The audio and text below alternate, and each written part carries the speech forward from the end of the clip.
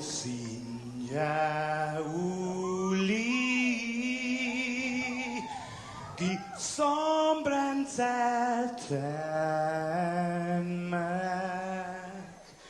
e su ita saluda antes di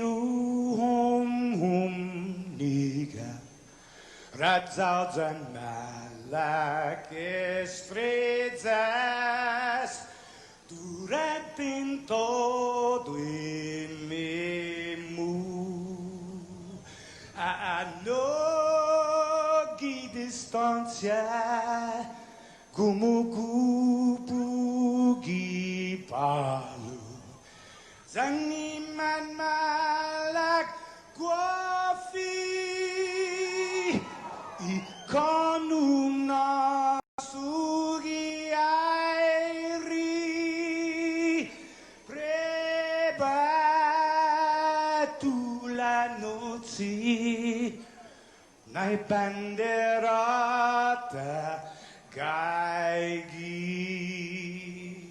pues atan fanni bandera co esta pagua pumalapa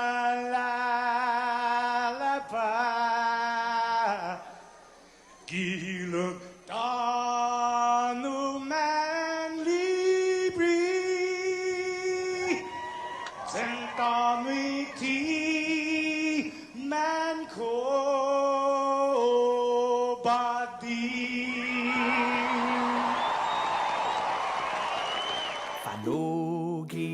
Tamoru purita nota kantai matu na nyagi todu ilugat para i honra para i gloria abiba is la sin para i honra para y gloria abiba is la sin para todo y tiempo y paz para hita dan gini langit na bendición conchay peligro na fan sofuham Zeus protegis languahon conchay peligro na fan sofuham Zeus protegis languahon Osaina oaniti inumari habines kuntan minale Osaina oaniti inumari habines kuntan minale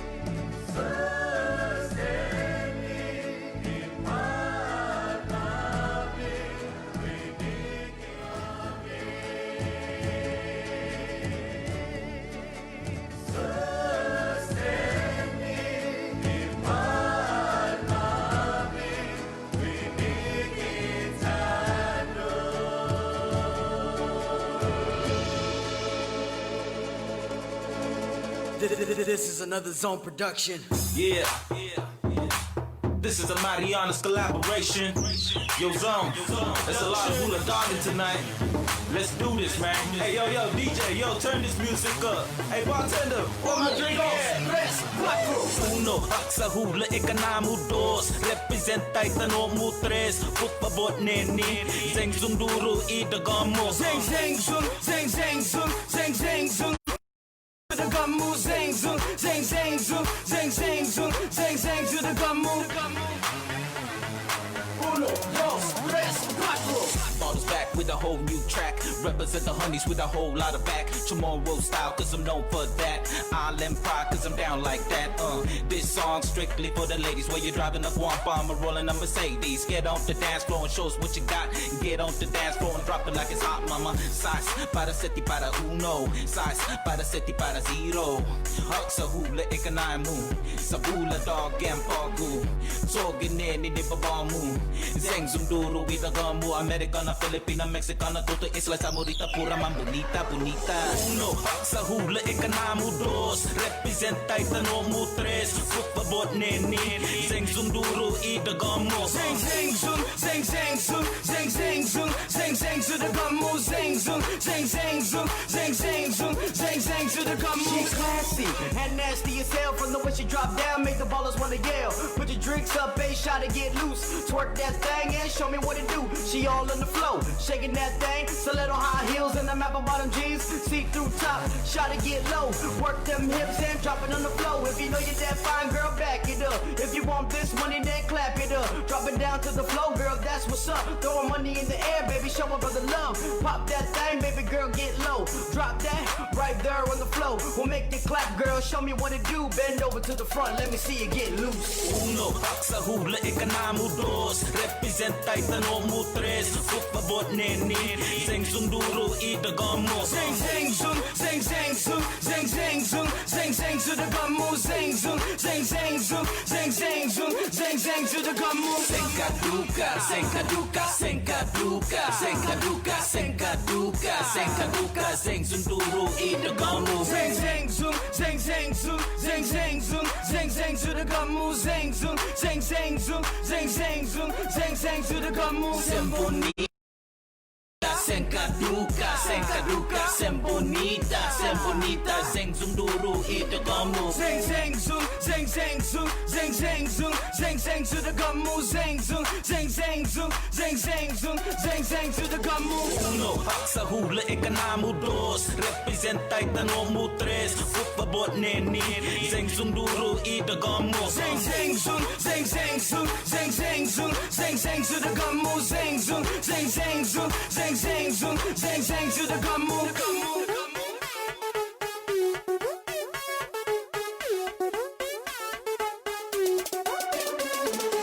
Uno, sa hula, ikanamu dos. Representa itanomu tres. Por favor, neni. Zeng zunduro, Villagomez. Zeng zeng zung, zeng zeng zung, zeng zeng zung, zeng zeng to the gummu. Zeng zung, zeng zeng zung, zeng zeng zung, zeng zeng to the gummu. Uno, sa hula, ikanamu dos. Representa itanomu tres. Are we there? Yeah, ready? Zeng zunduro, Villagomez. Zeng zeng zung, zeng zeng Good zung, zeng zeng zung, zeng zeng to the gummu. Zeng zung, zeng zeng zung, zeng zeng zung, zeng zeng to the gummu.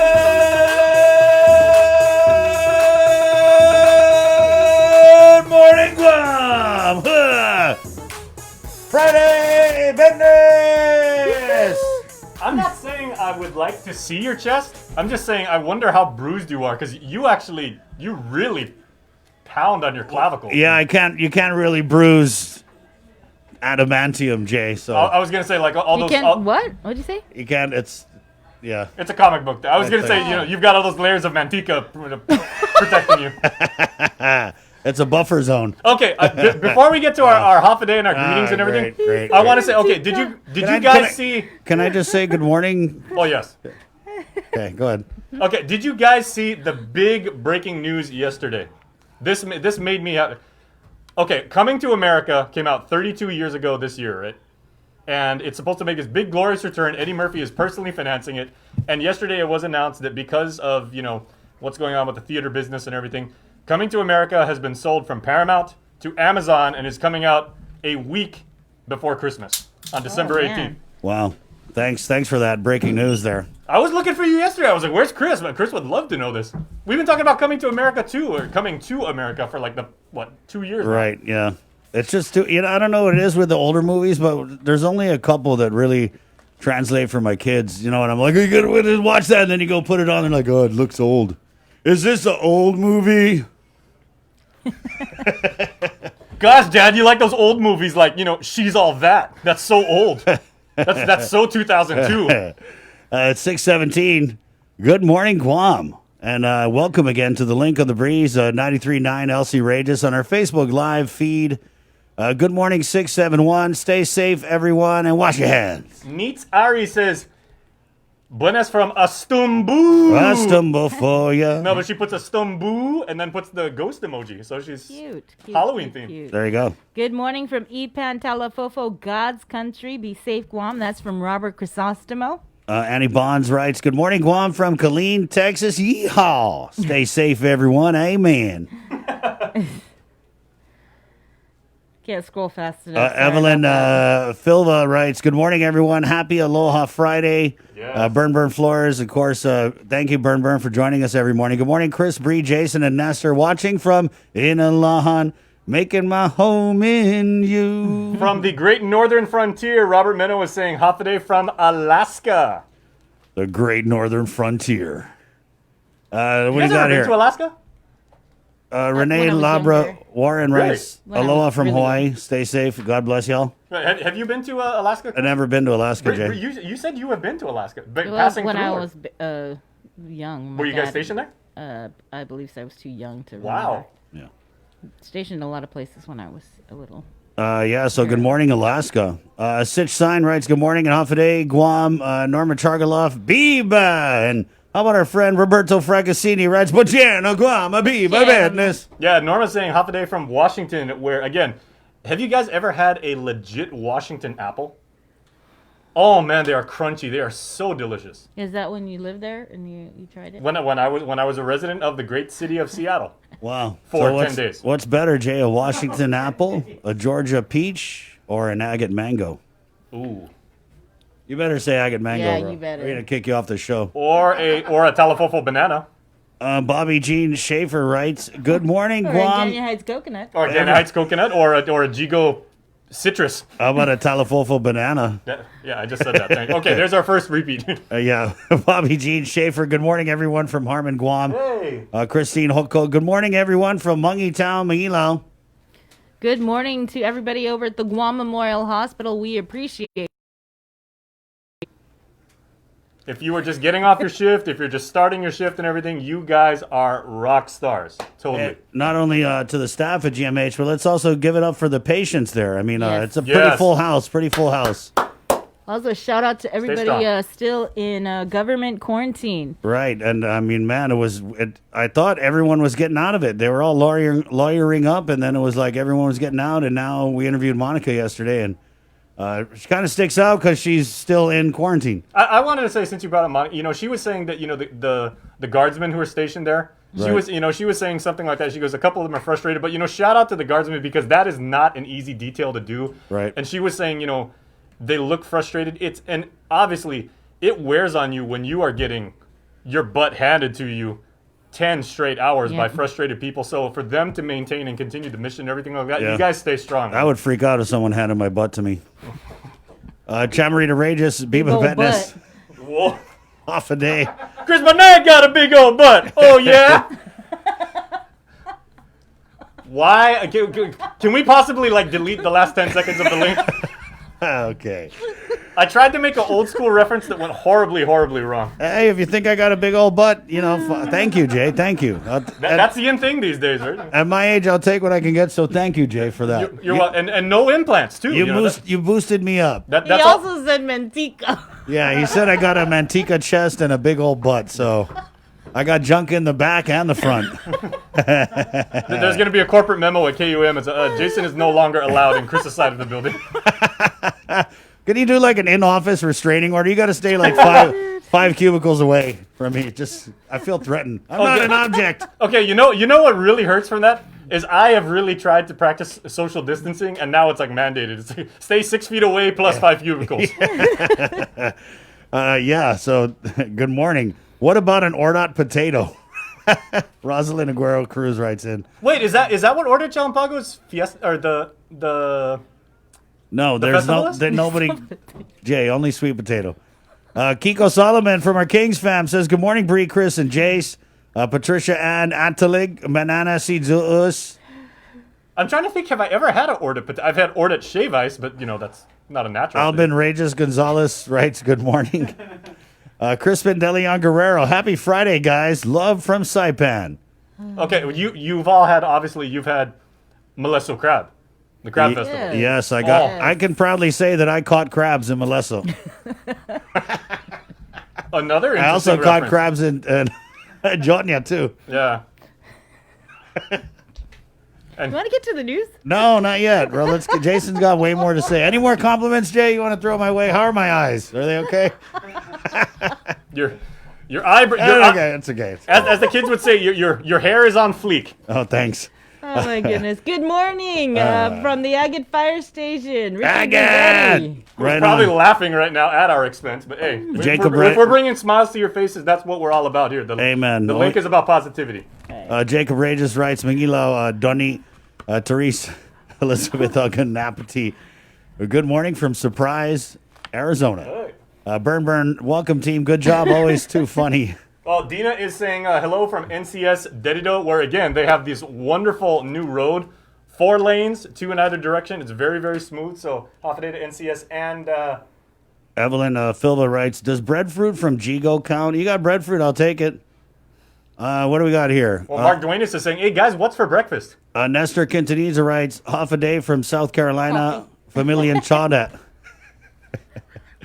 Wait, what is your family name, Chris? Shane Q writes, Uncle Chris, morning guys, happy Friday. Morning, Shane. Wait, Chris, what is your family? My family name from my grandmother's side is Familian Sungut. Right, yeah. So on my grandma's side, it's Cabeza Flores, and then on my grandfather's side, it's Guha Tenorio, and then also I'm a Bali Tres Santos. So Wow. What about you, Brie?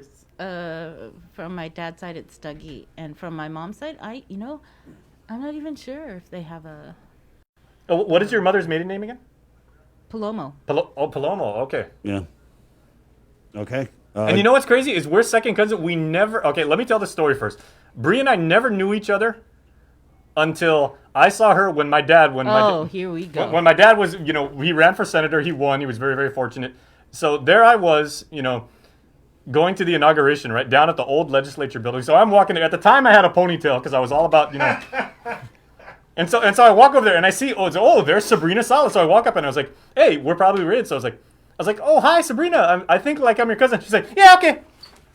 And I don't even recall that. And even back then, she was using the hashtag #BoyBye thing. No, I was probably hustling. Like, when you go to big events like that, you're constantly trying to cover, and catch everybody Yeah, that but you need to catch and do interviews. That was with. Jason shooting his shot. Ew. Hey, girl, I think we're cousins. Now are you ready, or you got more? No. You sure? You done? You I topping don't, it? okay, final thing. You have a lovely nose this morning. Good morning. It's Friday, guys. Biba Betness, 625. Yeah, I don't know. Jay, do you have a picture of you in a ponytail? We had a comment here. It's actually on my driver's license. I sent you a picture, remember, from Halloween years ago. I want to see that. Yeah, who just... I'll have to send it. He deletes everything. Yeah, I got a WhatsApp message too. Please send a picture of you with a ponytail and laughing emoji. Yeah, let me take a picture of my my driver's license. Yeah, man. It is. We should do like back in high school, show our pictures from high school. Oh days or man, something. you Okay, guys and want to I used want to to see put- the You wanna feathered go there? the feathered hair? Oh no, I used to put so much gel and then spray. I would put like LA Looks, slick it back, and then put like Aquanet and possibly some Dippity Doo. I mean, there were two people on island who had really, really solid hair. Joe Atta and then me. Gee, your hair smells terrific. Ooh. That's back in the day. Everything was simpler. What kind of shampoo? I don't know. Your hair smells terrific. All right. Okay. Good. Straightforward. I like it. 626. What else we got here? FJ Santos Torre writes off a day from Kansas. Good morning. Mother Home, Maggie Anderson, good morning from Mungie Town, Mangilao. Burn writes, my family, Apu family. Okay, good morning. Let's get the show started then. It's all proudly brought to you by Carrier at 647 Cool, Calvo Enterprises, ITD, and the Thrive Coalition, where they're presenting to you guys this morning a special sneak peek of the One Micronesia podcast here with Victorious Falan. And that's coming up on the show. We have got a big show for you guys, as there was a press conference yesterday from the governor and her panel. There's a bunch of folks. Great presentation from Dr. Annette David yesterday, Bree.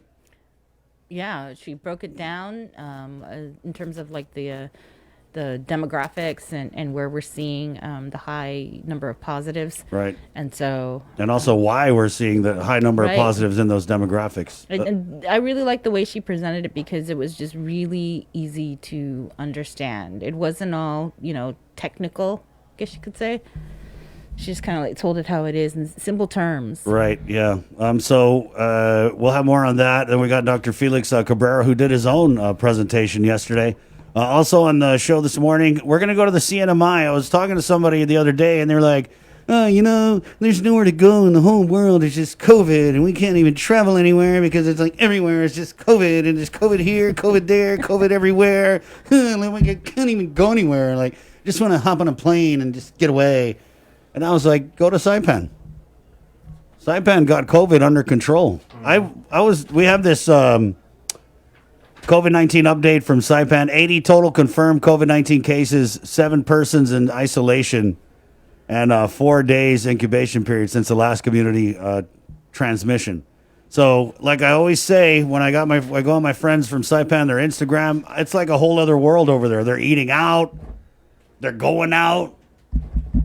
So just, got to look a little bit closer. Some people were saying, there's nowhere to go. Go to Saipan. You just need a little bit of time because I think they put you in quarantine for. We'll find out. We'll find out from Kevin. Don't they test you with they're doing like at airport testing? Yeah, too, they right? are. Yeah, no, definitely. and to put it into perspective, the total number of cases that the CNMI has registered since March 28th, over the last 7 months now, is fewer than the number of positive cases Guam had yesterday. Yeah, I mean, obviously it's like night and day, and I mean, we're just right there. Also, again, Archbishop Michael Burns is going to come on. He was off in the States. I think he had a hip surgery, I believe. Hip surgery, right. So now he's really hip, and he's coming on at 7:30. We've also got Sam Titano from Manetlu, and trying to get someone from the FSM Consul General's office. I know we had been reaching out to Theresa Philippin all week, and I mean, I know she's so busy with the outreach that's going on in the targeted testing with the rapid engagement team. So hopefully we'll get our friend Johnny from the FSM Consul General's office. Maria Pangilinan, voter fraud during COVID. They caught a couple people who voted twice in the general election. They liked their Gauzus so much, they voted for them twice. And so we'll find out what happened in the meeting last night and what they're doing to prevent that from happening again at the Guam Election Commission. Lillian Posadas, of course, will get our hospital update. And then we wrap up our candidate interviews with KUAM News Decision 2020 this morning, 9 a.m.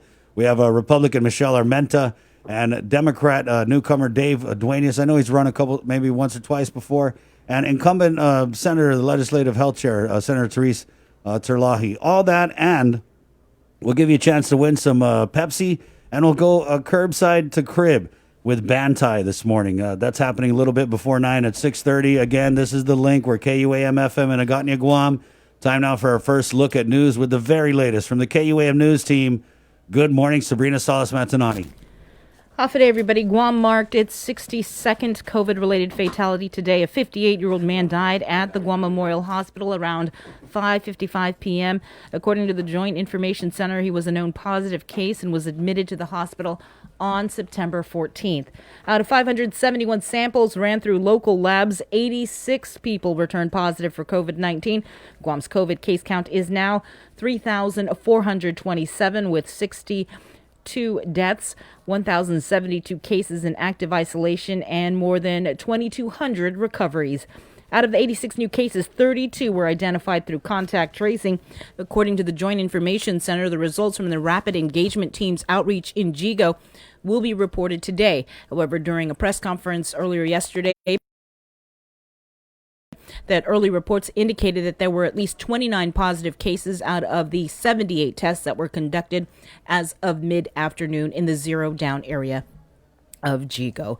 As for hospitalizations, according to last night's Joint Information Center report, there are 67 people hospitalized at the Guam Memorial Hospital.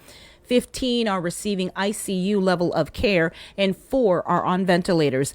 At Guam Regional Medical City, there are 3 COVID patients, with 2 in ICU, and at Naval Hospital, there are also 2 COVID patients, and both are receiving ICU level of care.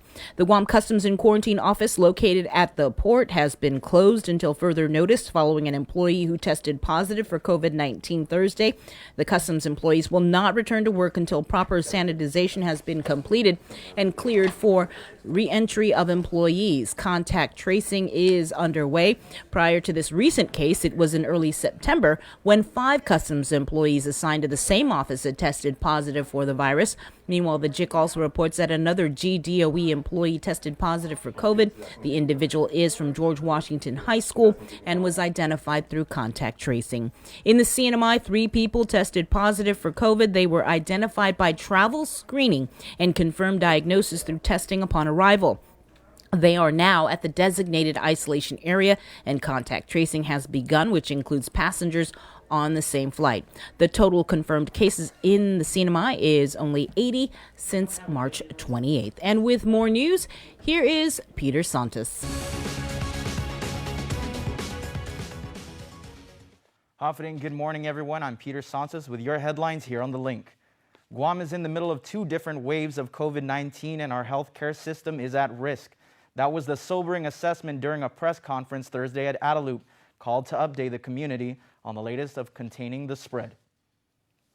Physicians Advisory Group member Dr. Felix Cabrero went over the latest numbers, which show record hospitalizations and the positivity rate that is currently at 14%, the highest in quite a while. If you are sick, do not go to work.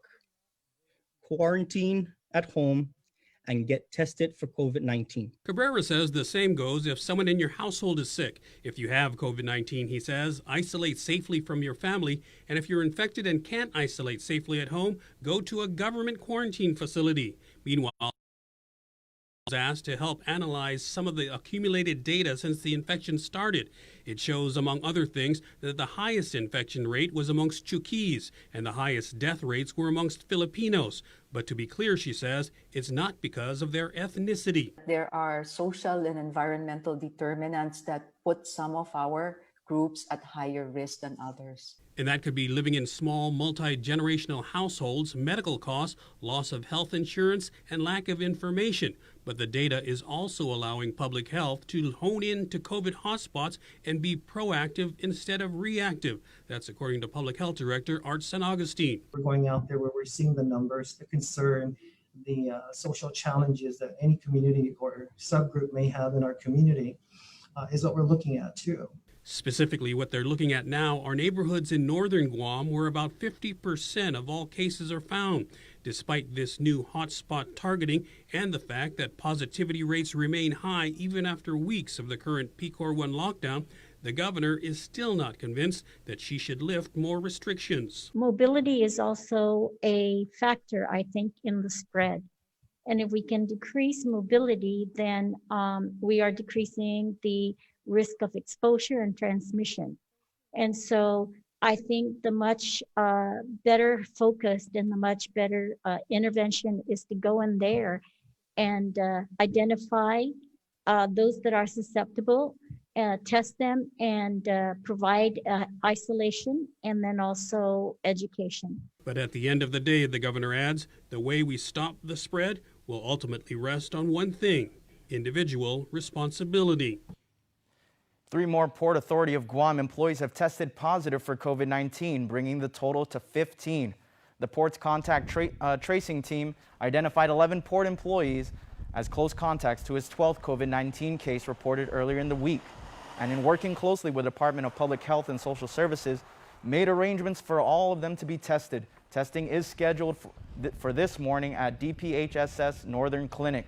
According to Port GM Roy Respicio, 3 out of the 11 employees experienced COVID-19 symptoms as early as last Friday and have not been at work since the onset of their illness. A total of 5 employees from the Micronesian Resource Center one-stop shop have tested positive for COVID-19. Menyelu Executive Director Samantha Titano says all 10 staff members are currently in 14-day self-quarantine, and she's been checking in on them daily. Every day they're kind of saying, that they're starting to feel a little bit better. So, everybody's in good spirits and just kind of really focusing on their health right now. As we reported, it was on Tuesday that the center closed after the first initial positive case. Titano says they continue to offer limited services working remotely. One of the big things that we've been doing since it came out was pandemic unemployment assistance, the program. And so we've been assisting a lot of people with their weekly claims, and that's something that's easily done over the phone. So that's one of the things that we're continuing to process with the team that is feeling good right now. She adds they continue to do contact tracing because in-person services were by appointment only. They were able to track it easier. Through our logs, we actually only had 8 clients who came in, but we had other clients who just kind of did curbside services. So we've been able to contact, I think, almost all of them. I think that there's a couple of people who came in to the office that we still haven't been able to get a hold of. So that's also kind of the reason why we wanted to, make sure that the public knows. In the meantime, their Harmon office remains closed pending sanitization completed once they are done getting quotes for service. That's all the news for now. We'll see you at 6 tonight.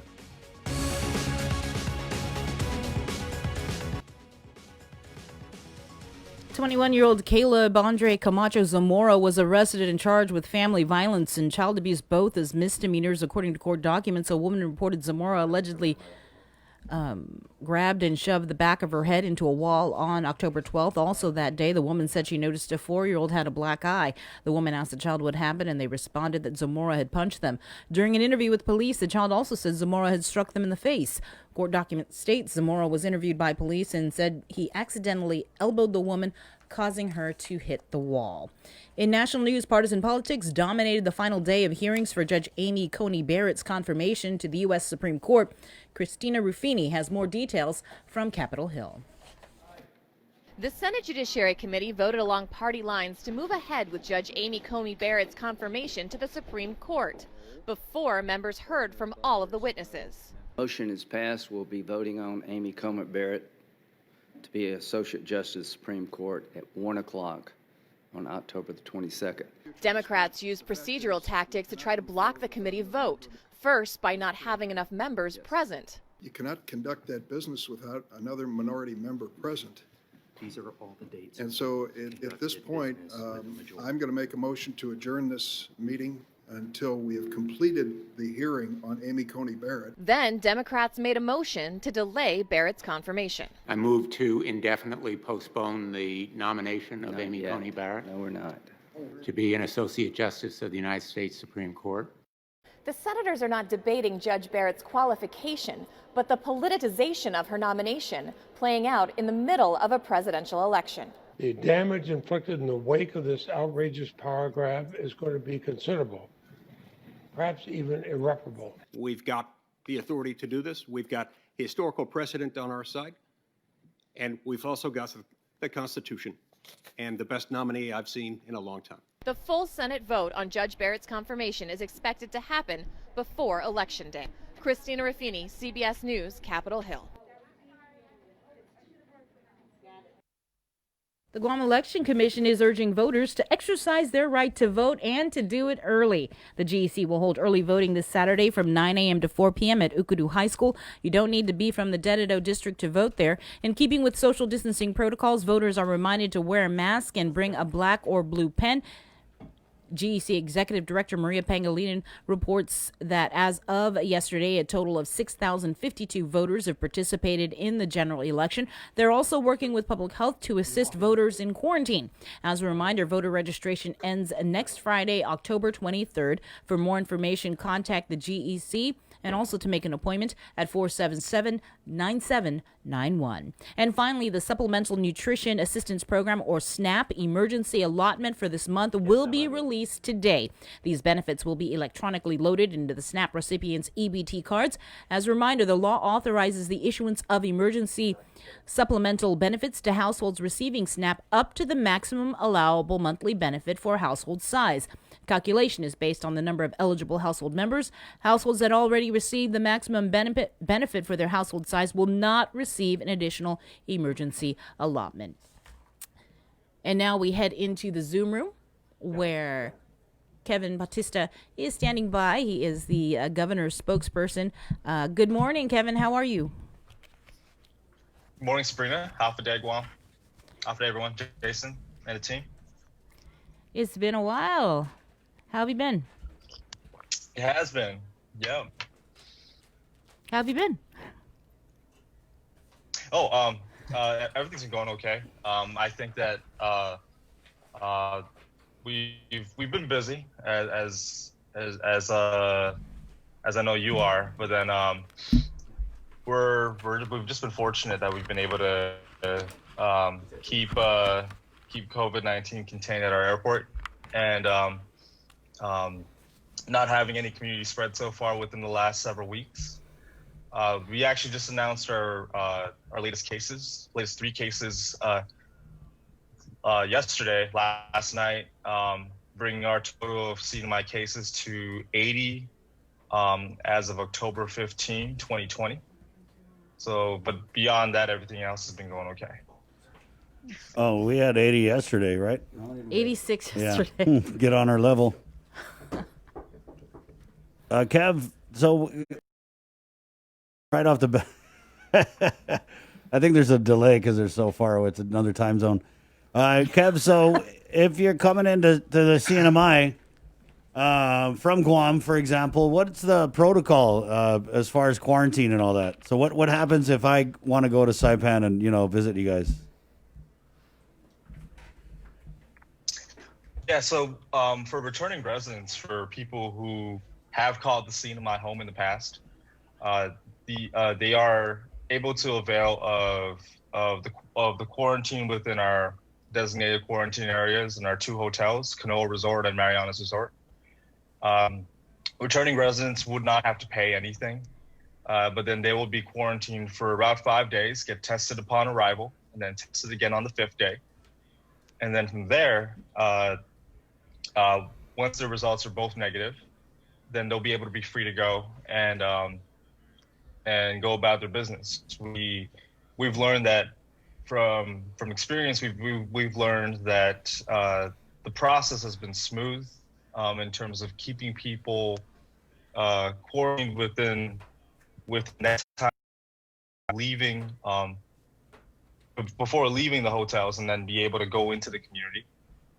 But from that point on, we always encourage them to continue the 3 W's, wash your hands, watch your distance, wear a mask. And as well as if they're feeling symptomatic, that they'll call CHCC, our hospital, and then we will be able to accommodate them if anything. But so far, the process has been running smoothly. But for non-residents like yourself, Chris, I think that it's going to be a little more difficult. Folks from Guam who do not call the CNMI home would have to pay a fee of about $400 a night in order to quarantine at our sites and go about the process. So non-residents would have to pay $400. That would be the only difference. So I pay $400. I get tested at the airport. How long do I got to stay in the government quarantine? Is it 14 or do you test me at 5? We would still keep it at 5, yes. We do have an exemption for essential workers. We do have a lot of business folks that come in from Guam that do avail of the exemptions, but they have to fill out a mandatory declaration form on our governor's website to ensure that they'll be able to be exempted from quarantine. So what if I'm going there and so far it's been working. Right. And so then after you get tested on the 5th day, if it's negative, are you then released into the wild, so to speak? Yeah, you're not. Your quarantine is over. Yes, pretty much. Yeah. Okay. Yes, exactly. So after the 5 days and after 2 negative PCR tests here on Saipan, both upon arrival and on our 5th day testing, they'll be able to be free to go into the wild. Can I come in with a negative test and not have to do the test at the airport, or is everybody being tested at the airport? So that's a great question. We've had that inquiry in the past. We've had to change our quarantine process just because one of the reasons why currently, I know that you guys utilize the P-Core system. What we utilize here is a community vulnerability rating system. So currently we are on blue, which is the level right before green. And I mention that because one of the reasons why that we're focusing on watching or keeping our vulnerability level before green is because we're really watching the surges that's happening on Guam and Hawaii and the U.S. mainland. So, with COVID-19, policies arbitrarily have to change. We've had to be able to be adaptive and reactive. So because of the surges that we're seeing on Guam, we actually changed the policy where even with the negative PCR test, we would still have to test people upon arrival and then quarantine them unless they receive an exemption and declaration and approval by our Commonwealth Health Official, who's our Chief Executive Officer for CHEC, Esther Munoz. What are some of the exemptions? I know you mentioned business people.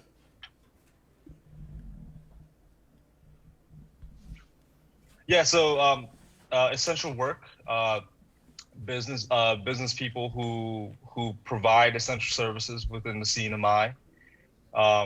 Some federal officials that we've called in and have been deployed for both COVID-19 response, as well as some of the more pertinent federal responses that we've had over the last several years, which includes our responses to Super Typhoon U2.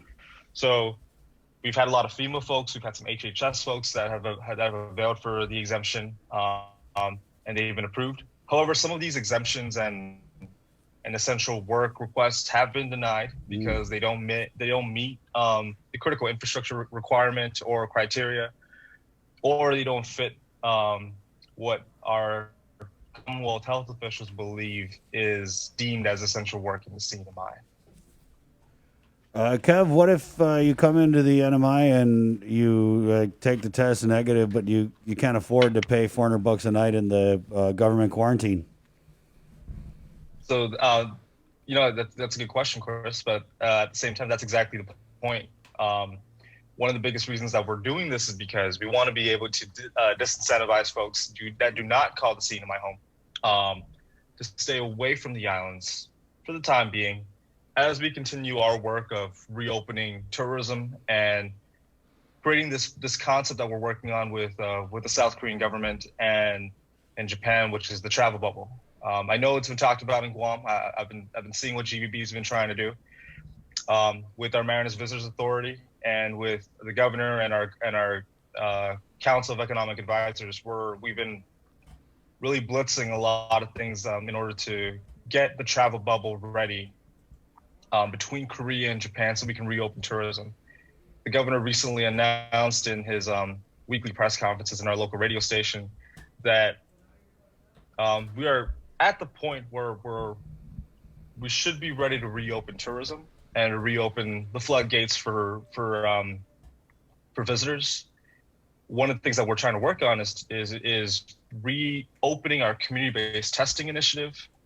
And this includes having some Korean scientists that we've contracted again recently to implement the Soljin tests that we've had in order to continue the community-based testing, but also our testing at the airport, and then doing some changes to our policy to ensure that our testing at the airport stays tight in order to make sure that we can get tourists in from both Korea and Japan. When are you looking to reopen tourism?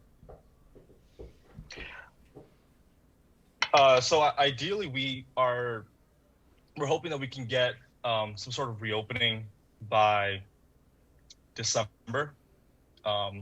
That's a very optimistic projection, but we do have some plans of a charter flight from Korea that will be coming in around December. That would include some folks who have called to see my home in the past, but also at the same time there's some renewed interest from Korea about folks that are wanting to come here for education and for business. So we're still monitoring this closely, but right now we have a charter flight scheduled for December, I believe through Asiana, and then hopefully opening up the entire tourism market, if not December, by early 2021, hopefully by January, and to meet that peak season. Well, I think that's really interesting because you guys are talking travel bubble, and you have contained the virus. I mean, it is what it is. You've contained the virus. We're talking about a bubble here on Guam, and we're a freaking COVID hotspot. I mean, I don't know what GVB's smoking over there, but we're trying to do a fight bubble for a fight organization from another COVID hotspot to come to our COVID hotspot, and the government's going to foot the bill. And I reached out to Jerry Perez, Bree, and they don't even know how much it's going to cost. He's still waiting on it. So I just think that's interesting. Obviously, it's way more prudent to wait till we have a handle on the virus, and I don't know how good of a look it is that we're trying to create a bubble where you can't really create a bubble because we don't have a bubble here. We've all got it's crazy with the COVID. Yeah. And again, it's we're really praying for you guys, and we mean that sincerely. As you know, I know it's been reported by both the governor of Guam as well as Guam Homeland Security. We coordinated a donation of about $150,000 worth of PPE that we donated from Governor Torres and our Commonwealth Healthcare Corporation to GMH to meet the demand for frontliners at that GMH. So we donated about 1,000 surgical masks, 14,000 face masks, and 19,000 isolation gowns to be used by frontliners at GMH, about 154,000. And the donation was coordinated with Governor Liu's office. Dr. Jolene Aguon, who is a great partner here for the CNMI, she had a meeting with the governor recently and got this through. Ted De Leon Guerrero, who's our Guam Medical Referral Office liaison. And we've also had contacts with Speaker Tina Munoz Barnes' office and Senator Will Castro's office.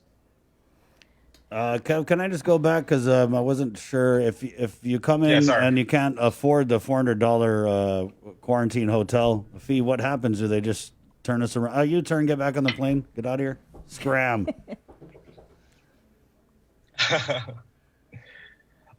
To be honest with you, we really haven't had that problem. That $400 price line's been able to get people to not come here. And it's not to say that we don't want our brothers and sisters of Guam to not come here. I think that they have every right to come here if they choose to. I mean, we obviously for family reasons, we've had those requests in the past. And we've been able to make the policy flexible enough for people who call Guam home but who have family in Saipan or Teniana Rota to come here. I think we've had an instance in which there was a family funeral a few weeks ago where we've had some Guam family members fly in, and we've been able to be flexible about it. I see. So there's some kind of hardship Guam, exemption or something in place. So like, let's say, for example, my cousin or, someone passes in Saipan and I come in from Guam, there could be something worked out where I'm bro, can't afford this, and maybe you guys foot the bill or whatever. And really be released from government quarantine.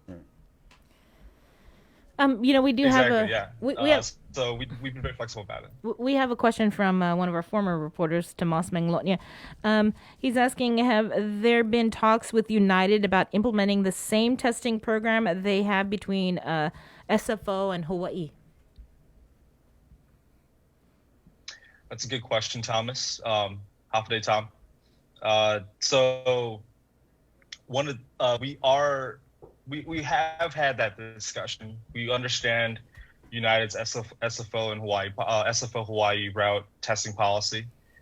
A lot of this has to do with the capacity within our local United Airlines staffing.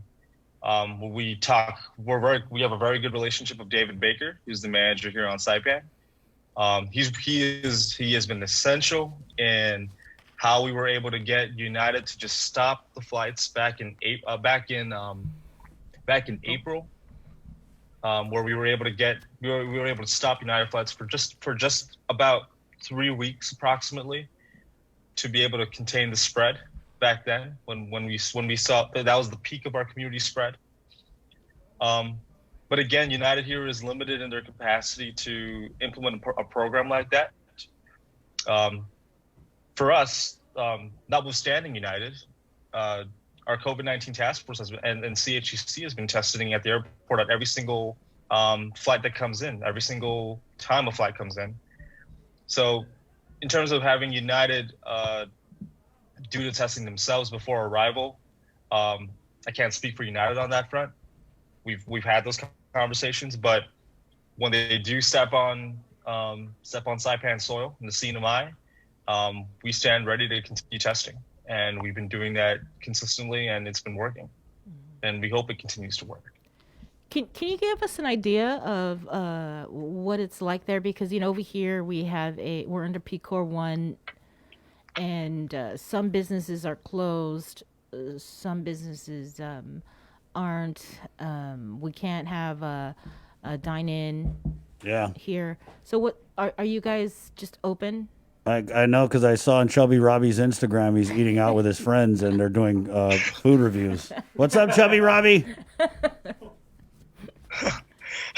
I was like, damn, Chubby Robbie going out to eat. Got the whole crew with him. Here we are, stuck on takeout.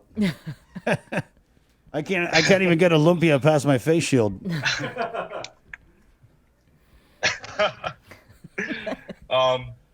First off, shout out to Chubby Robbie. I think he's been really killing. He's been really killing it in social media. Representing the CNMI hard. You kind of have to, celebrate that. When I think about him though, Kevin, and you say repping the CNMI hard. Yeah, what Chubby Robbie? I love the songs. It's good. It's a cool guy. Anyway, go ahead. Yeah, but yeah, life here, I don't want to say it's truly back to normal. And I also hate having to use the phrase new normal. It just kind of frustrates a lot of people normally and naturally.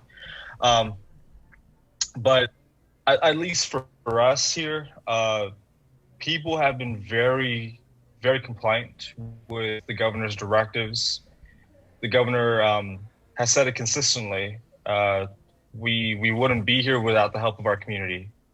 In a very cliche, but also very true way, because without them really adhering to the directives, we wouldn't be at this point where we're able to fully, pretty much 90% reopen our economy. In terms of what still remains closed, is our casino remains closed. Our e-gaming operations have opened up slowly, as long as they have been inspected by our COVID-19 task force and our building code inspectors to ensure social distancing. But beyond that, everything else, and with the exception of the curfew that we still have, it's been pretty solid living here in the CNMI. I think it's a blessing to really see how good the community's been taking it. Businesses have reopened up. I had a great conversation with a bar owner Saturday when I was out. And he was really thankful that we put in the work. I think a lot of luck is involved, but I think putting in the work at the beginning of it to get to this point where I was able to go to a bar on Saturday. Yeah. Socially distanced, of course. We had there was some dividers left and right within the bar, as mandated by our COVID-19 task force and our ABTC folks. But to have this opportunity to achieve some sense of normalcy, within our community, I think is a blessing in itself. And I really think it's an achievement that's shared by the community, by the governor, and of course our first responders and CHCC and our task force. What about a school over there? Are kids doing face-to-face? Great question, Bree. So the schools have reopened face-to-face instruction. I think the last time that we talked, we were in the process of slowly reopening them up. I think we were just getting out of our temporary restrictions, which happened at the same time that Guam implemented, that the governor of Guam implemented the restrictions herself. But then we were, I think we were a few days out until it was expiring, and we were beginning to have the schools reopen face-to-face instruction. And so far it's been working. There hasn't been any reported cases from the schools. We have a good relationship with the private school coalition and our public school system. So they have it's a hybrid program, obviously. So you have the face-to-face instruction, you have the online instruction, and overall it's been pretty solid. I think that schools have been very compliant with the COVID-19 task force social distancing requirements and sanitation guidelines, which were based off of CDC. And then also schools and institutions just constantly asking us questions if they ever need anything. And I think just having that open dialogue with them is important. Right. We got a comment here, Kev, from Bruce Camacho. He writes, honestly, I believe much credit goes out to the task force, the administration, and the general public's cooperation to following guidelines. I guess the public learned the importance of coming together during disasters since Typhoon Sudalor and Yutu. When community-based cases became zero, the task force did strict enforcement with inbound flights. Since then, community numbers have been zero. And this is something we're really struggling with here on Guam, is the unity in the community. We've got these factions in our community that protest about the opening of businesses, and it's the relationship is almost adversarial with the different segments of our community. Did you guys experience that at all? Because I'm not sure if I ever saw that, and I don't know if you guys would, because again, you guys have contained the virus. So was there ever that part? And I know that with the politics and CNMI, there is a lot of headbutting, and I mean it's tough. We can see that there are certain politicians don't get along with others, but you guys have been able to, it looks like on the surface, move past that, whereas we haven't. Yeah, I mean, it's an even numbered year, Chris, as you know, and politics is a means to an end, and I think that just as everything becomes political, especially on a small island. I think Guam and CNMI politics, they're beasts on their own, right? Like comparatively speaking to the rest of the country. But yeah, we've had those factions. We have folks that have discounted or that have discounted a lot of the efforts that our current leadership is doing, just because they're on the other side of the political spectrum. But for us, it wasn't about that, to be completely honest with you. Our COVID-19 response has been dedicated to making sure that we take care of every single person that calls the island's home. And that goes beyond party lines. Thankfully enough, I think the community's been able to see that. And they have the rationality and the intelligence to see that when work's being done, the work's getting, and the work's been successful, that they'll be able to go to the polls and see the response that the CNMI has been doing, or that the leadership has been doing to keep the CNMI safe. Mm-hmm. In terms of factions, I think that we're thankful that we don't see a lot of that protesting or disunity and division here in the CNMI with our business community. We have a strong relationship with our Saipan Chamber of Commerce and of course, I think just like Guam being a small island community, we want these conversations with our business owners. We want to have it. We're not trying to shy away from them. We're not trying to not have them have a seat at the table. The governor recently redid an executive order to reform the Governor's Council of Economic Advisors and to get both small business and big corporations to the table to ensure that we have a balance of where we're at in the community. And that happened because of COVID, actually. Because we understand that with tourism being shot as it is, we don't have an industry to speak of. We don't have, right now we're just relying on federal grants. We don't have as much of a federal subsidy as what you guys get from DoD. But then what we're focusing on is just maintaining federal grants and keeping everything afloat. Really monitoring relief efforts that can help small businesses and everyday residents with stimulus checks and unemployment assistance. But then again, just the division of within the community, I think we're thankful that we don't have that here on island, as we see it is in Guam, which is unfortunate. I think that while it's an even numbered year, I think we have to understand that we should continue to focus in on the greater goal for our islands, which is to keep everyone safe, our Manamco safe, our people with pre-existing conditions from severe illness, and making sure that we can get over this. I wanted to follow up on the school situation. We did have a question here from one of our viewers on how many students per classroom. So it's really based on square footage of the classroom. On average, the classrooms range between, I believe, 10 to 15 students per classroom. But based off of square footage, if a school has a classroom that's big enough to accommodate more than that, within 6 feet distancing, our building code inspectors have been able to ensure that they're able to do that. So a lot of the schools are doing have a rotational schedule, where there would be two classes of 6th graders would come in at different times. So there continues to have some sort of uniformity of education. What about the businesses and restaurants that are allowed to open? Is there a cap on capacity, or? Yeah, the cap on capacity for our restaurants and businesses right now is at 75%. Wow. Given that we're on community vulnerability level blue, based off of our version of peak, right? So our cap is at 75% currently, and so far it's been working. People have been really compliant with that, and whenever a business goes above that, we have a conversation with them, and then we make sure that they get back into compliance, and I think that's been helpful.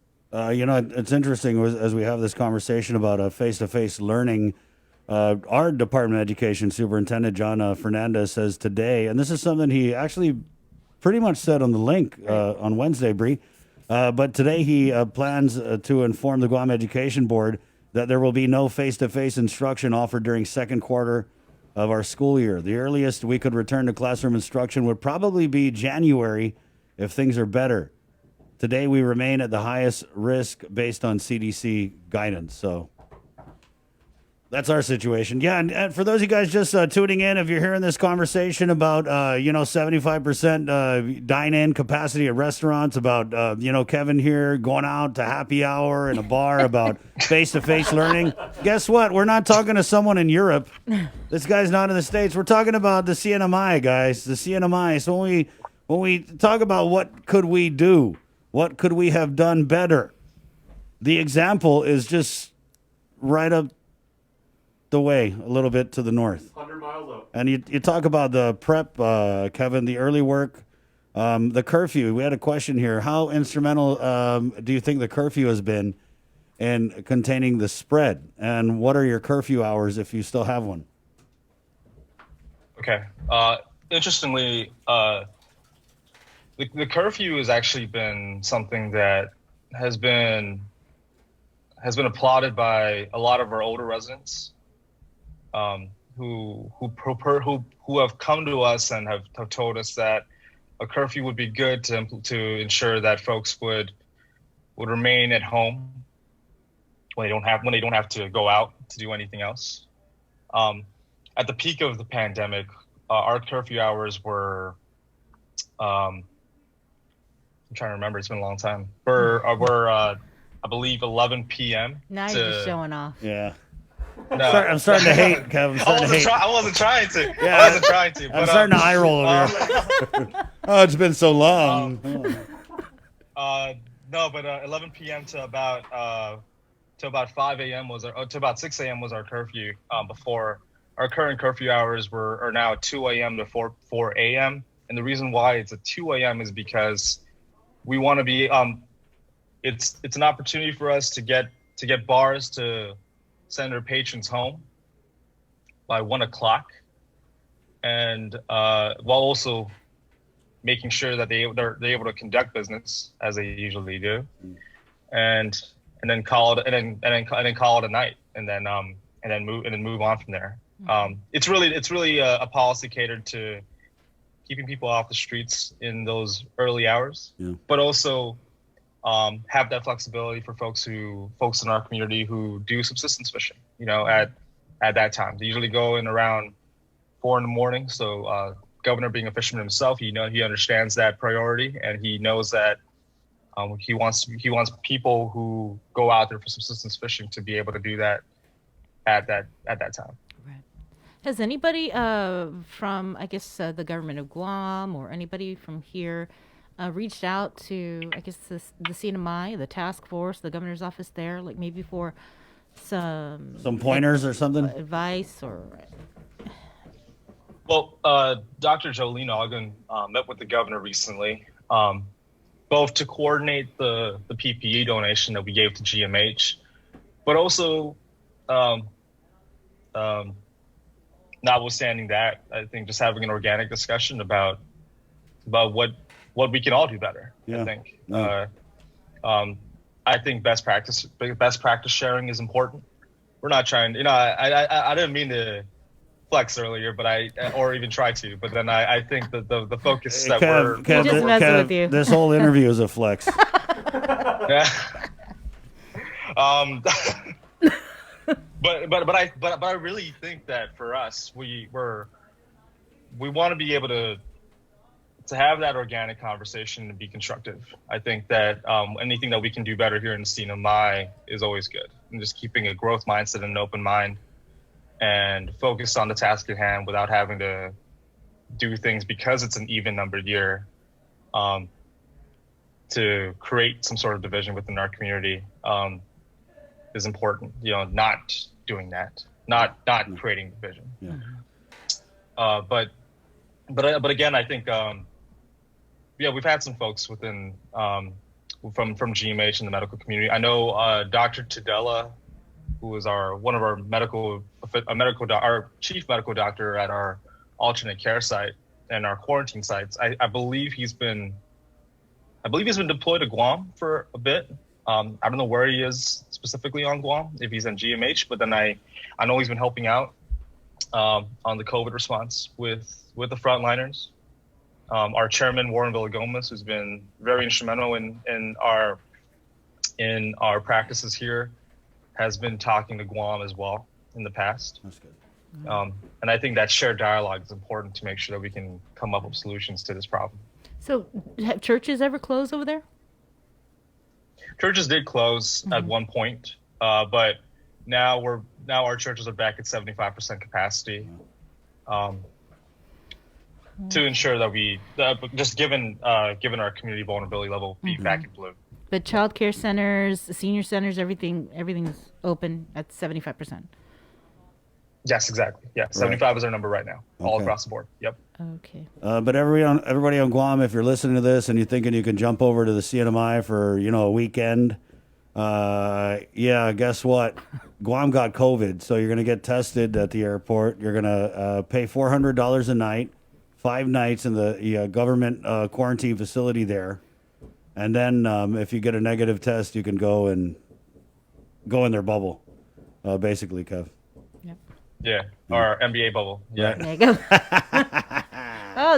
Lakers Still fan, flexing. right? Still. Lakers fan. Yeah. Okay. Speaking of which, Kev, before we let you go, we all three of us have you, on Facebook and everything like that. And speaking of flex, you have been quite the happy camper recently with the recent victory of your beloved Los Angeles Lakers, I see. Yeah. You've been rocking the old school Kobe jersey too. I saw that. Yeah, yeah, Jason. That championship meant a lot to me personally. I've been a Laker fan since 2000, when the Lakers were playing the Pacers in the finals, and that was the first Kobe and Shaq championship. And since then, I've been a Laker fan, even through the bad times. And I think that just seeing this championship being won in the bubble, that really, really amazing bubble that the NBA and the commissioner has been able to put together. It's been crazy. There is a lot that organizations, of a variety of scopes and scales can learn from how the bubble was applied in terms of managing, resources and making sure that, it doesn't spread.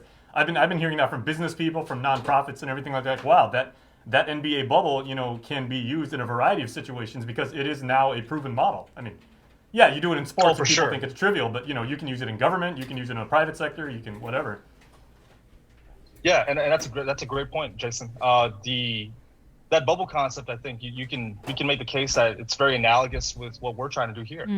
Yeah. We don't we make sure that people who come in through the planes, whether it be a returning resident, an essential worker, or a federal worker, or whatnot, goes through our quarantine process first, and through our transportation agency, having them pretty much in like a bubble pipeline from the airport to the quarantine site, not interacting with anyone in the community, and then staying in that site for 5 days, and waiting out the quarantine. Well, Kev, we got to let you go, but I know another team that you are a big fan of is, of course, your beloved Michigan Wolverines. We've got another Michigan man coming up later on the show, our Archbishop, Michael Burns. So His Excellency will be joining us. We're probably going to ask him about how he feels about Michigan versus Ohio State on December the 12th, because Also, Kev, I got a message here from Dr. Felix Cabrera. I communicate regularly with Dr. Tudela and Esther Muñoz. We ask each other for advice often. There you go. Yeah. That's awesome, and I believe Dr. Cabrera, and knowing a little bit about Dr. Cabrera, I think he's got some family here on Saipan. Yeah, he does. He got some Saipan roots, so that's awesome to hear. Yeah. So no $400 for him. Yeah. Is he got a discount? No, he's in medical. He's a medical. Well, if he's talking to Esther, Warren, and Dr. Tudela, He's got the connect. He's got the ends. Kev, what if I need to make an essential trip to the CNMI for blueberry bread and ice keki? Am I able to get and a piggy? Am I able to get in just as a fostering a goodwill mission between your non-COVID bubble and our COVID bubble? I'm not Esther Muñoz. Get me the governor on the line. I'm not our healthcare official, but then I think that we can easily get some blueberry bread from Rhoda and some and strawberry bread from Rhoda and some ice keki from Garapan. Little kabuki here and there won't hurt anyone. No, Chris, you don't need the governor on the line. You need Herman's Bakery too. Yeah, okay. Kev, we got to run, but that too. thank you so much. We really, Thank you. I really wanted to get you on to just show our people that there's another way. I'm disappointed in our community. I am. It's sad. I love you guys, but we're just not doing it, and we haven't had a lot of help from people that we should have had a lot of help from. So I just wanted to bring you on and kind of rub it in a little bit. Yeah. I know. I'm serious because our people can see that there's another side to this. This is where we could be, and hopefully, with all of our help as a community, we might get to where you guys are. And hopefully soon. So thanks, Kev. Viva CNMI! Thank you, guys. Just really quick, Chris, if I may, we're really praying for you guys. And we had a meeting yesterday in our Governor's Economic Council.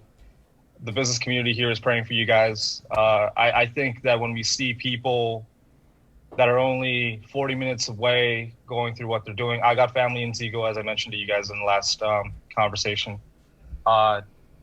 It does affect us emotionally too, and we don't want to see anything. See you guys go through this in the way that you guys are right now. And if there's anything that we can do, and it's not even about an ego thing anymore at this point for us. Like it was in the past with the two island communities, you know. But about to hang I up think on with you. the focus for us is just making sure that we can keep you guys, get you guys back up, you know. Well, Guam hey, is important. From us here in Guam to you guys in the CNMI, I just want to give you guys a big hand. You know? Knocking on wood. We'll light a candle and pray for you guys too, Kev. Pray that you send you, over guys. that care package. All right, we'll see you. Take it easy. Kevin Bautista. Hey, we got to take a break. And let's definitely change this conversation up as we get Dr. Hoa from the Physicians Advisory Group. He's the chairman. There was a big meeting last night. We've also got coming on the show later, we have Lillian Posadas, the Guam Memorial Hospital Administrator, Dr. Felix Cabrera, and we'll also check in with Public Health coming up here. 7:22, it's Friday, the 16th day of October, and it is raining cats and gutlagus in Harmon. Adai Talon, it's Palaxi to the Maxi. Okay, we're back with more of The Link here on The Breeze 93.9. Good morning. GU Self-Storage, conveniently located near the Harmon McDonald's. We offer affordable rates, online payments, and auto bill pay for your convenience. Plus gate access daily from 6 a.m. to 9 p.m. Call us today at 648-7867 for more information. Pepsi Guam Bottling, a local company. We produce your favorite products right here on island, like Pepsi, Mountain Dew, Hanum, Chamorro Punch, Tropical Ice, and more. We've invested millions into local production and will continue to upgrade our facilities and provide local jobs so you can truly buy local. Our long history of producing the freshest and best products will continue. This is our vision. Pepsi Guam Bottling. We have just one voice representing us in Congress, one person to advocate for all of our needs and tell Guam's story to the nation. That's why I'm running to be Guam's next delegate to Congress, to serve as the kind of representative you deserve. But what does a vote for me guarantee? It's a vote for someone who can tell the Guam story, our sacrifices, our struggles, and our triumphs, and why we matter to America. It's a vote for competency in securing more resources from the federal government, not as a handout, but because we are vital to the country. It's a vote for trustworthiness. Integrity and trust are not optional when representing you. They are required. I thank you for allowing me to serve Guam before, and I humbly ask you for your vote again. I'm Robert Underwood, and I approve this message. Think about it. This is the 36th anniversary of October named as Breast Cancer Awareness Month. The KUAM Care Force encourages you to think pink this October with our social media presentation, Pink About It, on October 22nd, and our KUAM News 5-part series, Awareness is Power, airing from the 19th to the 23rd, featuring a few incredible cancer warriors and the importance of screening and managing this disease. Think Pink is brought to you by Island Cancer Center. The Taipei Economic and Cultural Office in Guam is pleased to announce the grand opening on October 10 at Suite 727 of the Guam International Trade Center. The event marks the 109th National Day of the Republic of China, Taiwan, known as Double 10 Day.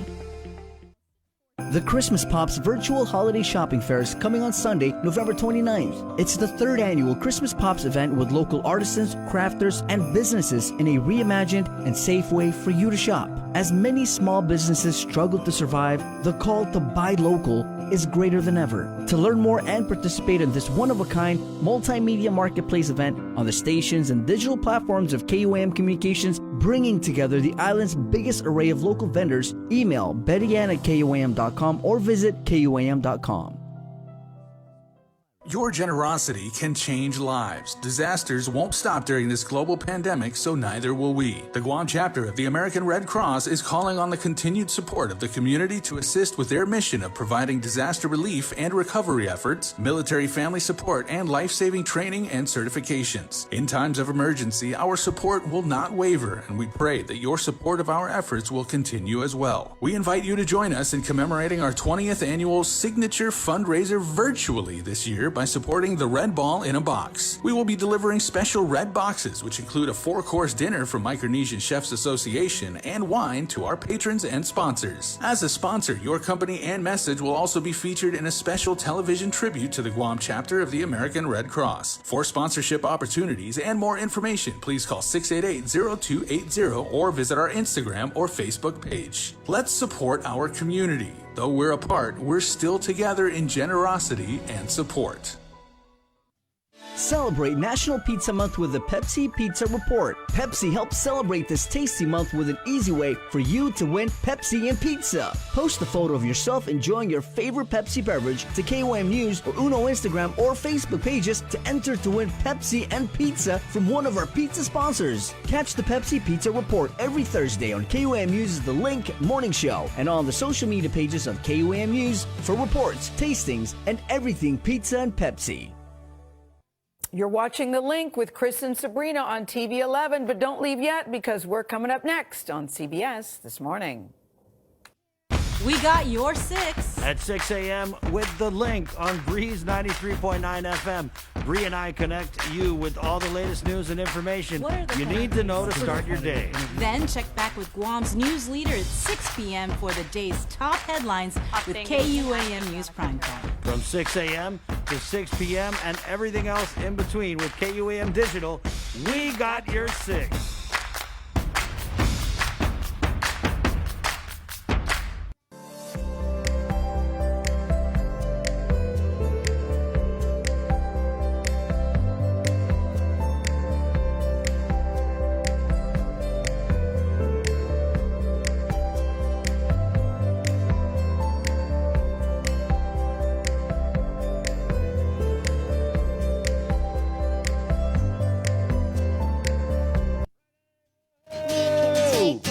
This is The Link on the Breeze, 93.9, 727. Let's get right into it and jump into the KUAM News Zoom room where we did some light sanitizing there for you, Doc. Didn't really need to sanitize so much because it was the CNMI COVID-free bubble. Doc, I just want to start by you finally saw our stay home commercial last night, right? Oh yeah, that's the first time I saw that one. I tell you, it's I laughed so much. Thank you for doing it. You should run it more. Okay, yeah, we should. Maybe Monday we can take the day off, Bree, and we'll just run the stay home commercial. 4 hours. What do you think? Like supercut. Doc. So funny. It was just really it hit home, so it's very good. Yeah, we've been very consistent with our message over here. Our message has consistently been stay home and wash your hands. So keeping it simple. Doc, wow, the virus. We had, they went in, they did house-to-house testing yesterday. The numbers, I mean, I can't even wrap my head around it. The positivity rate. We've had a death yesterday, last night. We're anticipating another one being announced today. Really? That's what I heard. Man. Yeah. So not really doing so good, Doc. How serious are we at right now? You know, seriously, guys, this is probably the most serious time that we have since March. Is I think the number speaks for itself, and you know, we are probably in the worst scenario at this point, beside the time where we hit over 100. This is sustained, you know, positive rate of 12, 13, 14% now for at least for 7 weeks, and doesn't look like it will slow down anytime soon. I really, the governor press conference yesterday with Dr. Felix Cabrera present the number with Dr. David present the number. And you can see, as we spoke in the past few weeks, is that it's all starting the family. And I just listened to you guys talk to Saipan, and I have to say, they did very good. because everyone in Saipan is a frontliner, and they did very well and follow the executive order of staying home and not having a family gathering.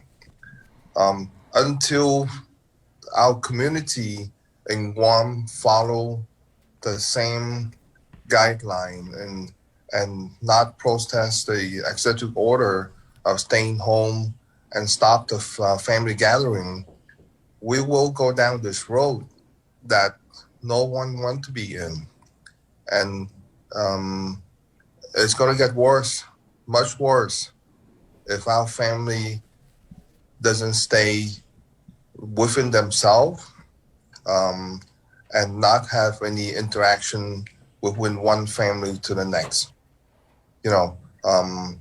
We still here plan within the family to gather to celebrate birthday. I have no idea why people do that. They still gathering in the backyard, for a different occasion, and we will get worse. And unfortunately, that's the way things will go if we don't But get Doc, the cooperation having of everyone. said that this is the worst and it's gonna get more worse. Yeah. Why haven't we seen anything change? Why I are mean, we I doing know the you same said- thing? Yeah. We will recommend some change. The curfew that you just talked about in Saipan, with the pack last night, we really want to recommend some curfew, reduce some alcohol sale, during certain time. And the biggest part that we will need to be somehow change the law is we got to fine people. Giving warning now, I understand we're giving thousands of warning already. Warning have no teeth. I just got a warning. Who care? Nothing else hurt pocketbook more than put a fine there. That's something that I'm not sure the legislature, someone can change the law, but the AG office or somebody, but give a lot of warning. I understand that several thousand for warning for people gathering, people can do stuff, but it doesn't change people's behavior. And like I say, everybody in Guam is a frontliner. Now, I wish we can just do that for 2 to 3 weeks of stay put, go to work, go home, and not go to another family to gather or to celebrate or to mingle just for 2 to 3 weeks. And we will do very well to get out of this high number,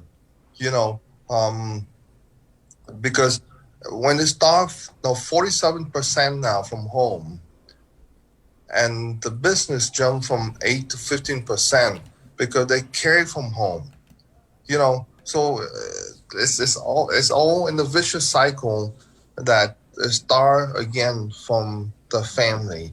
The community number going down, so that's very good, but again, the home situation, Sabrina, Chris, we gotta push the education from home somewhere, and I'm not sure why people are so much again to stay home and not go to your family home to celebrate something.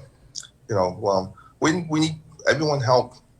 We gotta get out this cycle. I tell you, if not, Dr. Capera and Dr. Davis correct. I mean, we're gonna stay in this mode. The hospital will go over, triple digits soon, and the death rate will go up just because you kind of stretch out the healthcare system so thin that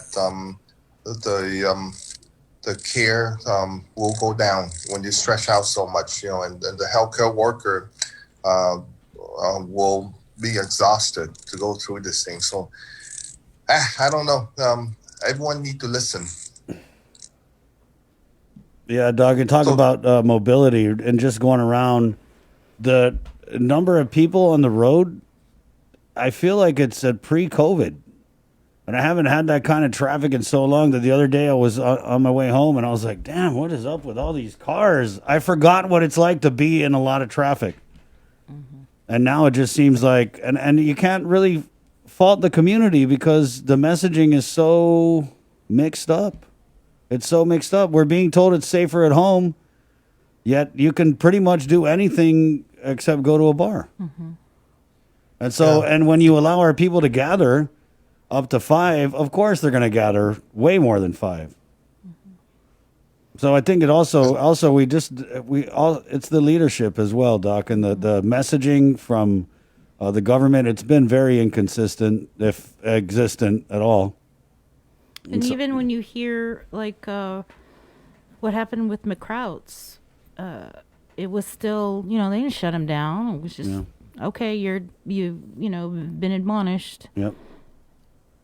So I think that some law that in the legislature now try to change that to give the government more authority to shut down certain business that violate the executive order. I mean, just like this morning when you say Saipan don't have this factor that the fight executive order so much, and I'm not quite sure why people don't get the clue that what they do affect other people, and like I say, I mean, we supposed to get better, not getting worse.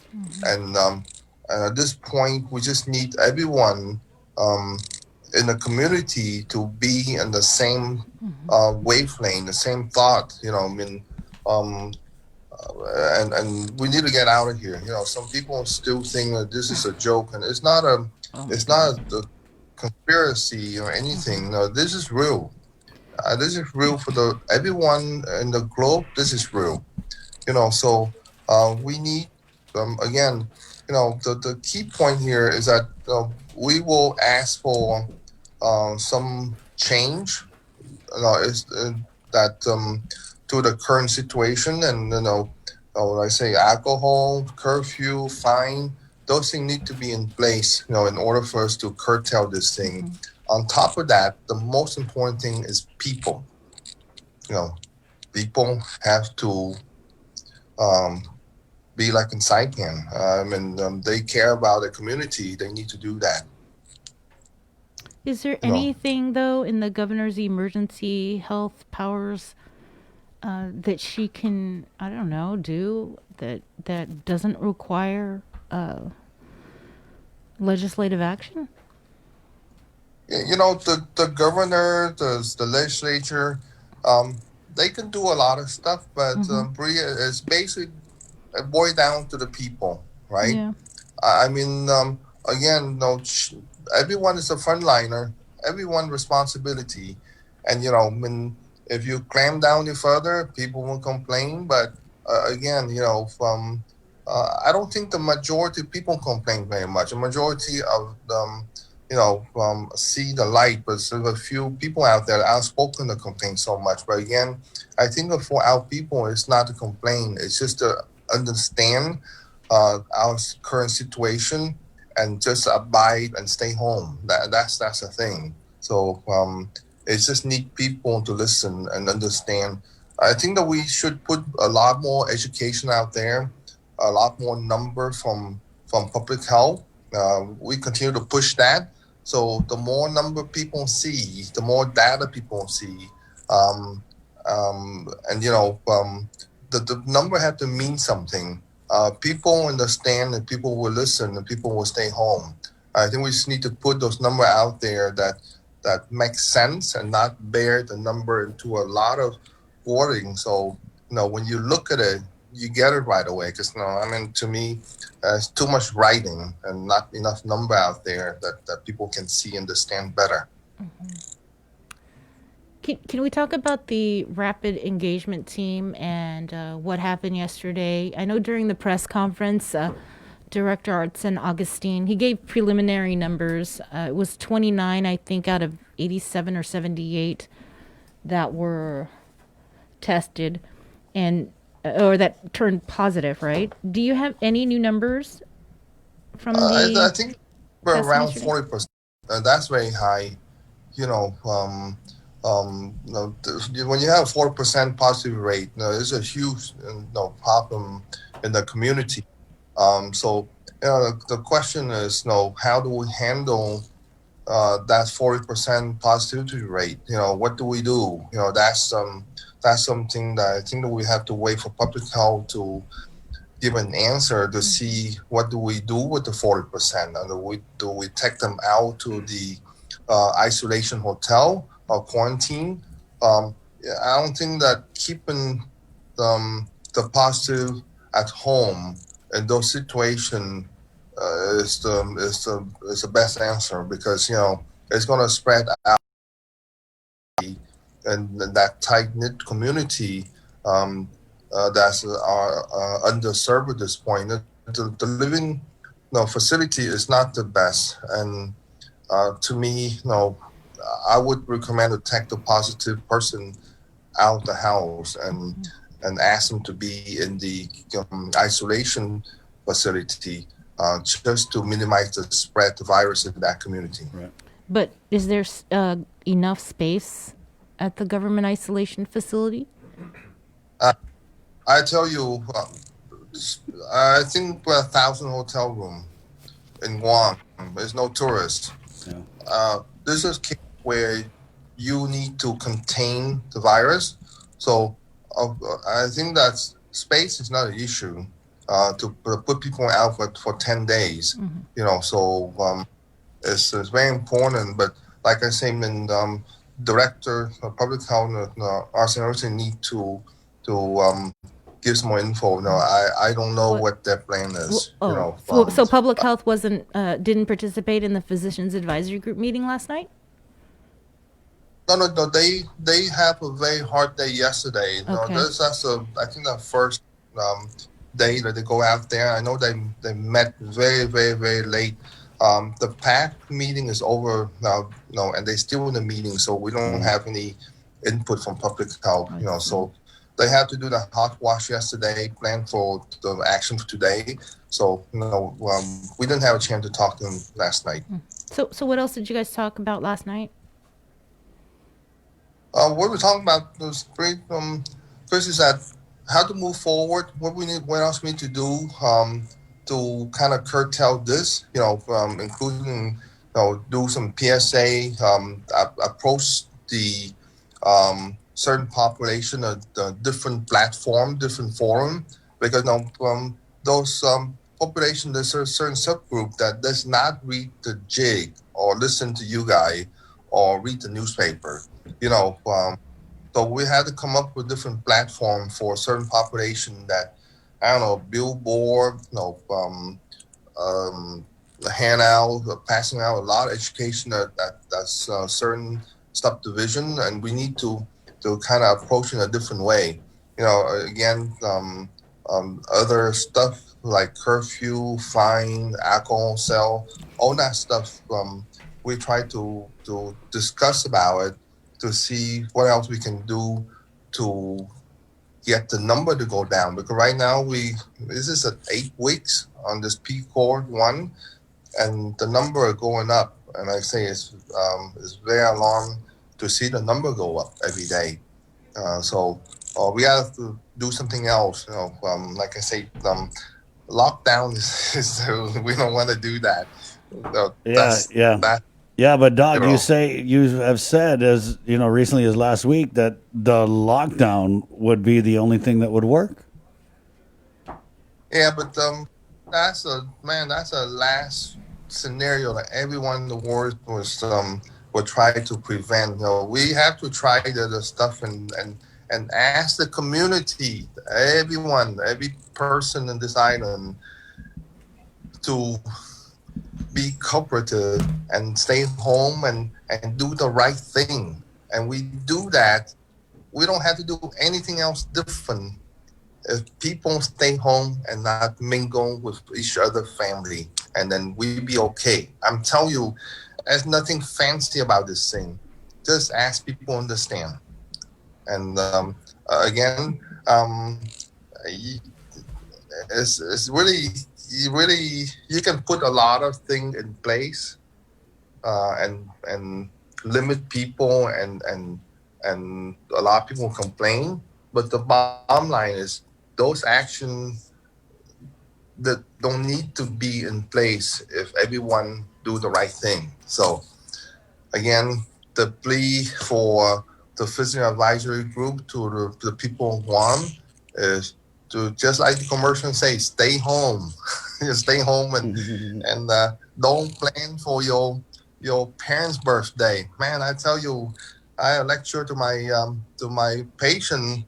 That's the worst punishment you can give to your parents, to have a birthday party or celebration in your family for your parents. You know, if your parents get the COVID, they will be in the hospital by themselves without any family. So family out there that plan to celebrate their parents' birthday or whatever, love your parents. Do that in the Zoom, but do not get family gathering to do that, because that's only one mistake. And that's something that you don't want to give to your parents. So again, very, very important. Like I say, we really ask everyone to stay home. You got to say it like That's you're mad, only though, one Doc. message. You got to say it like you're mad. Can't yell like that for some reason. So but you know, the Saipan did good, and we just need to follow them.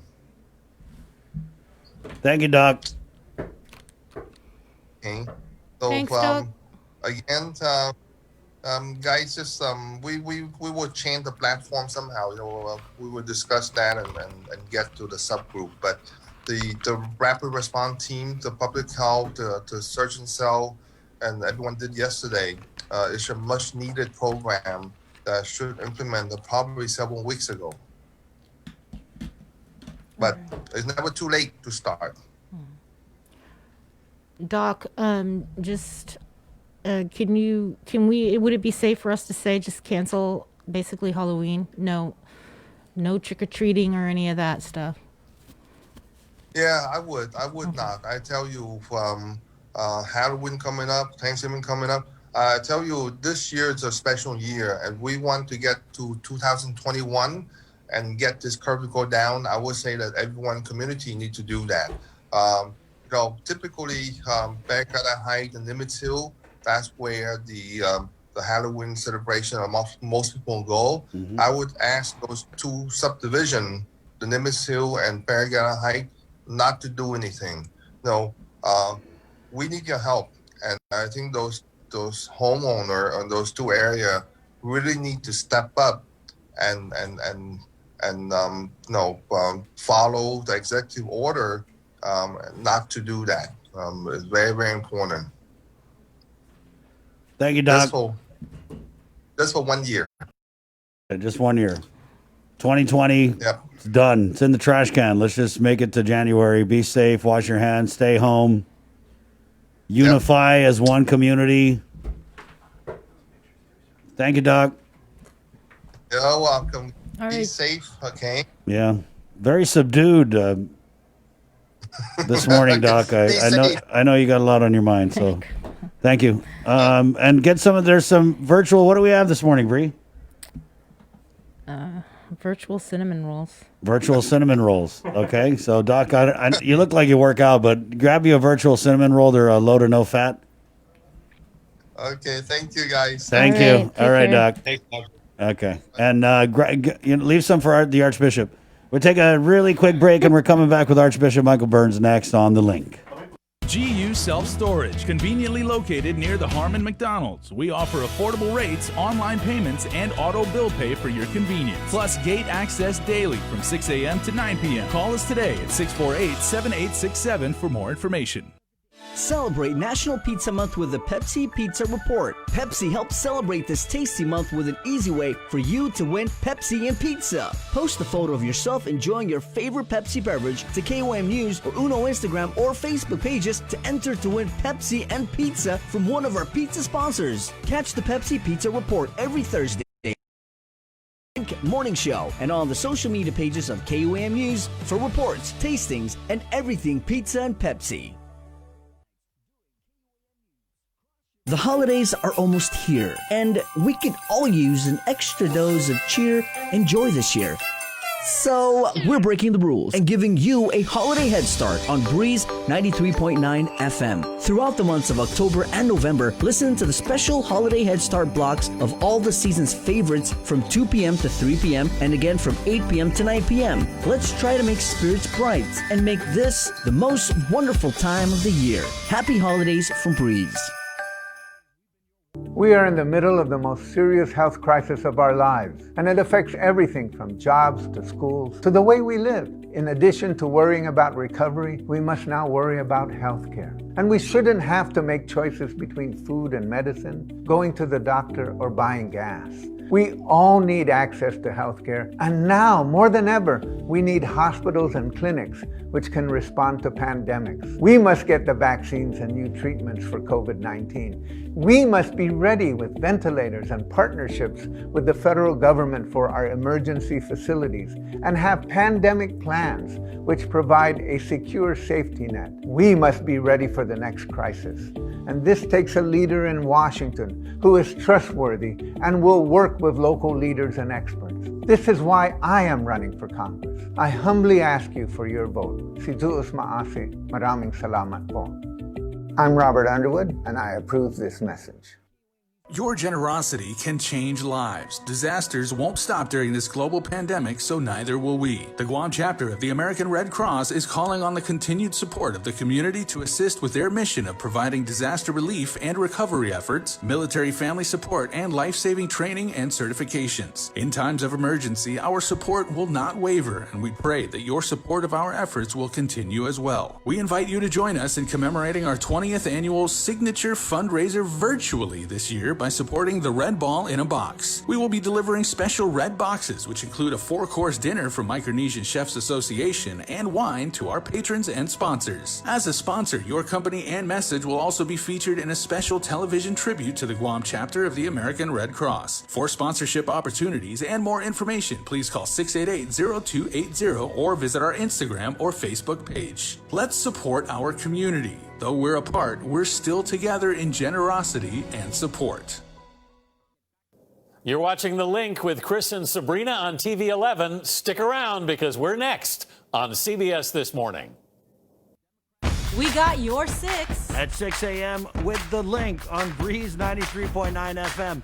Bree and I connect you with all the latest news and information you need to know to start your day. Then check back with Guam's news leader at 6 p.m. for the day's top headlines with KUAM News Primetime. From 6 a.m. to 6 p.m. and everything else in between with KUAM Digital, we got your 6.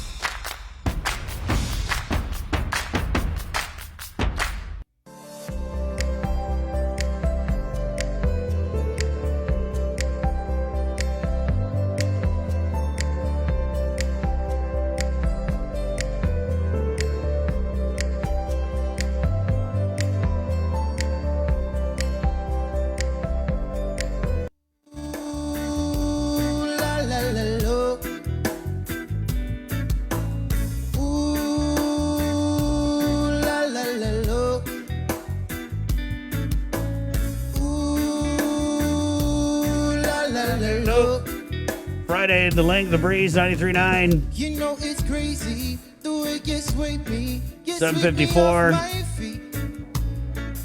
Let's go right back into the KUAM News, the Zoom room, where we're joined by His Excellency, the Archbishop of Guam, Archbishop Michael Burns. Good morning, Archbishop. Morning. Welcome back. Yeah, thanks. Good to be back. Is it, though? Thanks for all the prayers that were coming my way. It's it was a long haul, but the outcome was great. That's good. We're happy to see you. My surgery was great. Right.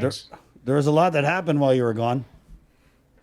Yeah, I was able to keep up on a lot of it. So. But you were still making calls and making decisions from far away. That's the truth. Mm-hmm. Yes. When did you get back?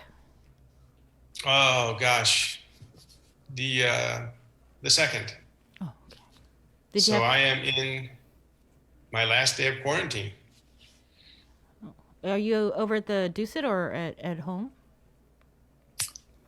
I was at home. Don't tell anybody. But, but I'm behaving myself, and I appreciated what the doc was saying. That was that makes a ton of sense. Yeah. Is this something that you'll be praying over, Archbishop? Maybe just praying for our people to get some discernment and some wisdom and quit being knuckleheads? Who's the patron saint of knuckleheads? I would say St. Jerome, actually. Okay. He was a cantankerous guy. Archbishop, so I understand that you guys have ordained a new priest in the midst of all this that's going on.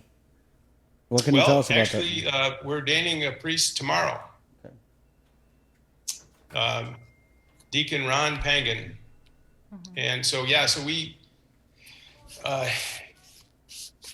just had a rehearsal yesterday just to make sure we're doing, all the things right. So Deacon Ron's only family is his mother. She was the only one that could get here. And so, in most ordinations, it'd just be packed with people. It's not going to be. But, I mean, as a church, we've been trying really to partner up with the government so that, we're contributing to, this what Doc was talking to us about staying home, staying distant, being, washing your hands, do all those things that are going to help our whole community. So, anyways, so I admire what the Dr. Wynn was saying, and I'll start praying to St. Jerome, see if those knuckleheads will stop. Thank you. Yeah. Aside from the ordination scheduled for tomorrow, is there also the farewell for Monsignor? Yes. It's it is kind of a beautiful thing to see, one of the stalwarts of priests in our island kind of opening the door to heaven to him and opening the door to a new priest. It's kind of a providence, the way God's providence works here, that's going on here in this, just this weekend. So is it one big ceremony for both, or is it two separate ceremonies? No, we'll have funeral in the morning, and then in the afternoon we'll have an ordination. And how, I guess, are you going to prevent or maintain social distancing and all of that? Because Monsignor Quiriguez was loved by so many people. Yes, so we'll be taking temperatures. We'll limit the number of people that can join on this. So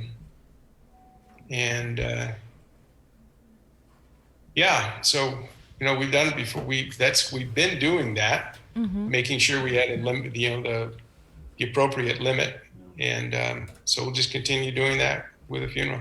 And you guys will be live streaming the event. Oh yeah. Right? Yes. Do you have any new information on, I think there was a positive or close contact or something like that with San Vicente, I want to say, Catholic Church? Yeah, I don't have all the details on it.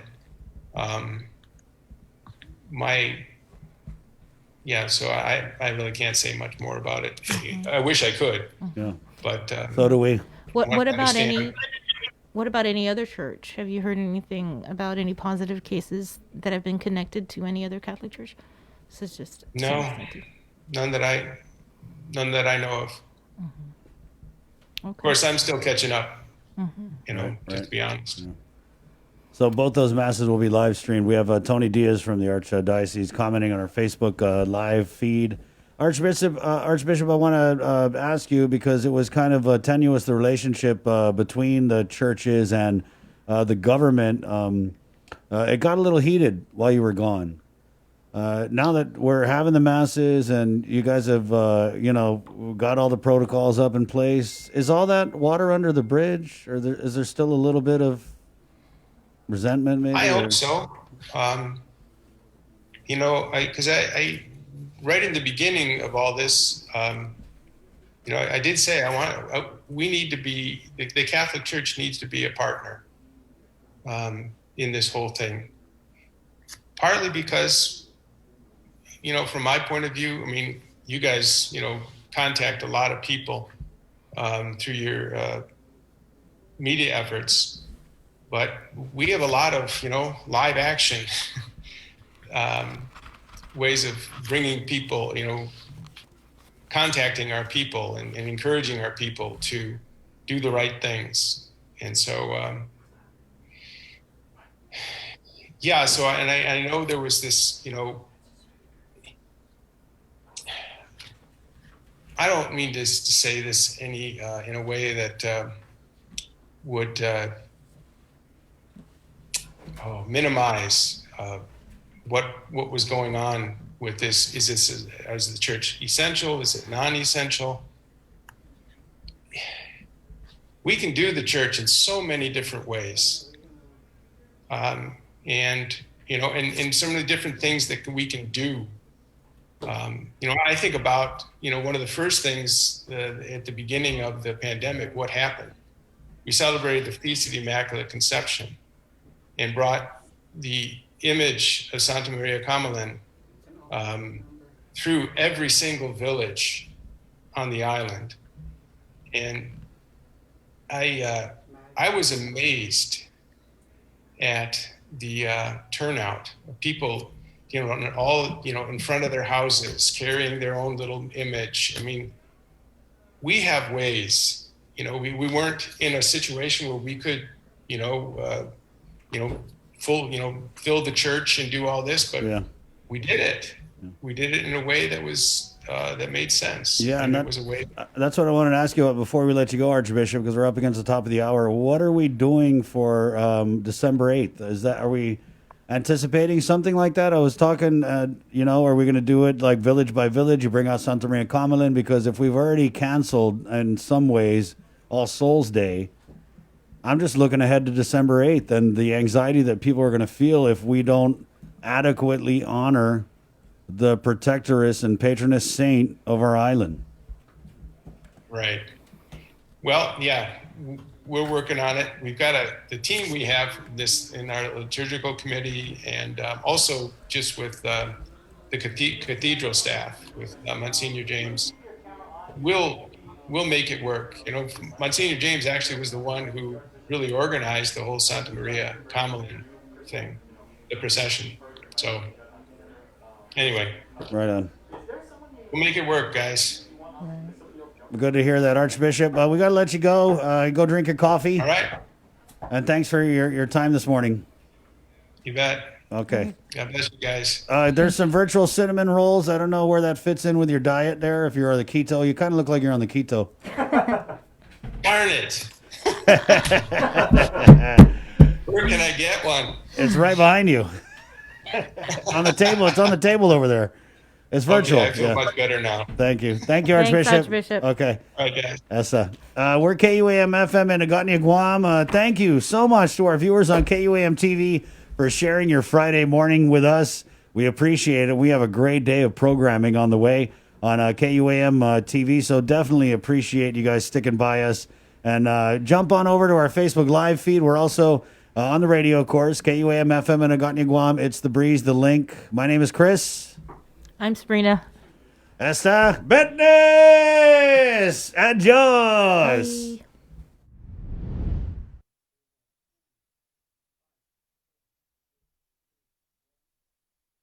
Back. All right, let's just jump right into the KUAM News Zoom room. I want to call an audible here. We're going to go to Nicole Flores. Nicole.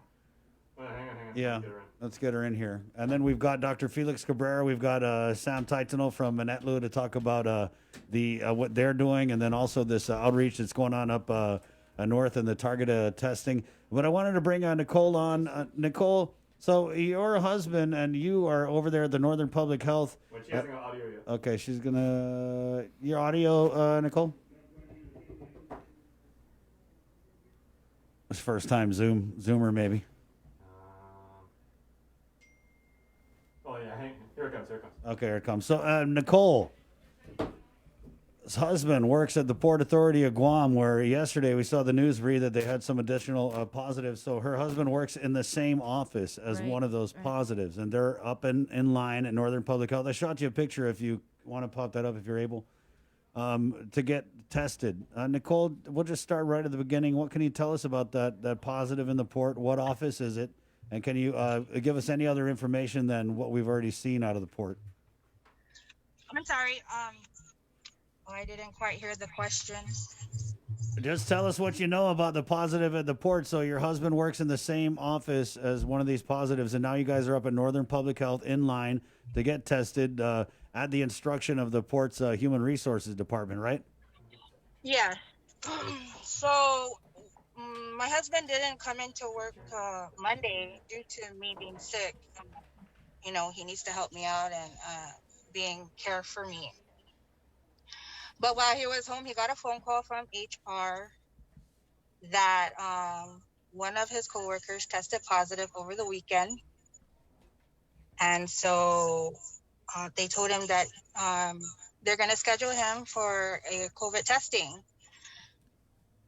And now we're here since Monday when we got the phone call, and it's already Friday. And I was concerned because not only Monday we got a call, but Tuesday we got the message that another his coworker is sick. And then we got another call Wednesday that another coworker is sick. And my husband didn't go to work Monday, Tuesday, Wednesday overall just because he's taking care of me. And lucky he didn't go in because the last time he saw the one that started being positive was Friday. But he wasn't aware that, anyone was sick. Of course, they're staying safe, protected, everything, protocol-wise that you're supposed to do.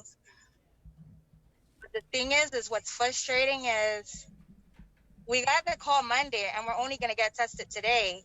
And everyone was getting sick day by day by day. And it's crazy because we have to wait that long to get tested. And then you want your poor employee to come to work after getting tested until you get the results.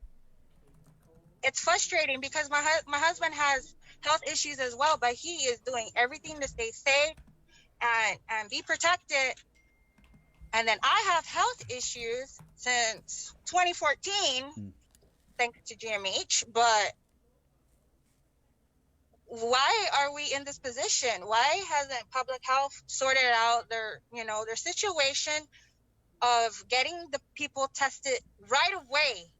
Because I'm talking about the person got sick Friday night, got tested Saturday, it's positive, but they didn't get the word till Monday. Another one was sick Sunday, but we didn't get the word till Tuesday for that person that was starting to get sick Sunday.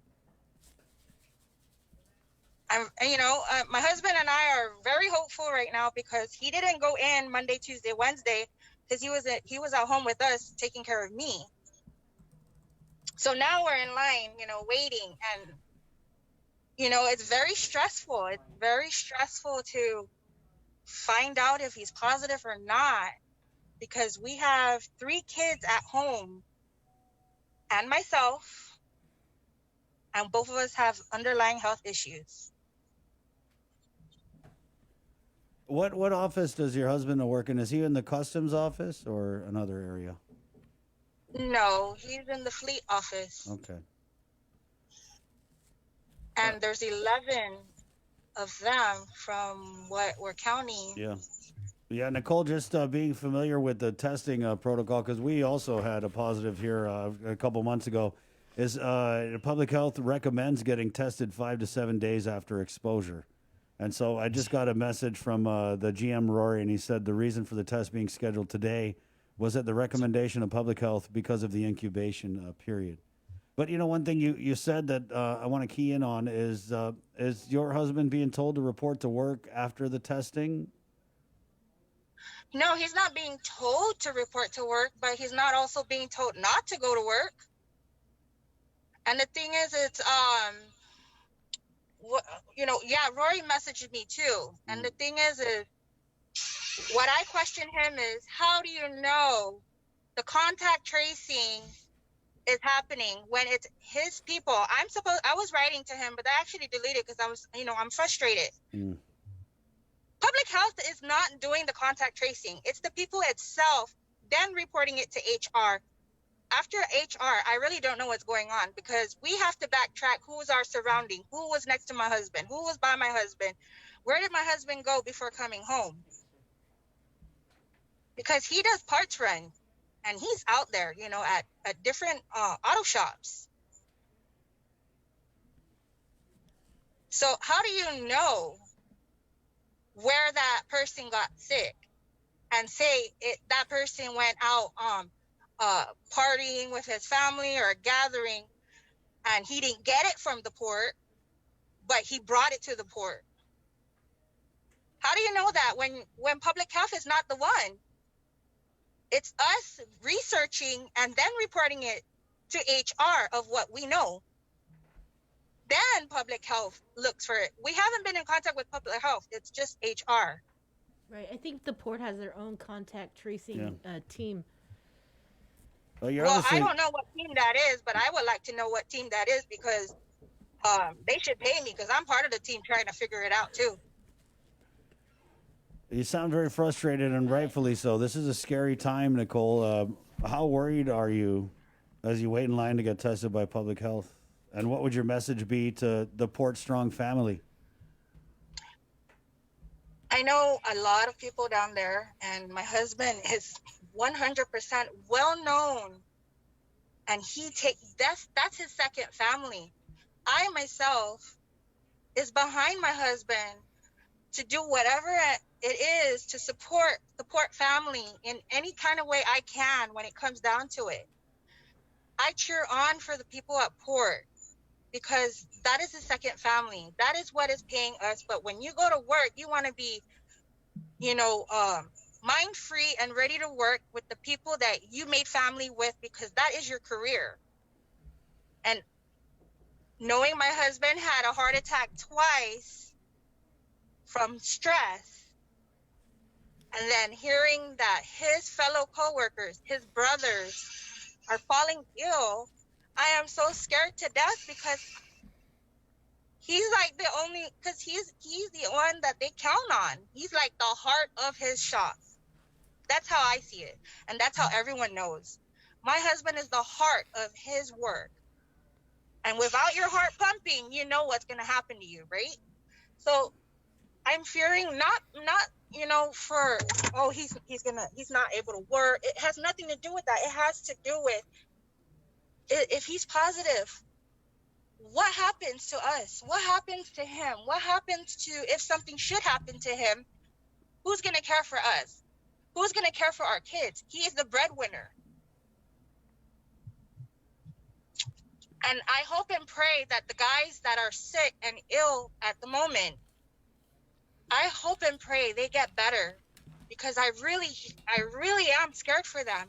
There's one in particular and he's in GMH and I am hoping that he's going to get released, but he's still in the hospital. Nicole, thank you for coming on. I know it was last minute, but I definitely wanted to get, because we hear from Rory all the time, we get the press releases, but I wanted to really hear a voice from somebody who's in this and embedded, and your husband and you definitely need to be heard. So I thank you for reaching out. Don't get me wrong. Rory's doing a wonderful job. It's just sometimes you think you know everything and you're running everything, but really there's little bits and pieces that you don't know. For example, the contact tracing. he believes that they're doing their good, their best, and they're in contact with public health. But I don't see why we, the family, are backtracking our steps to make sure we're okay and that it was none of us, because we don't know if we're asymptomatic. We don't know if we're the one that's getting the other people sick. But we've been doing our part, staying home, going to leave for groceries, medications, and medical needs, and back home. We are not out there at the beaches, although we want to. Right. I got 3 kids. I got a teenager, and then I got a pre-teenager, and then I have a 6-year-old. We've been at home.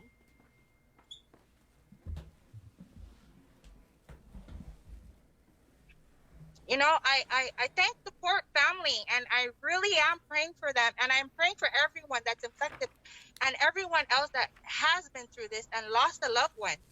Because right now, my butt is the driver, and I'm so nervous for my husband. Because the one thing he told me this morning is, I don't feel too good.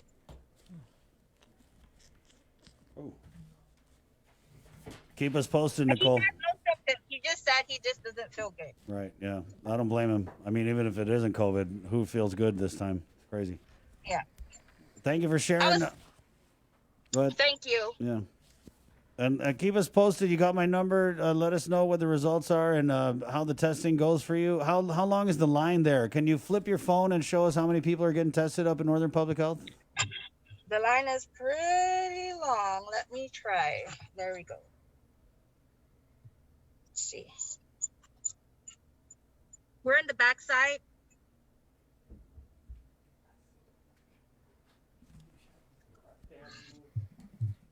Yeah, the line is going out towards Wedding Gal. Wow. Thank you, Nicole, so much. Be safe, okay? Thank you, Chris. And keep us posted. Stay safe. Hope everything's all right. Yeah, we're praying for the Port family and all the families this morning. Appreciate it. Wash your hands. Grab you a virtual cinnamon roll because it looks like you guys are going to be in line for a while. Yes, we are. Have a good day. You too. Agamas. Esta. It's 8:17. Let's just stay in the KUAM News Zoom room. We're going to let our little sanitizing duendes run through and spray everything down really quick. They even have that little gun, the blue light thing that, the fan. What's that one? Ultraviolet. The one that gets ultraviolet? Yeah, the UV. Good morning, Dr. Felix Cabrera from the Physicians Advisory Group. I did a big presentation yesterday. We also got this. Was that the grotto, Doc? That. Yeah. Yeah, I was like, uh-oh. I hope no other pictures pop up. Let me just dry off. We got it up on screen now. Yeah, we got it up on screen. They're going to put it up just to give you a hard time. But, it's funny, Doc, in the comments. I hate it when that happens, first of all. When you're trying to do a big presentation and your personal photos start popping up. But that was a cool pic, And the comment was funny. Someone commented like, oh, so that's how you defeat COVID. Just stay underwater. Yep, just stay underwater. Drown it. Yeah, so that was neat. In some ways, it was a lot more fun to watch your pics at the grotto than to look at the charts that you had put out. Yeah, I can only imagine.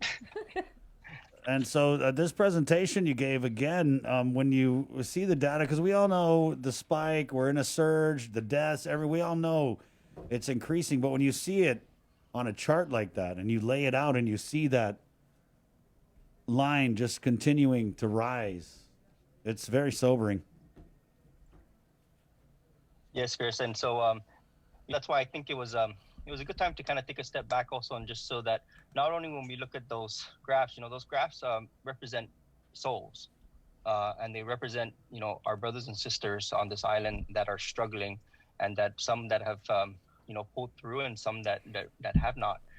And, so it was important that we put that in perspective again. And so with the presentation yesterday, we started out with, again, just understanding the timeline. And when we see these numbers of positives that come up, and that to understand that there's a significant lag until we actually start seeing the ramifications of these positives, and that we end up having a spike in the hospitalizations about 8 days later or so, and then we'll probably see a spike in deaths, or an increase, or the resultant deaths from those positive cases on average about 17 days later or so. And so keeping that into perspective, so what we're seeing right now in the hospital, and what we're seeing when they announce deaths, that's stuff from 2 to 3 weeks ago. I mean, when I say stuff, I mean that those were cases that were reported positive from that far long ago. And so our actions have consequences, but we don't see that, and there's a delayed response. And so, we don't get to have that, that Pavlovian response, necessarily where you do an action, then you hear a bell, and then you relate it right away. But so it leads to some of the numbness that we have with hearing all these positives and hearing these deaths when we don't connect them directly. But they're all significant nonetheless. Doc, Dr. Hoa was just on, and like you said, we're 3 weeks behind, and he told us this morning that it's only going to get worse. How bad is it going to get? Yeah. Well, we only know. I mean, it's hard to say how bad it's going to get. One of the things that we tried to do was put a bit of a projection of how many patients might be admitted with COVID-19 over the next 2 to 4 weks, and we're looking at anywhere, right now we're at 67. We were 67 yesterday morning. We're still 67 today, this morning, as of 8 a.m. And that's the highest we've ever had on Guam during this whole pandemic. And so with these different methodologies to project, we're looking at, reaching 100, triple digits anywhere from 2 to 4 weeks from now. And that's, that's very concerning. And we have to remember that's just the COVID-19 patients being admitted to the hospital. There's all the other sick adults who make up the majority of the other inpatient beds. And then we can't forget our moms and babies, and kids that are also are admitted at the hospitals. We have to remember those that need the hospital for the operating rooms for elective surgeries or semi-elective surgeries. In other words, these are, for example, cancer patients that need their cancers cut out. It's not an emergency, like it has to happen the same day, but they need it done, in short order, and they can't wait months for it to happen. And so it's a strain on the entire healthcare system. It backs up all the way down to the primary care level. But our two main flagships basically are the two hospitals and GRMC and GMH, and that's why. On that presentation, I had an image there of two really weird-looking waves that were back-to-back, and two surfers on there, and pretty much representing each hospital, and how it's so easy. Professional surfers make it look easy to stay on the board, and we have some professionals in these hospitals, but they can only do so much, and you give them a big enough, choppy enough wave, they're gonna wipe out. Mm-hmm. The 67 hospitalizations at GMH, I think, what is there, like 3 over at GRMC? 2 or 3? Yes. I was just going to ask, are we just up at capacity at GMH? So not necessarily at capacity.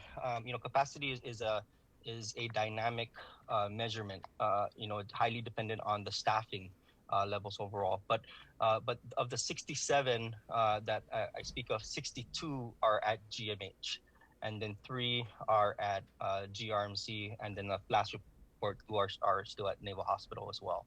So that brings to the island-wide total of 67. We look at the island-wide because we look at island-wide COVID numbers, and so it's only fair to look at the island-wide hospitalization numbers as well.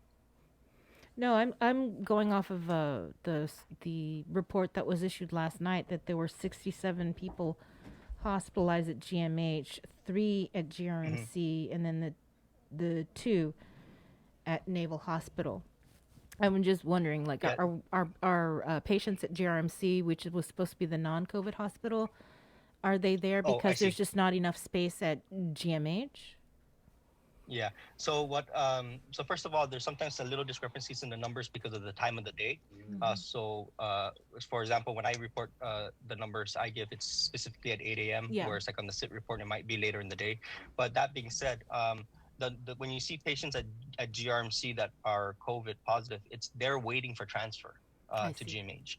So they, in almost every scenario, they present it to the GRMC emergency department, where, of course, by federal law, do not turn anyone away.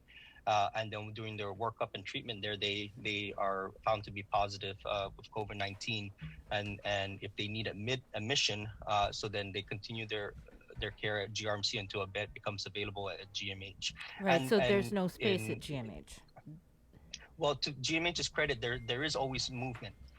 And that they're just waiting to discharge some of their patients. So remember, when we say 67 today and 67 yesterday, that includes also new admissions and discharges that have a net effect, where you still have the same total amount. So as GMH discharges some of their patients, like to the SIF or to home, that makes more room for the patients at GRMC to move over to GMH. But guess what? GRMC is admitting new COVID patients that are going to be waiting transfer. So that 8 a.m. snapshot is just what the picture is for the day. I'm confident that the 3 patients at GRMC right now will move to GMH hopefully before the end of the day of business day, and then we'll see that. But then during the day, they're also going to probably admit more.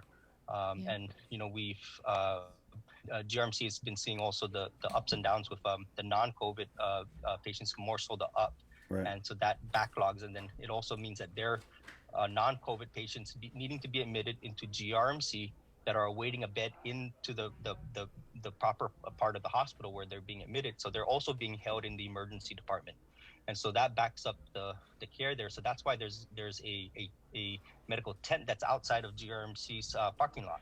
And right now that's there because, and that's mostly the care for as people come in, because if more people come to the emergency department, they're not going to be turned away. They need to be cared for, but they can't, but the emergency room itself is being filled up with admitted patients. And so there needs to be a safe way to care for these patients no matter how they present. And so that's why, it continues to be a stress on the entire system. Yeah. And there's just not enough staff or whatever to move GMH, more COVID patients from GMH to the SIF? Yeah, that's my understanding. And there are, there are continued efforts. They have the contract, the short-term contract nurses and even physicians. And I believe they're looking even at respiratory therapists to help in that regard. There's continuing efforts with that. Thankfully, we had the federal assets that came and assisted, and right now there is no direct need for them because we are using these other means, which is more sustainable in using contract staffing. Doc, as the numbers guy, we actually had a comment too. They were talking about your presentation way back in the first wave, saying that at that time it was unbelievable, and that this comment, they're basically like, never thought we'd see the day where we have 3,000 cases. How much more can our healthcare system take, though, Doc? Because we're continuously told that we're bursting at the seams, we're at capacity, but we made those staff additions, right, with the off-island provider for the nurses and stuff. Dr. Hoa this morning mentioned triple digits in hospitalizations. Is that something you guys are anticipating? And could we handle it? Well, that's what I just said. What I just said earlier, that we could be seeing that in the next 2 to 4 weeks, based on the current trajectories that we have. The hospitalizations over the past 2 weeks as well. And so, point being is that you talk about earlier in the pandemic. During our first wave, we had a high of about 25 admitted patients at GMH with COVID-19.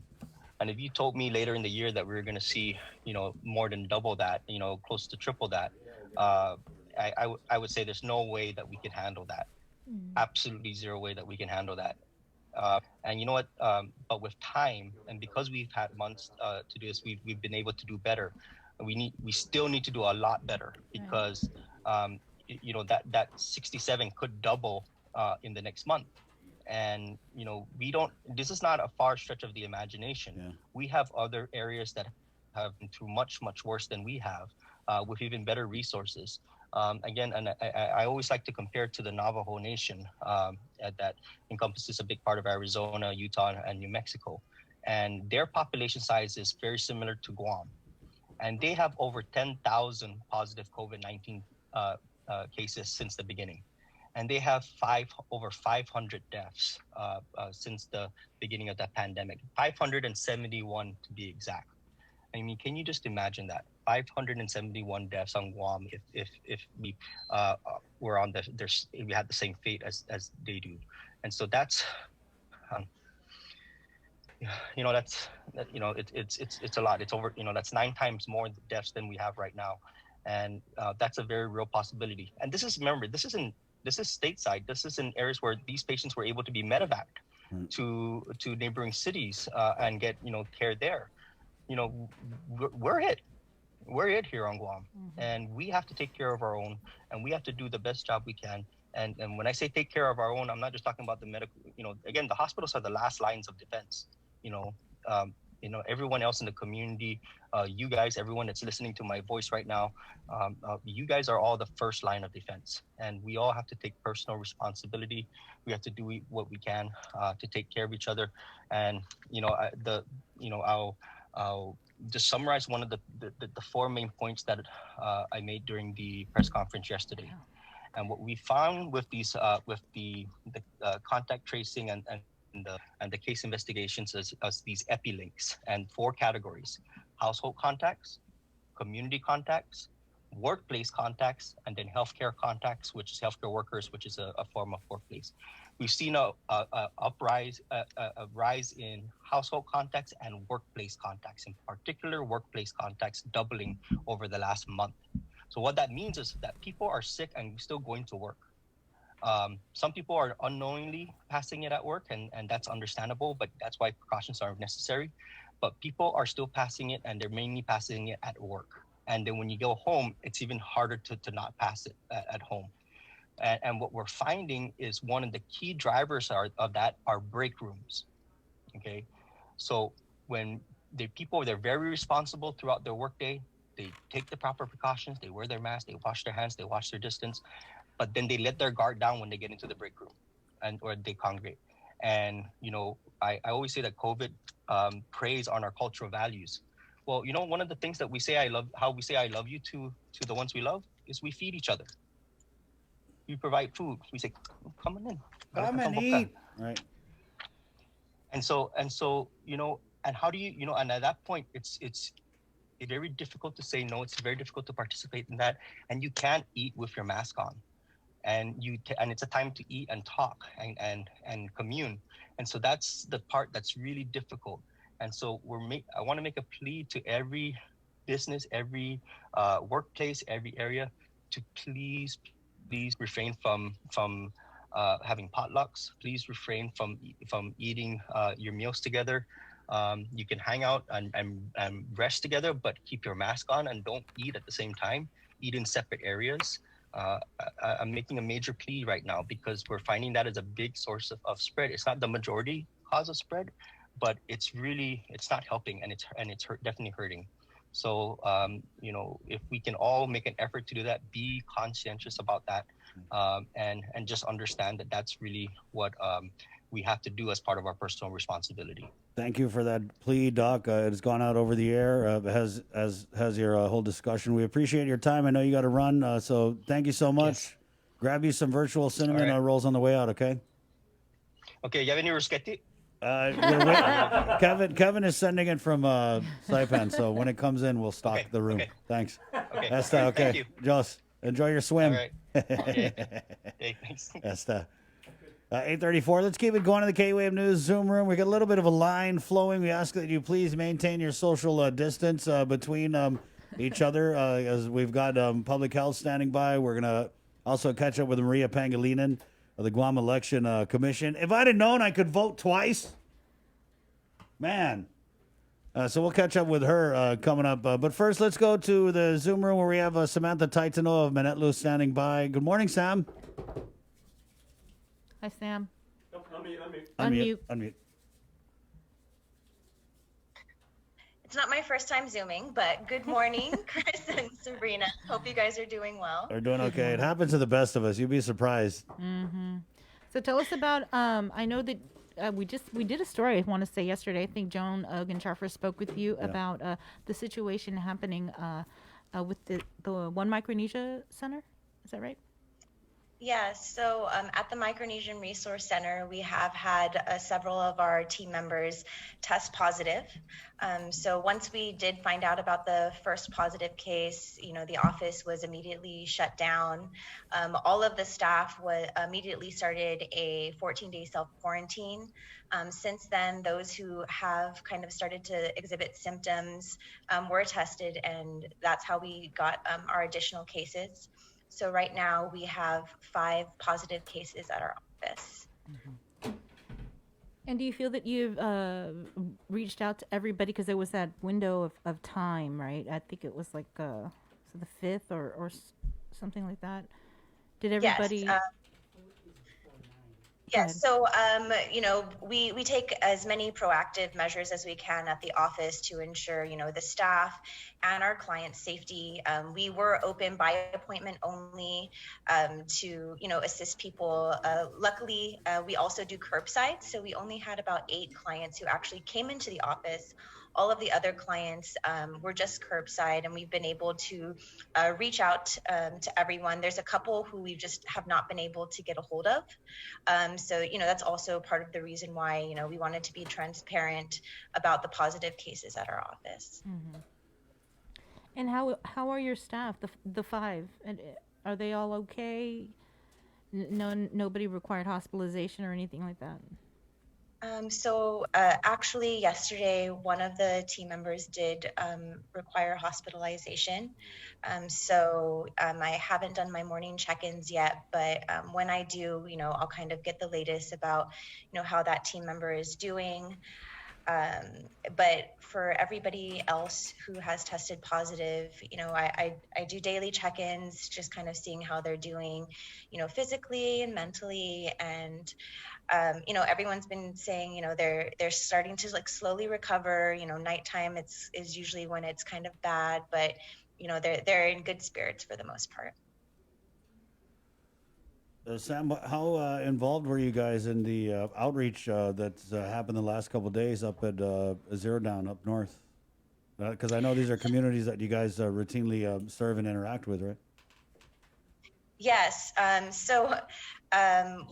Our part for this right now, because, everybody is in a self-quarantine or isolation, we are kind of just making sure that we get the word out, making sure that our clients are aware of the testing. So for all of the testing, it is by appointment.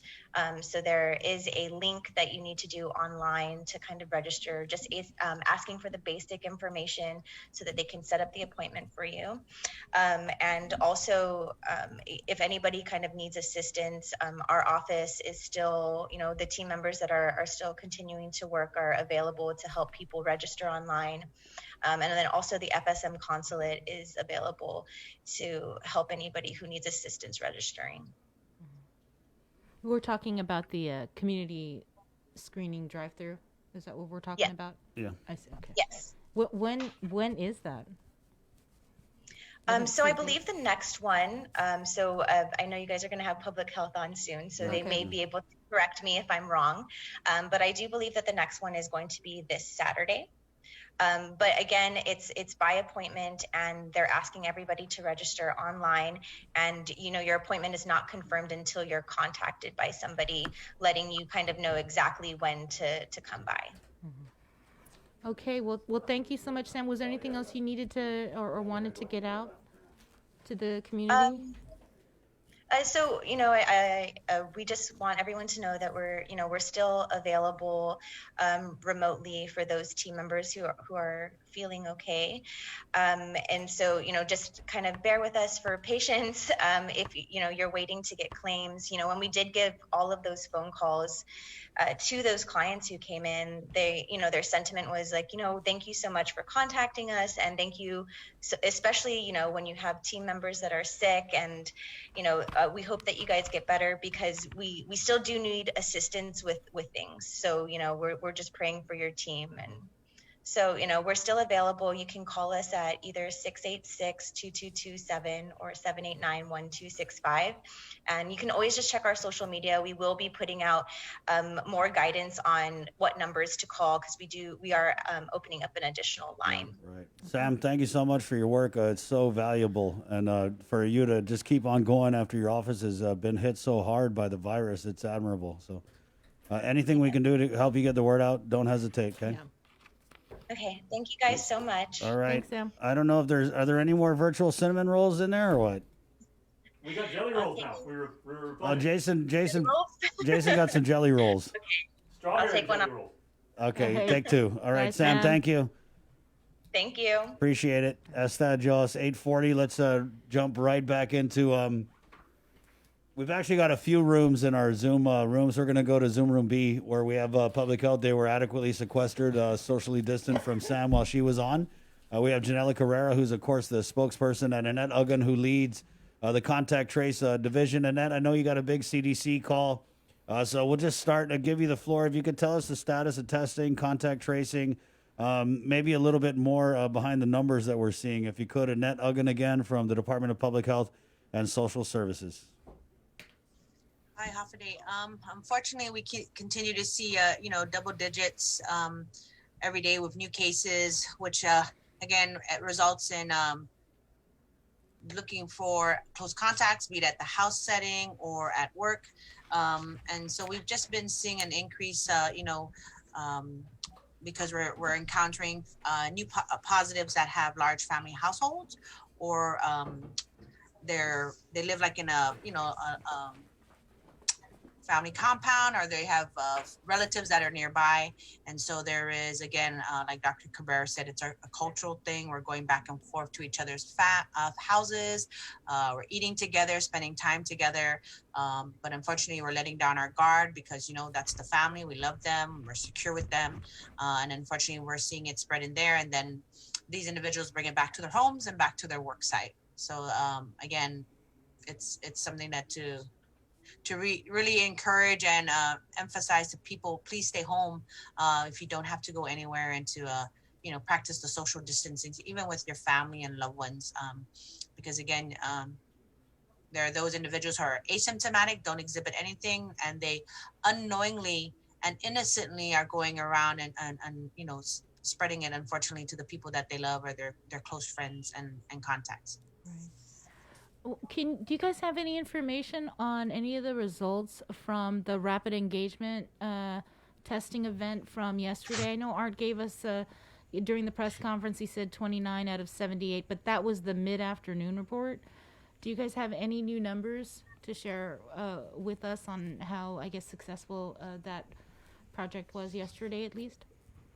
Yes, it was reported out. Oh, sorry. Go ahead, Janelle. Yes. Yeah. So out of the 124 swabs that we conducted yesterday, 48, and we had 76 negative tests. Wow. And this, the 48, were they all, I want to say, within house? Yeah, that is. Like 39%. Can you break that down in terms of like households? I think that's the data that we're still compiling. It's hard to really say at this point. Our team is still putting all of those numbers together. It's less than 24 hours since we did all the swabs.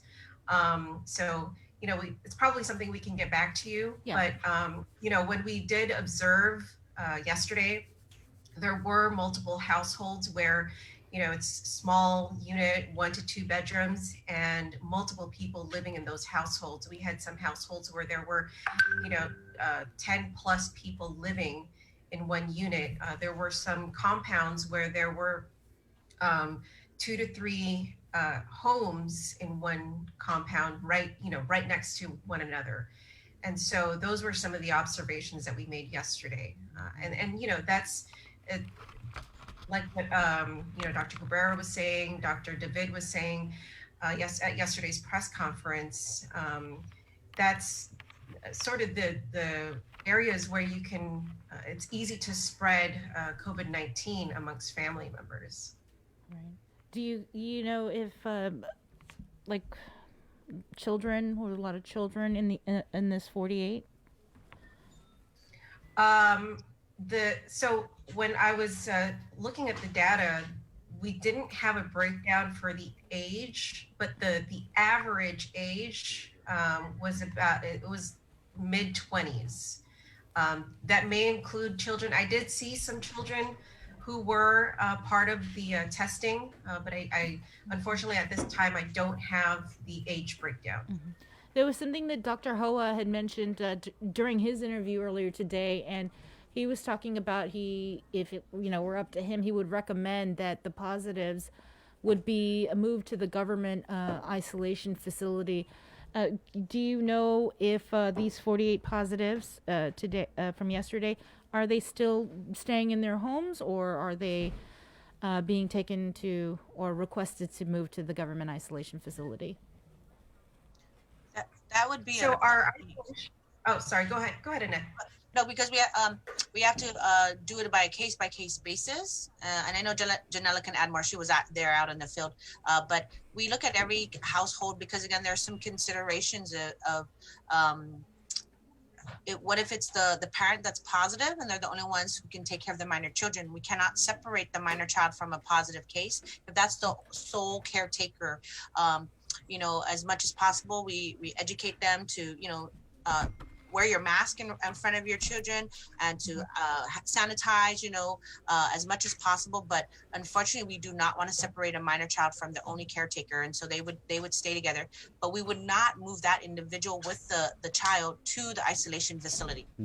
So they would stay at their house. So Annette, exactly. if the house is not up to the, if it doesn't have the separate bathroom, separate bedroom, and all the things that make a house successful to self-isolate or whatever, can they still stay in the house, or do you guys make a call that, this is not, you're just going to give it to everybody in the place?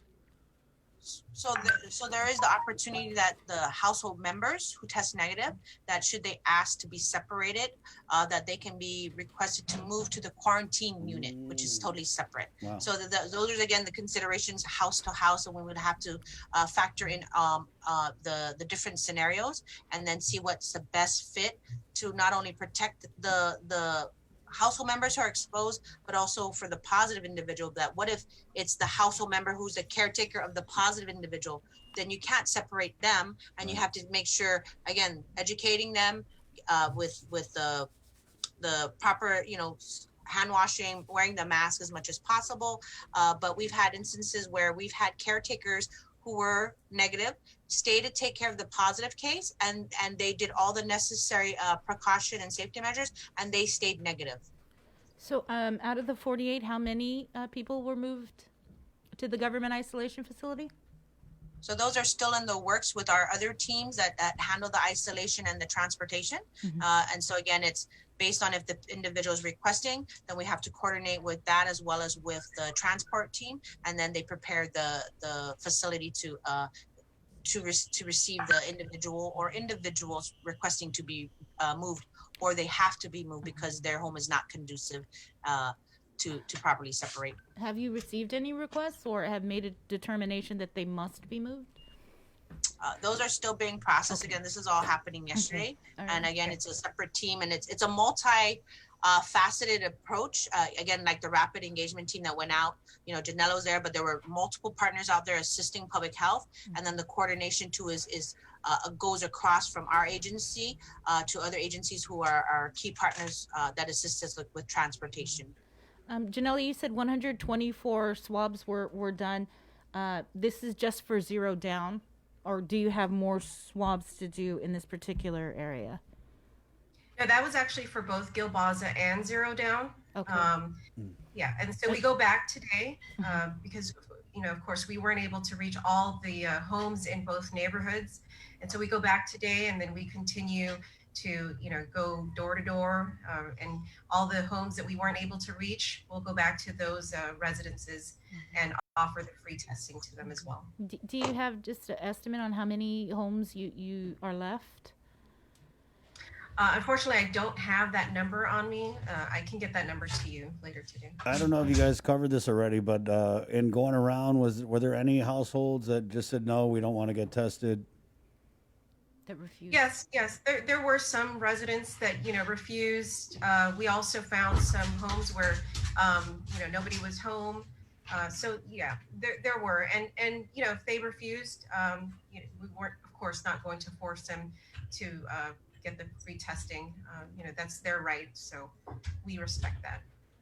Annette, everybody we've had on the show this morning has been consistent in saying that what we're seeing now is really a vapor trail, I guess, of what has happened 2 to 3 weeks ago. That being said, 2 to 3 weeks from now, what do you think our situation is going to be, given that you're right on the front line investigating these cases, the positives, and all that? Unfortunately, yes, it takes about 2 to 3 weeks to see these new cases and the contacts and the links, as we continue to investigate and we see how far it's spreading out. So again, we're continuing to see double digits every day. So it will still take a while for us to bring these numbers down. And so again, it's asking everyone to help us to get those numbers down. Let us know if you've been in contact with the positive case, and so that we can investigate and see, are you a close contact that needs to be tested? We ask the people who have been tested and waiting for results to please stay home. Those who are sick, symptomatic, stay home, please, because that's the only way that we can help, bring down the numbers and to try and contain this, because again, it is community spread. We're seeing it mainly in the north, but again, you're also seeing in other villages on the sit rep. The shade of blue is getting dark in more than just Jigo and Derido. So it's something that unfortunately we cannot do this alone. It will take a few weeks for us to bring it down, but we need everyone's help because we're still seeing double digits and it's high. And again, the greatest concern is the hospitalization rate. The number of people going to the hospital. We continue to hear and see reports of, we've waited so many days. We've been sick for 5 days, 7 days, 2 weeks before they finally go to the hospital, which is causing an influx and it's overwhelming GMH, So again, please seek medical care as soon as possible. Don't wait until it's so severe that the only option is to go to the ER.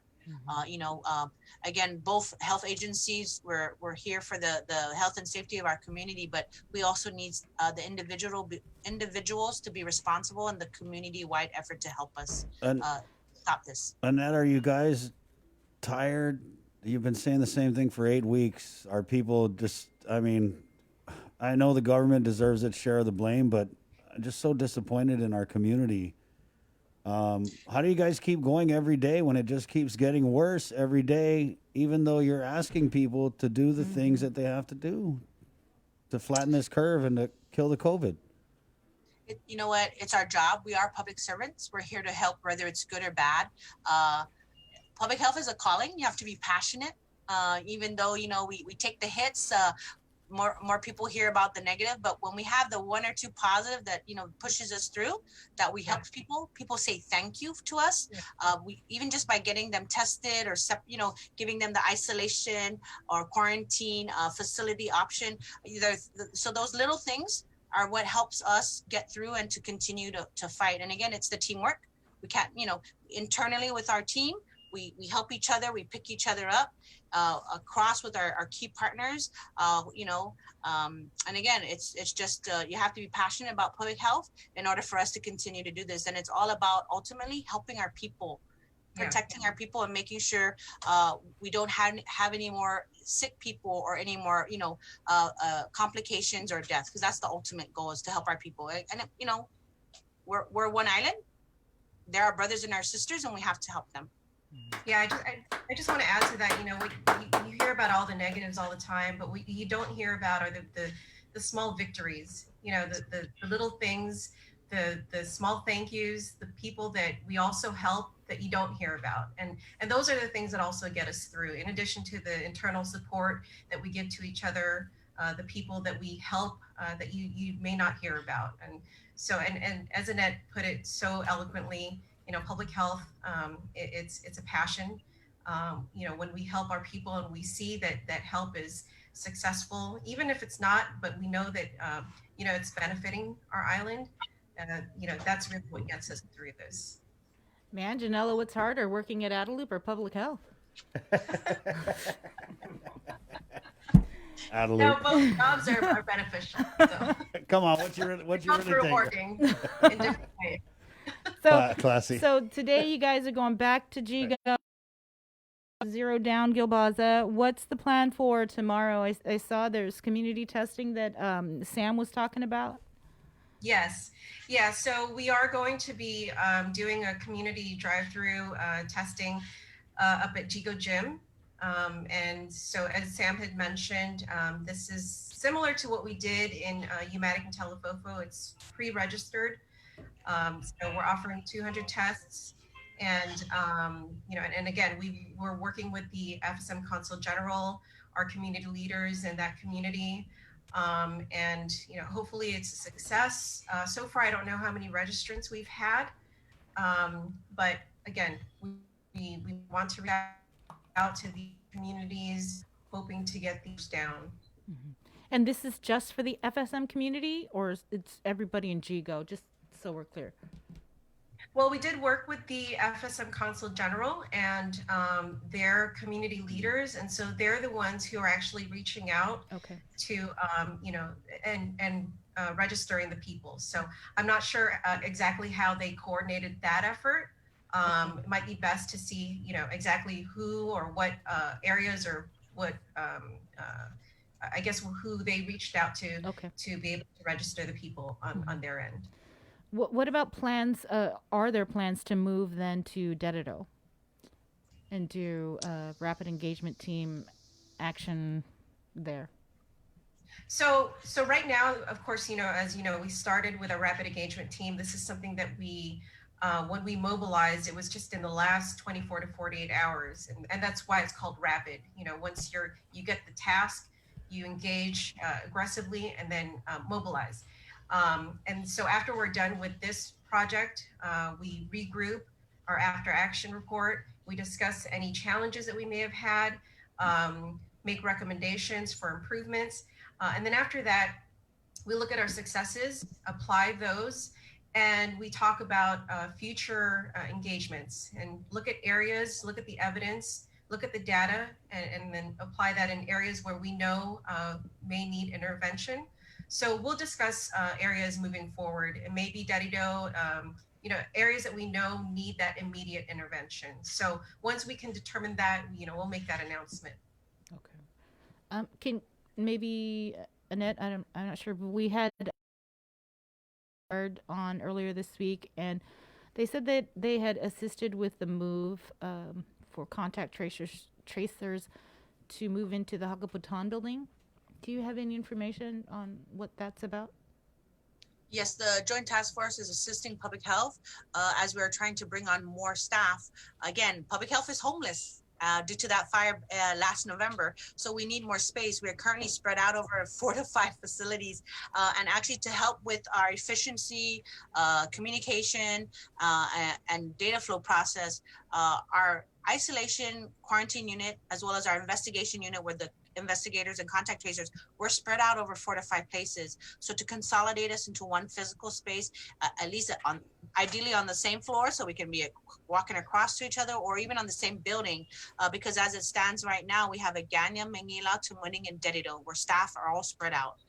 And so that by providing us a bigger space, we are again using our ELC COVID funding to hire more bodies, 14 alone just to help with contact tracing and case investigation. But we need to have a bigger space so that we can have more people onboarded and to help us with this fight against COVID. So the location where the war claims was processed, that's where they are preparing for us, so that we can have more office space, and so that we can also make sure that our staff have the proper spacing, social distancing that is needed. And so that is something that we are looking forward to have a consolidated physical space for these 3 units. When are you looking to move there? I don't have an estimate date. All this has been happening just over the past week and a half, and Joint Task Force I know is moving on it, and so they're the ones assisting us with all the infrastructure and the setup. So they're trying to get it done as quickly as possible. Okay. And just before we let you go, what kind of tests are you guys using for the response? I'm sorry? Rapid ID now. Rapid ID. Is that, I'm sorry, is that like Is that the rapid one? serology or what? It has a device, and so it's still a swab, but it's like a small little tabletop device. And so this is the one that we actually distributed out to like AMC and 15 minutes, FHP. so- Okay. Right. And so it's done within 5 to 15 minutes. You would have a result. Right, right. Annette, I I can just send go. videos and pictures that I took from inside the mobile lab. Thank you, Janella. Annette, I know we've spent so many weeks together, and I just wanted to reach out to you just on a personal level to let you know that we support the work that you guys are doing. I know that a lot of times you're in over your head, but you're a trooper, man, and we definitely appreciate you coming on and getting that information. And I think that it's really key that you guys know that it's people like Annette, people like Dr. Ann, the staff, the classified staff over there that are in our government. They're unsung heroes. They do this not just during COVID. They did it before COVID. They're going to do it after COVID. So I just want, And they also have families too. yeah, and that's one thing I wonder about you, Annette, is on a personal level. We've seen, and I know you've had people that you maybe not physically rub elbows with at public health, but you guys have had your share of people hit by the virus. I mean, we know Chima got it, and a bunch of people got it. So does that play into your mind at all when you're out, investigating these things? I mean, the risk to not just yourself, but your friends, your family, and your loved ones? Definitely. I mean, it's something that, are we going to bring it home to our family and loved ones? Here we are helping others, but about our own family, so that's something too, that as much as possible, we're trying to reduce exposure. That's why we do a lot of phone calls, just so that our staff too, we're working late into the night. There's times that 9, 10 o'clock we're making calls versus being out in the field, especially in areas we don't know. Again, we don't have the luxury of sending out a team of 2 or 3 to do this contact tracing. So by doing it over the phone, even the investigation, it allows us to have more bandwidth for staff to contact all these individuals. But yes, it is definitely something. It's been a long response in all my years of public health. This is the longest I've ever had to experience. And again, it's about uplifting each other at work. We are family here. And again, to help each other to push it through. And again, making sure that, we remind our staff, if you need time, some downtime, take it. Check on your family and your friends, or even just for yourself, even if it's a few hours. Most people know, I'll just take a couple hours, not a day in it, which, again, that goes back to the passion and the commitment of the staff. And makes it why we can push through. So we thank you for that. But yes, again, it's not for the glory or whatever. It's our job. It's again, for our island and for our people, and ultimately for ourselves. By us helping you, you help us. We protect each other. So, we appreciate that. And again, it's a team effort for all of us. And Janella, we definitely appreciate having an in over there at Public Health and the accessibility that you provide us with and getting these people on. So you're just as appreciated. Ladies, we got to go. Thank you again. Yeah, and we're getting a lot of comments here. Thank you, Public Health. Really, I mean, it's Friday. You guys have been busting your ass, and I want to say thank you, and I mean it sincerely. Viva Public Health! Appreciate it. Thank you so much. Okay, grab We'll some. bring it back to the team. Grab And some. thank you to KUAM for the opportunity, giving us a platform to be able to share, all the great work that we're doing at Public Health. Right on. Well, we consider ourselves pandemic partners, Janella. Write that up. Pandemic partners. There you go. You got 2 or 3 of those today. Hey, there's some virtual Latizza that Bree just made for you guys as a gesture, so grab that on your way out, okay? Okay. All right, Thank take you. care. It's our first time making it, so I don't know, but just it's a thought that counts. Take care, guys. Okay, bye. Stay safe. See you. That's that, just 9:03. Man, we got to take a really quick break, and then we're heading into KUAM News Decision 2020. But before we do that, we definitely want to catch up with Maria Pangilinan from the Guam Election Commission. It's 9:03. We're KUAM FM in Aguon, Guam. The link on the breeze, 93.9. All around. Pepsi Guam Bottling, a local company. We produce your favorite products right here on island, like Pepsi, Mountain Dew, Hanum, Chamorro Punch, Tropical Ice, and more. We've invested millions into local production and will continue to upgrade our facilities and provide local jobs so you can truly buy local. Our long history of producing the freshest and best products will continue. This is our vision. Guam Bottling. GU Self-Storage, conveniently located near the Harmon McDonald's. We offer affordable rates, online payments, and auto bill pay for your convenience. Plus gate access daily from 6 a.m. to 9 p.m. Call us today at 648-7867 for more information. Celebrate National Pizza Month with the Pepsi Pizza Report. Pepsi helps celebrate this tasty month with an easy way for you to win Pepsi and pizza. Post a photo of yourself enjoying your favorite Pepsi beverage to KOM News or Uno Instagram or Facebook pages to enter to win Pepsi and pizza from one of our pizza sponsors. Catch the Pepsi Pizza Report every Thursday on KOM News' The Link Morning Show and on the social media pages of KOM News for reports, tastings, and everything pizza and Pepsi. We have just one voice representing us in Congress, one person to advocate for all of our needs and tell Guam's story to the nation. That's why I'm running to be Guam's next delegate to Congress, to serve as the kind of representative you deserve. But what does a vote for me guarantee? It's a vote for someone who can tell the Guam story, our sacrifices, our struggles, and our triumphs, and why we matter to America. It's a vote for competency in securing more resources from the federal government, not as a handout, but because we are vital to the country. It's a vote for trustworthiness. Integrity and trust are not optional when representing you. They are required. I thank you for allowing me to serve Guam before, and I humbly ask you for your vote again. I'm Robert Underwood, and I approve this message.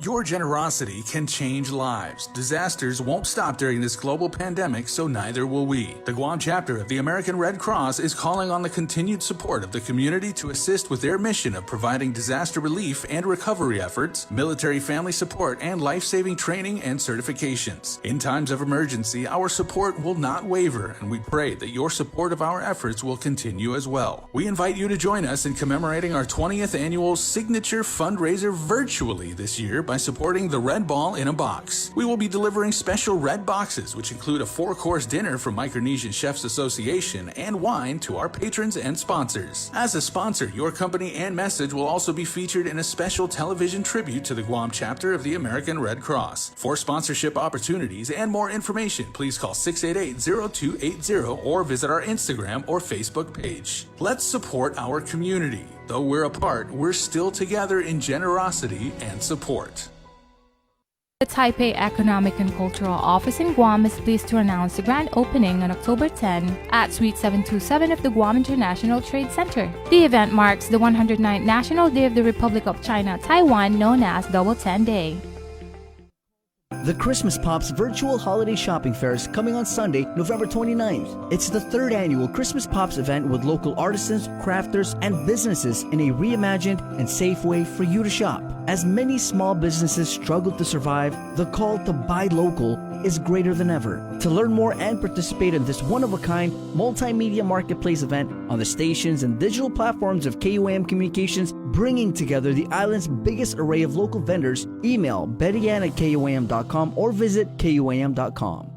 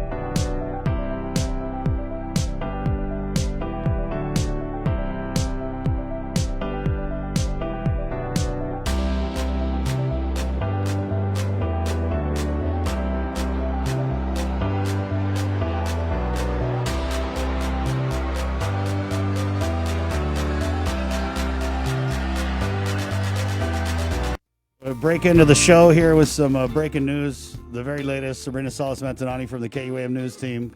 Good morning, Sabrina. Right, we just received the release from the Joint Information Center that Guam's 63rd COVID-19 related fatality occurred at the Guam Memorial Hospital at approximately 5:49 this morning. The patient was a 51-year-old man with underlying comorbidities that were compounded by COVID-19. He was admitted to GMH on September 4th and was a known positive case. Again, we just got word that the island recorded its 63rd COVID-related fatality. Our condolences go out to the family and all the families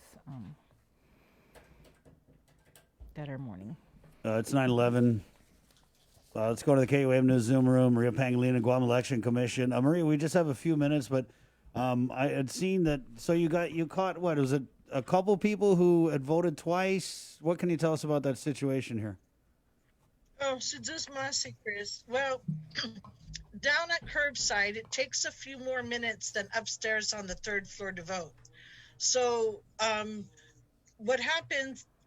What used to happen is the voter who presents an ID under the first canopy, the ID will be taken in and we will screen them for name, date of birth, and precinct. During the day when they're not busy, they will screen them to see if they had voted or not. That takes a couple minutes. So we've since changed the process. It takes just a little bit longer to vote curbside. So at last night's meeting, during the discussion, legal counsel and I will prepare correspondence to the Attorney General. Our law says that we must refer the case to the Attorney General. Are you worried at all that this had happened before and maybe you didn't catch it? No, this is upstairs, Chris, on the third floor. When the voter is in front of the Station 1 GEC staff, they check it all the time. It's a live file. It's a live file of the voter list. So it's synchronized downstairs and upstairs, so that when Chris Barnett votes upstairs, downstairs at curbside, they'll see that Chris Barnett voted right then and there.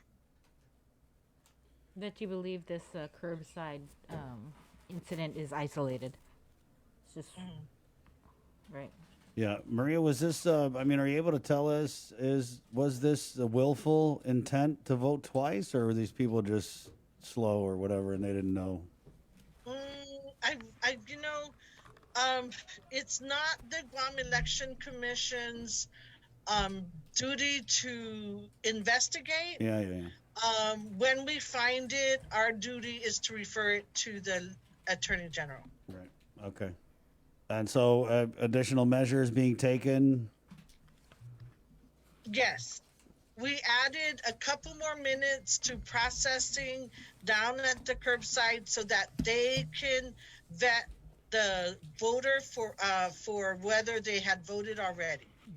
And to assure the voters of the island, come election day, all signature rosters will be marked by those who vote. All the names will be marked of those who voted early. Okay. Anything else from last night's meeting? Any complaints that were filed? Any missing financial disclosure reports? Anything like that? Okay, so October 19th, personal financial disclosure statements are due for public officials, public and elected officials. Those will be accepted here at GEC on the first floor under the canopy. And the most efficient way, if these public or elected officials have not voted yet, they can turn in their forms when they vote. October 23rd is the deadline for our 2020 general election candidates to turn in their preliminary campaign finance reports. Those two can be turned in downstairs on the first floor or upstairs on the third floor when they're ready to vote. Those forms do need to be notarized. We will notarize them here at GEC, either on the first floor under the canopy or up on the third floor when you're ready to vote. Maria, can you tell me anything? Because this guy, what's his face, Javier Atalig, keeps messaging me about some kind of investigation or some kind of complaint, and I don't want to get involved because I know he's running, and he's making a complaint about another candidate who's running for the same office. Are you able to tell us anything about that? Is it even a thing, or? Chris, just as always, the Guam Election Commission cannot even deny or confirm that we've received complaints. Classified. So those were taken care. Those we just have to follow the laws of Guam, and that's what it says for us. Well, it sounds like Javier doesn't know the laws of Guam, so I just had to ask.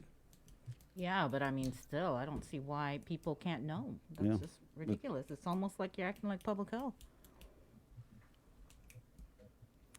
Anyway. Yeah. So Saturday. Anyway, well, I have a minute. If I have a minute. Hey, you can take two, Miss Maria. Please call 477-9791. Come down and vote. It's very efficient, very quick. And tomorrow we will be the Guam Election Commission will be at Okadu High School in Dededo. Mm-hmm. We will be there from 9 o'clock to 4 o'clock. All you'd have to do is bring your photo ID. No appointments needed. You can please make sure you wear your mask. Bring your black or blue pen, and we won't turn anybody away. That's 9 o'clock to 4 o'clock tomorrow. And if you don't want to wait in line, call Guam Election Commission at 477-9791. We will service you from 9 o'clock to 6 o'clock, Monday through Friday. Please know that the last day to register is Friday, October 23rd. If you're not registered yet, you can register and vote at the same time. Maria, what if I'm in government quarantine and I can't go and register to vote or even vote? Wow. What can I do if I'm Good stuck? question, Bree. We are working with the Department of Public Health to provide us good protocols to be able to service them. In the meantime, we are getting calls for homebound services, but those for homebound services, most of them are regular homebound voters.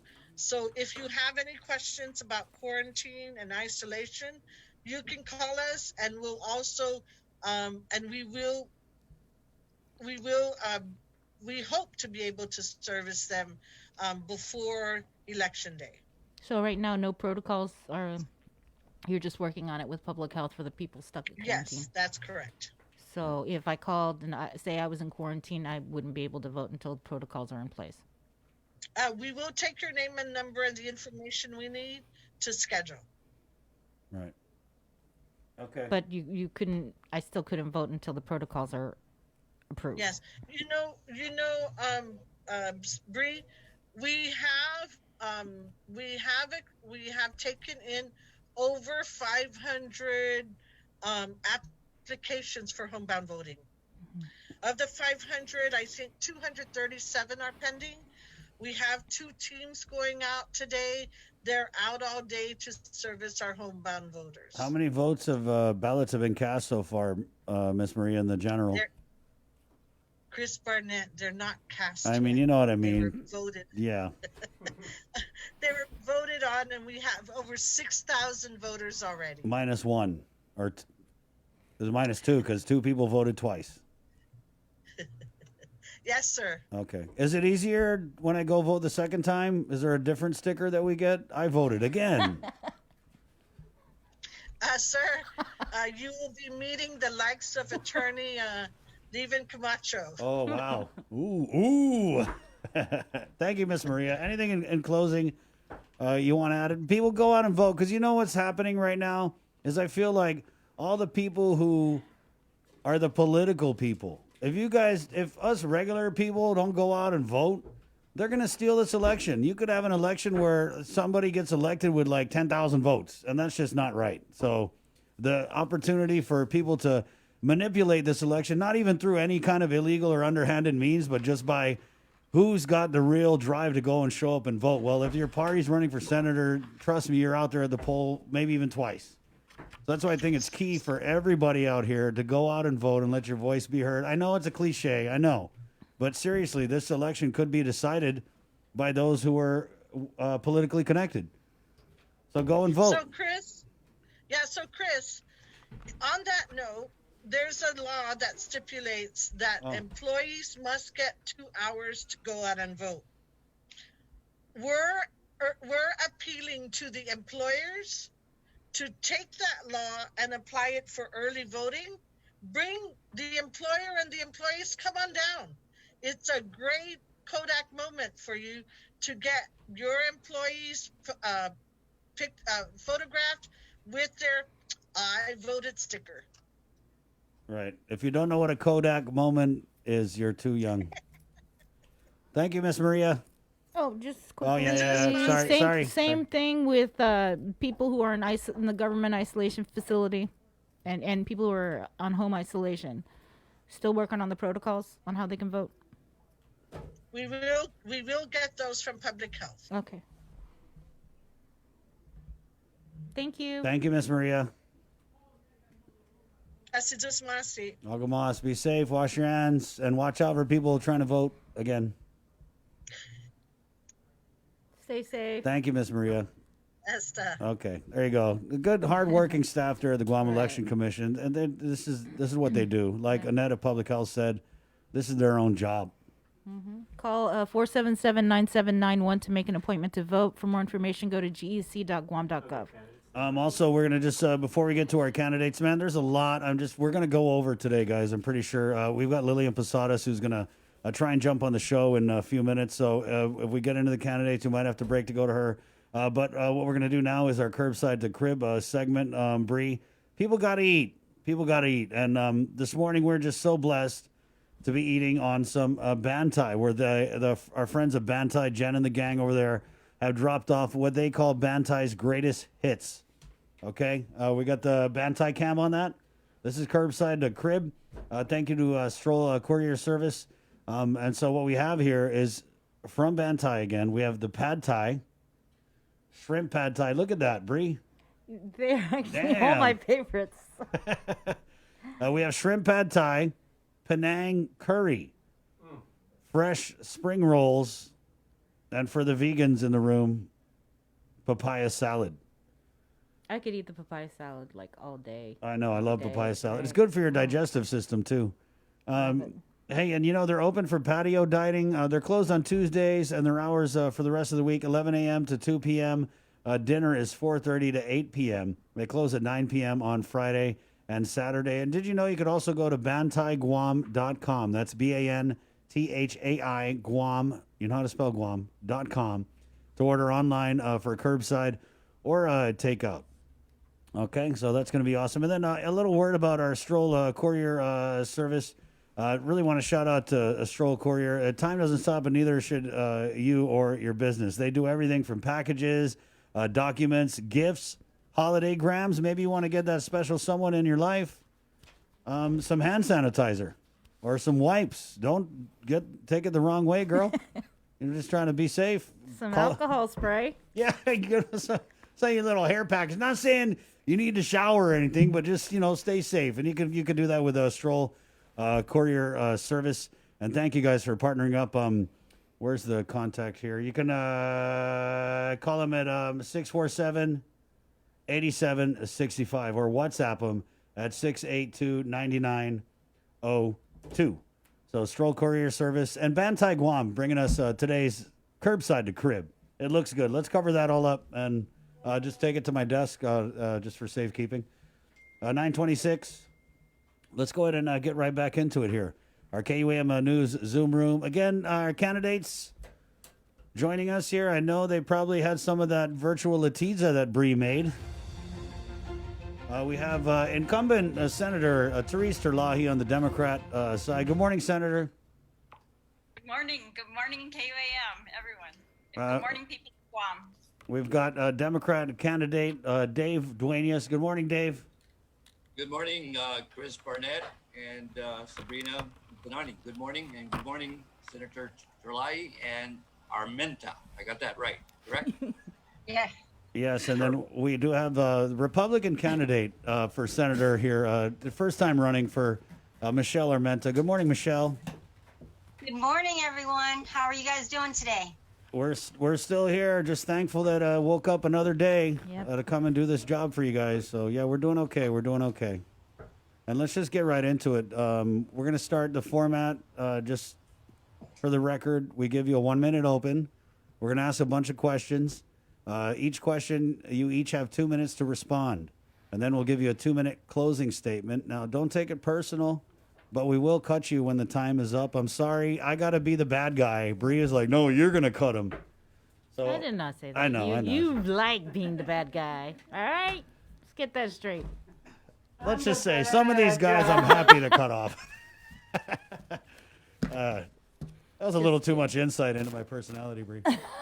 Yeah, so we're gonna. I can be the bad guy. I have no problems. I know. Fine. Whatever. We did the role reversal is pretty fluid here. So yeah, we're gonna cut you when the time's up. So just be mindful of the time. 9:27. We'll go ahead and throw it to our opening statements here. And why don't we start with Dave Duenas, Democrat candidate for senator. You have 1 minute to address the people of Guam in your opening statement, Dave. Starting now. Okay. Day. Good morning, Buenas. I'm Dave Duenas, and thank you for getting me on, Chris. I'm very concerned. My campaign sign up on the wall might fall down anytime now, so that will be embarrassing. But a pleasure to be here this morning with Senator Terlahi and Senator candidate Armenta. It's a pleasure to be here. And again, we got to be nice, so I'm going to be nice. Looking forward to the election. It's just just a little over 2 weeks away. Tomorrow, of course, we're having the Okadu voting early, 9 to 4 p.m. Looking forward to that as well. And most importantly, I encourage everyone to stay safe, wear your mask, and get out and vote. It's very important that you get out and vote this year. Okay? Thank you. Thank you. Chris. All right, thank you, Dave. We'll go to Michelle. 1 minute. Good morning, everyone. My name is Michelle Armenta. I'm number 1 on the Republican side of the ballot. Just so you know a little bit about me, I have an administrative background in human resources working for the federal government. I'm a homeschooling mom on PUA. I'm a concerned citizen who believes that priorities, frugality, and transparency are the core elements of a successful government. I was also the president of a nonprofit organization called the Vigilance Committee, whose primary focus is to detect violations of the Open Government Law and Sunshine Reform Act.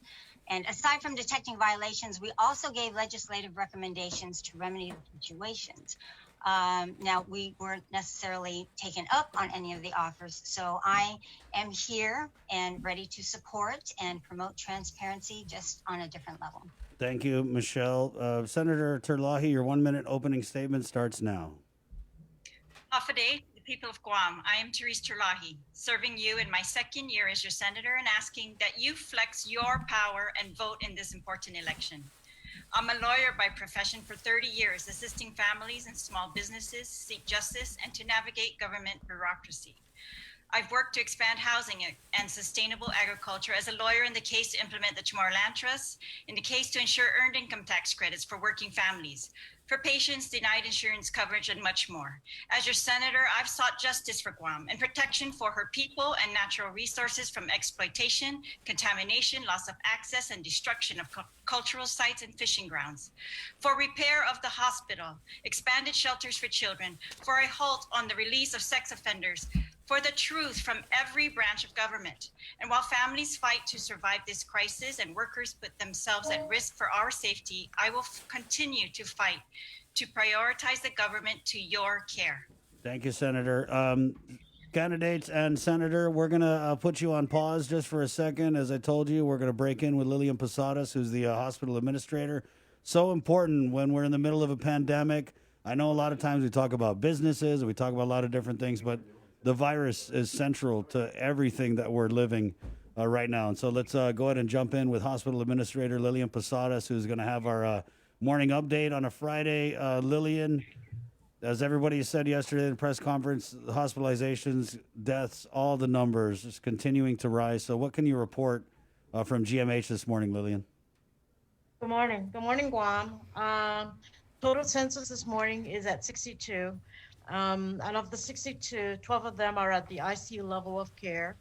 And of the 12 who are at the ICU level of care, 4 of them are on the ventilator support. And so, that is still a sign that individuals who come into the hospital continue to be acutely ill, critically ill. The good sign is that, they're not at a point where they need to be in ventilator support.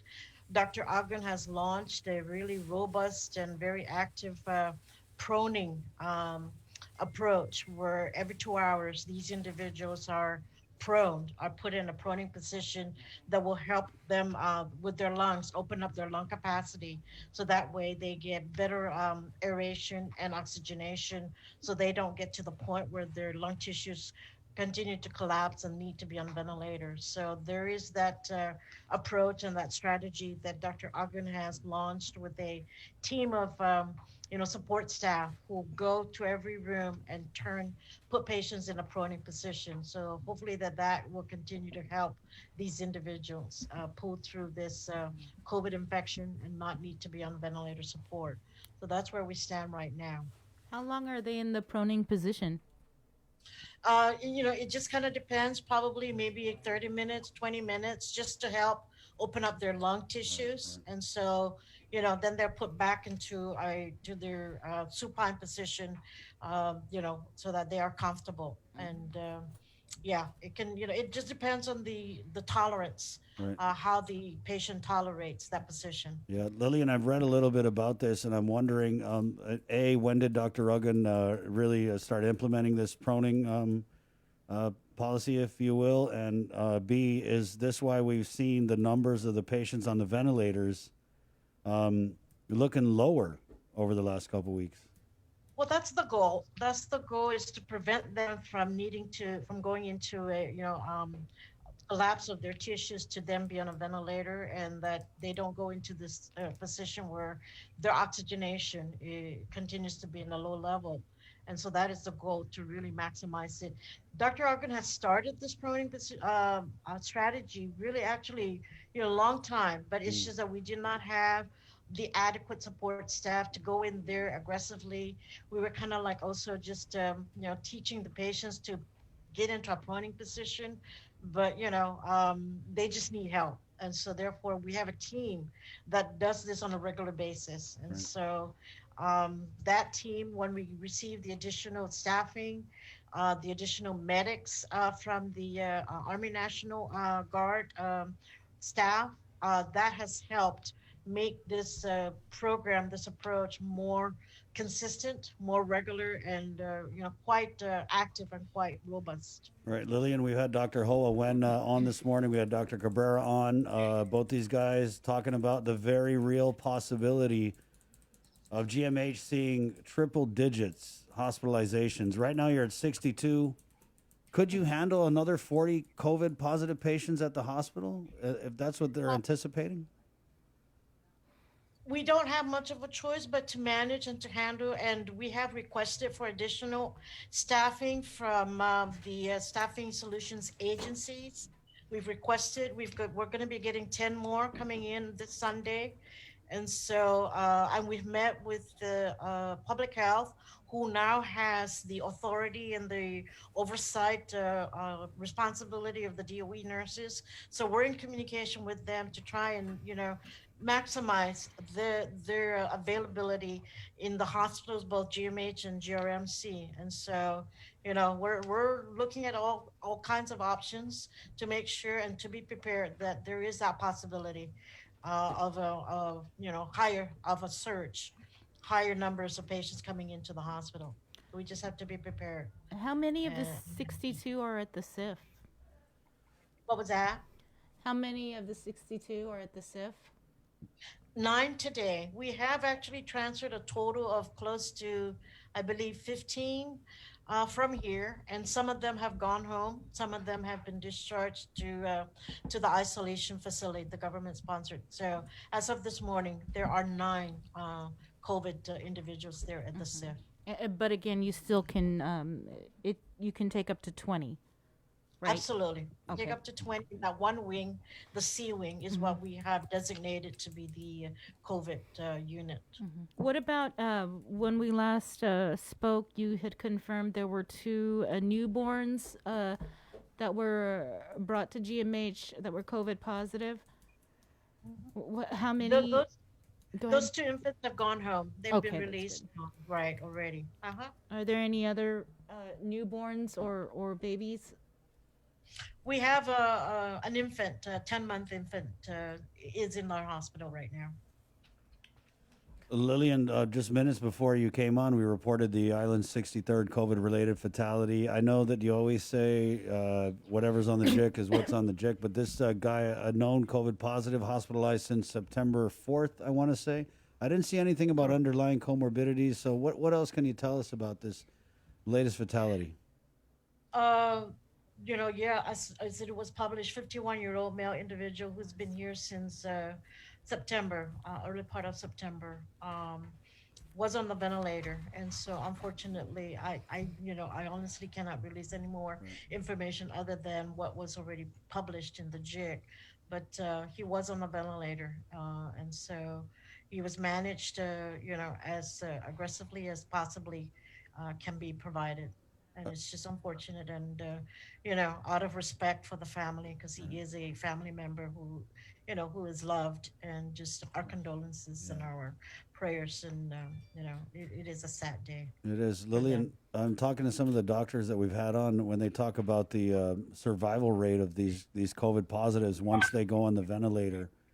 What can you tell us about that? How many COVID positives have gone on the ventilator and lived to tell us about it after? What's the percentage? We know of one individual in the first wave, and that was, she was interviewed. And so, yes, she was on the ventilator and was very, very successful in, recovering and is home with her family. I can't recall any others, but, again, I've got so much information in my mind. There may be some others. I just need to look at the data. Okay. Yeah. And that's why this proning is so key, right? Because if people go on the ventilator and they don't make it after that, it's so key to keep them off that ventilator, right? Well, yeah, and that's the goal, is to get them off the ventilator, get their respiratory system to be cleared of all those, debris caused by this infection, and to open up their lungs again and get, the oxygenation at a maximum level. What's the overall census at GMH to include the non-COVID patients? Okay, this morning it's at 150. We have 150 total individuals, both COVID and non-COVID patients in the hospital. Is that unusually high, or is that? Well, pre-COVID, we would run 160, 130, 140, even as high as 190 inpatients. And so the 150, pretty much is what we average pre-COVID. Right. But it's different because with COVID, you've got to have all these precautions and protocols and all that. Absolutely. Right, yeah. Yes, absolutely. And we need to keep them separated from the non-COVID. Have any more of your staff tested positive for the virus? Is there any additional exposures that we don't know about? Okay, I won't jinx it, but we haven't. The last one was, I think, on the 12th. Has the Army Corps of Engineers completed their electrical work, I want to say? They're getting there. They're on the 3rd floor where it's the telemetry. I think pretty much the electrical enhancement is done. They're now working and focusing on the negative air pressure on the third floor telemetry unit. Are they kind of going through the list of issues that were in their assessment from April? Because it was a lot on that list. Oh, the one when they did their facility assessment in November. Right, but the report came out in April. The report came out in April. No, actually, what they, it is in conjunction with that, but they're more focused on just the third floor and the fourth floor electrical needs. Because we want to make sure that, if we have COVID individuals in either of those floors and they're on a ventilator and they need to be on hemodialysis, we can just keep them contained in those rooms. Because those rooms do not have the capacity to have both major medical equipment in one room. So that's what they're working on. Plus, in addition to that, the electrical augmentation, they're working on the negative air pressure. Okay. All right. Thanks, Lillian. Okay. Thank you too. Okay. Thank you, Appreciate your Lillian. time. Okay, God bless you guys. Stay safe. You too. There's virtual Latizza in there if you want to grab some for the I staff. was going to say, where is that? And the empanada and the lobster? We're having lobster on Monday. We're just waiting for our food stamp to come out. All righty. Okay, thank you. today. Yeah, it's coming out today, right, Bree? Emergency. It's stamp. emergency. Thank you, Lillian. 9:42. Thank you so much, Lillian. And let's just get back into our KUAM News Decision 2020 candidate interviews, where we've heard the introductions, the opening statements from incumbent Senator Theresa Lahi and Democrat candidate Dave Duenas and Republican candidate Michelle Armenta. And so now we'll jump into the question portion, reminding you guys you each have 2 minutes to respond to the questions. And Sabrina has your first question. Okay. If elected or reelected, what will you do to work together with the administration to fight our battle against COVID-19? And we'll start with you, Mr. Duenas. Dave, Okay. you have 2 minutes to respond. Go ahead. Yeah. Okay. All right. First and foremost, I would ensure that we are constantly in communication and dialogue, not just when things arise, but on a routine basis. Just keep in contact, keep the communication channels open at all times, and I'm sure we can definitely work together, as well as with the fellow senators, our colleagues in the legislature. Dialogue is key to everything. Communication, understanding what the administration wants to do is key. Again, communication, number one. Thank you. Thank you. Michelle Armenta, you have 2 minutes. Okay. Communication is definitely the key to everything. But I think so one of the reasons that I'm running is because I feel like there's a lack of representation for the people like myself. So that is one of the reasons why I decided to run. And I think that part of the communication breakdown isn't just between the legislative, branch. It's also with the people. So I think that we need to bring that communication with the people along with the administration, and then that's when we need to come together and we need to come up with a plan. So and I think that that's the biggest issue that's going on right here, and that's what a lot of people are concerned about. So communication isn't just the administration and the legislative branch, but it's also with the people. We have to bring the people in. And right now, I think that's why we're having a lot of problems. It's because they feel like they're not being heard. Thank you, Michelle. Senator Terlahi. Thank you for that question. I think it's very hard work to work together, not because we don't want to, but because, time and demands. And of course, we know the governor is under extreme pressure and she's trying to get things done on an emergency basis, and we do not want to impede that. However, for me, I've always been a proponent of the more that things are put on the table, the facts, then the better ideas you're going to end up with, and the better consensus that we have, in our leaders, the more consensus we can gain in the community, and the trust is critical here today, especially, and that's what we need. And I think so. The basis of that is really transparency. And so, if we can get all the facts, then by all means we can help. And so that's, for me, maybe the biggest impediment. We just we don't want to hear the conclusion at the end. We want to hear the facts. We want to hear the data. We want to hear what these decisions are based on, and we want to be able to help to make better. I believe all ideas can be made better with more input. Thank you, Senator. Thank you, Talahi. Senator. Just as a reminder, you guys have 2 minutes to respond to the question, so feel free to use the whole time. Well, my turn, right? What letter grade? This is my favorite question. Bree was giving me a hard time about it yesterday. What letter grade, A through F, would you give the Leon Guerrero Tenorio administration's handling of this coronavirus pandemic, and why? Again, the question: what letter grade, A through F, would you give the administration's handling of the COVID-19 pandemic, and why? We'll go ahead and start with you, Michelle. 2 minutes to respond, starting now. Well, I think in order to give a grade for anything, you have to look at the work that was given and the work that has been done. And right now, there are people that feel like they haven't been heard by the governor. And now it's been so bad that they are now going away from the governor to a degree, and they're now going to the legislature. And that all has to do with the fact that the government isn't talking to the people. So in the administration, I think the breakdown with the communication with the administration and the people is the main problem here. Because even with the people, there are two groups of people, and both of them are very scared. You have the group of people that are really scared of the virus, probably because they have underlying conditions, which is why I stay away from certain family members because of that.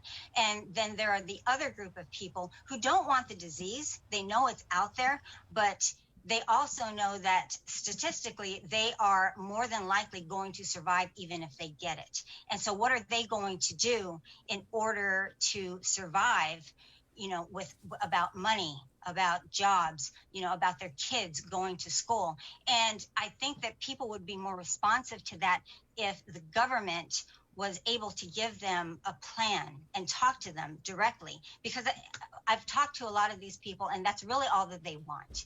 They want to be heard. They feel like they're not being heard, and they want to know the plan.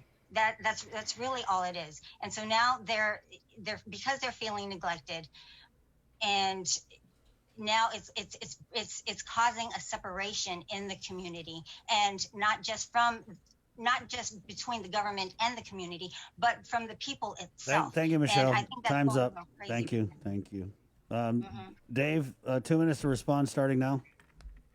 Okay, thank you, Chris. I would give the administration, they've had a hard, very tough job to do, and they're doing the best they can. But as far as a grade, A to F, I'm going to give them a solid C. And the reason for that is, there's a lot of things that can be done, that can be improved, that can be done better. As Senator Candidate Armenta mentioned, transparency and speaking to other people. I know the governor has a group of people that she advisors, Dr. Cruz and other people, but I think she needs to expand that to also include other individuals within the community, business leaders, the mayors, everyone, not just the select group that she has. Then again, sometimes they advise her and she doesn't listen, she doesn't follow their recommendations. So again, just to answer the question, I give her a C. There are a lot of things that can be improved, and again, expand the amount of people that give her advice. Not that she's going to follow all of them, but it's good to get some input from the people, especially even the general public, citizens of Guam. They have a say in it as well, so she should be able to listen to them as well. Thank you, Chris. Thank you, Dave. Senator Terlahi, 2 minutes starts now. Thank you. I first want to acknowledge that we have seen a lot of hard work. You've had the people on your show, the public health this morning and GMH this morning, and so many in our community who are working so very hard. So I want to credit them for hard work. The administration, the governor, they're working hard. I very much believe that. But I would give them a C because I still believe that there is more we could do to bring the community along and bring in, get their buy-in on our actions as a government and help them to understand what we are prioritizing, help them to understand, that we are trying to reduce risk of infection. And the way we're going to get them to understand that is by being as transparent as possible regarding the data. You've heard me in all of my oversight hearings and in many other occasions. I am demanding all the data that we can get because I believe there are people in our community who could use that to help us. And I believe that when the community knows what the high risk activities are, they're going to act appropriately. But when in their own minds, they can't understand the logic between one decision to the next, we lose them. And things change fast. So we have to, react fast, and we're not perfect. So I'm not asking anyone to be perfect, but I'm asking them to be open and willing to work together, willing to lay out that information, willing to hear ideas, and I do want to credit public health because this rapid response team, it's great. It's what we needed from the very beginning. And I'm hoping we have a lot more of those and not just one team, because that's what we've always said. If we're going to open businesses, then we better be able to handle whatever spread is going to occur from that opening. Thank you, Senator. Thank you. Sabrina, next question. Yeah, I'd like to hear your specific ideas to help our economy recover. And we'll start with you, Senator Terlahi. Thank you. Well, obviously, we've been impacted greatly, the businesses.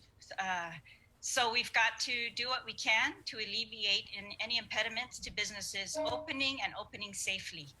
And I on my side, Chair of Public Health, have made it my priority that we need contact tracers. We need them to be, as rapid as possible. We need to isolate the virus. So if we can isolate the virus, we can prevent its spread. And if we can find the businesses that are where contamination is evident and protect any customers, then we do that.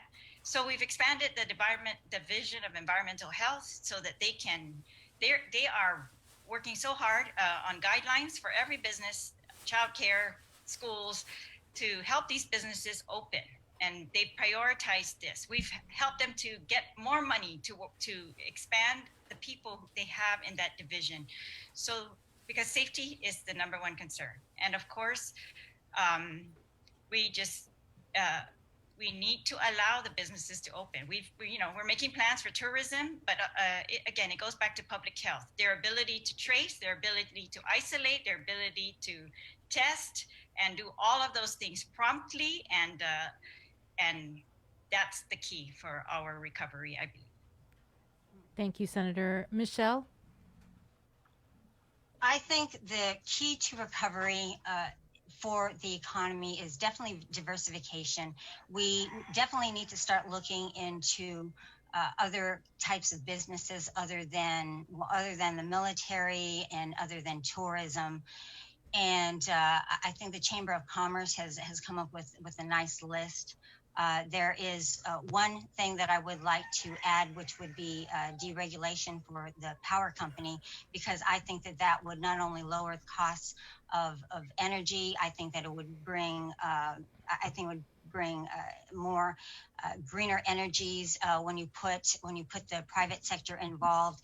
And I think it would also create more businesses, because with deregulation, then we would actually have individual companies that would deliver electricity to the people, which would create competition, and that's why prices would be lowered. So that's one of my business ideas, as opposed to just well, not just to, but in including what the Chamber of Commerce has added. Thank you, Michelle. And Dave. Thank you. Thank you very much. First and foremost, we got to get a handle before any recovery is going to happen successfully. Get a handle on the COVID-19. Once we get that done, the next thing I would do immediately, and I've mentioned this in many interviews, it's somewhat controversial, but there's a way to do it, and that is to lower the BPT back to its original. What is it, 4%? It was. Lower the BPT. And yes, that would generate less revenues for the government, but then again, the government at Guam needs to learn to live within its means. The current employees don't have to worry. Through attrition, retirement, hiring freeze, you put those into effect, and they should be able to survive. So, you know, a lot of people get worried that we're going to have massive layoff in the governments if we have a reduction in the BPT. That's not going to happen. It's not going to happen, period. Through attrition, again, we're not going to lay off. We're not going to furlough anyone, but lower the BPT. That's crucial. And like Senator candidate Armenta said, we need to invite new businesses. One of the businesses during this pandemic, all over the world for that matter, that has not only thrived, they just boomed. Their business just skyrocketed, and that is the on-let buying. So Guam, being that where we are and situated in the region, I propose that we open up, entice business to open up here as a transshipment hub. Built warehouses, you know, Amazon, I use that a lot as an example. Get Amazon to come here, stock the warehouse with all their items, and use Guam as a transshipment. Once again, the business of online ordering has just skyrocketed. So that's what I would do. Thank you, Dave. Next question. In this last legislature's term, we've seen what many would call lack of decorum, and some others would call outright pettiness. We've seen microphones get cut off. We've seen senators talking over each other. It's been pretty contentious, and that's just between the Democrats, right? I said rude. Yeah. That being said, how can we improve our working relationship in the legislature between the senators in the next term if you're elected or reelected? And we'll go ahead and start with Dave. We'll just stick with you. You have 2 minutes to respond. Thank you, Chris. Great question. I just recently saw a session of the legislature, and unfortunately involved one of my good senators, Senator Chalahi. Senator Yu. I was watching, and I was just blown away at good old speaker there, gabbling away. Says, "You're out of order. You're out of order." You know, I don't know. I don't agree. You know, and many a times you see during legislative session when they go on recess, they turn off the mics. I say leave them on. I want to hear what they're talking about in the background. But you know, they just need to learn to let a senator speak. If they have an objection or a point of order, let them say their piece. Like I said, the last session that I watched that occurred with Senator Chalahi, and I mean, it went as far as Speaker Barnes calling for the Sergeant of Arms. I mean, ridiculous. It's just outrageous. I saw that. Sergeant of Arms, Sergeant of Arms. It's like, what are you going to do? Drag Senator Chalahi out of the session hall? Let her speak. My goodness. Anyway, thank you. I plan to change that. If we have the same speaker in the 36, I'm going to have to buy some extra gavels because they're going to be gabbling a lot on me for sure. Thank you, Chris. You're going to bring your own gavel. I'm going to bring a whole bunch. BYOG. Thank you, Dave. Michelle, you have 2 minutes to respond to the question starting now. I think that right now a lot of people in the government are under a lot of pressure and a lot of stress, and they're feeling it not just from the virus, but they're feeling it, from the people, and everything is as a result from the virus. And I think that with those emotions, it can be let out in other places. I think that what we can do is, if we did come together to get a plan, then maybe there wouldn't be quite so much tension. I also think that maybe if we had some people, if we got together, if the Republicans and the Democrats, and apparently, Democrats who are fighting amongst each other, I think we just sat down together and actually, got to talk about a lot of the issues that we are dealing with, a lot of the things that we want to do, that we want to accomplish. And I think we just need to, I think some of it also has to do with some pride. And we just need to sit back and we need to take a breath and work together and be with each other and understand where it is that everybody's coming from. And I think if we have the plan, then I think a lot of those emotions will come down a bit. Thank you, Michelle. Senator Terlahi, you have 2 minutes to respond to the question starting now. Thanks for that question. It's tough. I am not proud that we are having what looks like conflict on the session floor. I want things to be smoother, but maybe, at least for me, I can only speak for myself personally. Michelle's right. We are under pressure. We are all trying to do what we think is best for the government of Guam, for the people of Guam. It's one of the reasons I became a lawyer. I don't like underdogs or, those who are disadvantaged being taken advantage of. And so, sometimes I want the rules to be applied fairly in the session hall and across the government of Guam. That's what I want. And so sometimes I fight for that. But I don't intend to cause a ruckus or anything like that. I really do think we are all trying to be sincere in our efforts. And I agree, we could do a lot better getting consensus, just as we have asked the governor to get the consensus of the people and move forward with trust. We all in the legislature, we do better to get consensus with each other, and so that we understand the plan. A lot of times it's because we don't understand where we are going or why we are doing things a certain way, why rules are applied one day and then not the next day, and things like that. Those can be avoided, and we just have to work harder together. Thank you, Senator. Sabrina? The governor has cited her superpowers that she has in the Emergency Health Powers Act to do a lot of the things that she has done to control and crush this virus.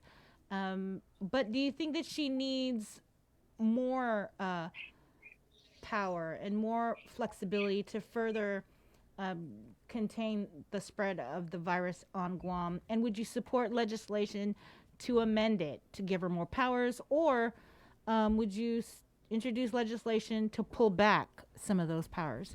And if you could explain your reasons. We'll start with you, Senator Terlahi. Thank you. It's a tough question. We've been very tempted in different times during these last 6 months to revoke those emergency powers, because we feel they're being, executed without consensus or without even an understanding of where we are heading with those things or what they were based on. And I think that's the most important part.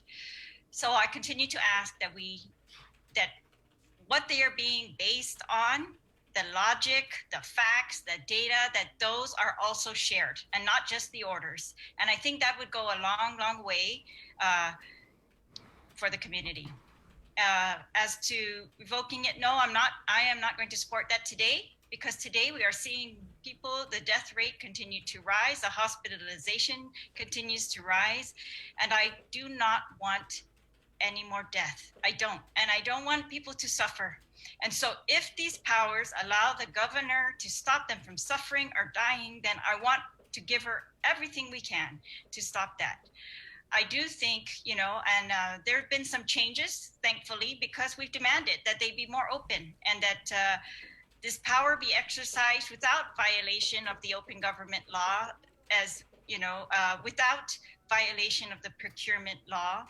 And so I think that especially those two things, that they should be limited and that we should follow all the rules as much as possible that show what we are doing to the public and allow for input on that spending, procurement, and priorities. Thank you, Senator. Dave? Thank you. The current authority power that the governor possesses right now, I think, is adequate. I don't think she needs any more. Just not too many sessions ago, that was brought up. They were trying to provide more power to her, and that failed, I believe, and rightly so. Again, she does need the tools to get the job done, and I think she has the tools and the authority and the power that she needs right now. So, and with the equal branch of government, with the legislature, if the legislature sees that certain things are not being addressed, then being the equal power in government, they have a say-so. So again, do the governor need more power? No. Should they revoke her powers that she has now, the authority? No. So that's my answer. Thank you. Thank you. And Michelle? I don't think that,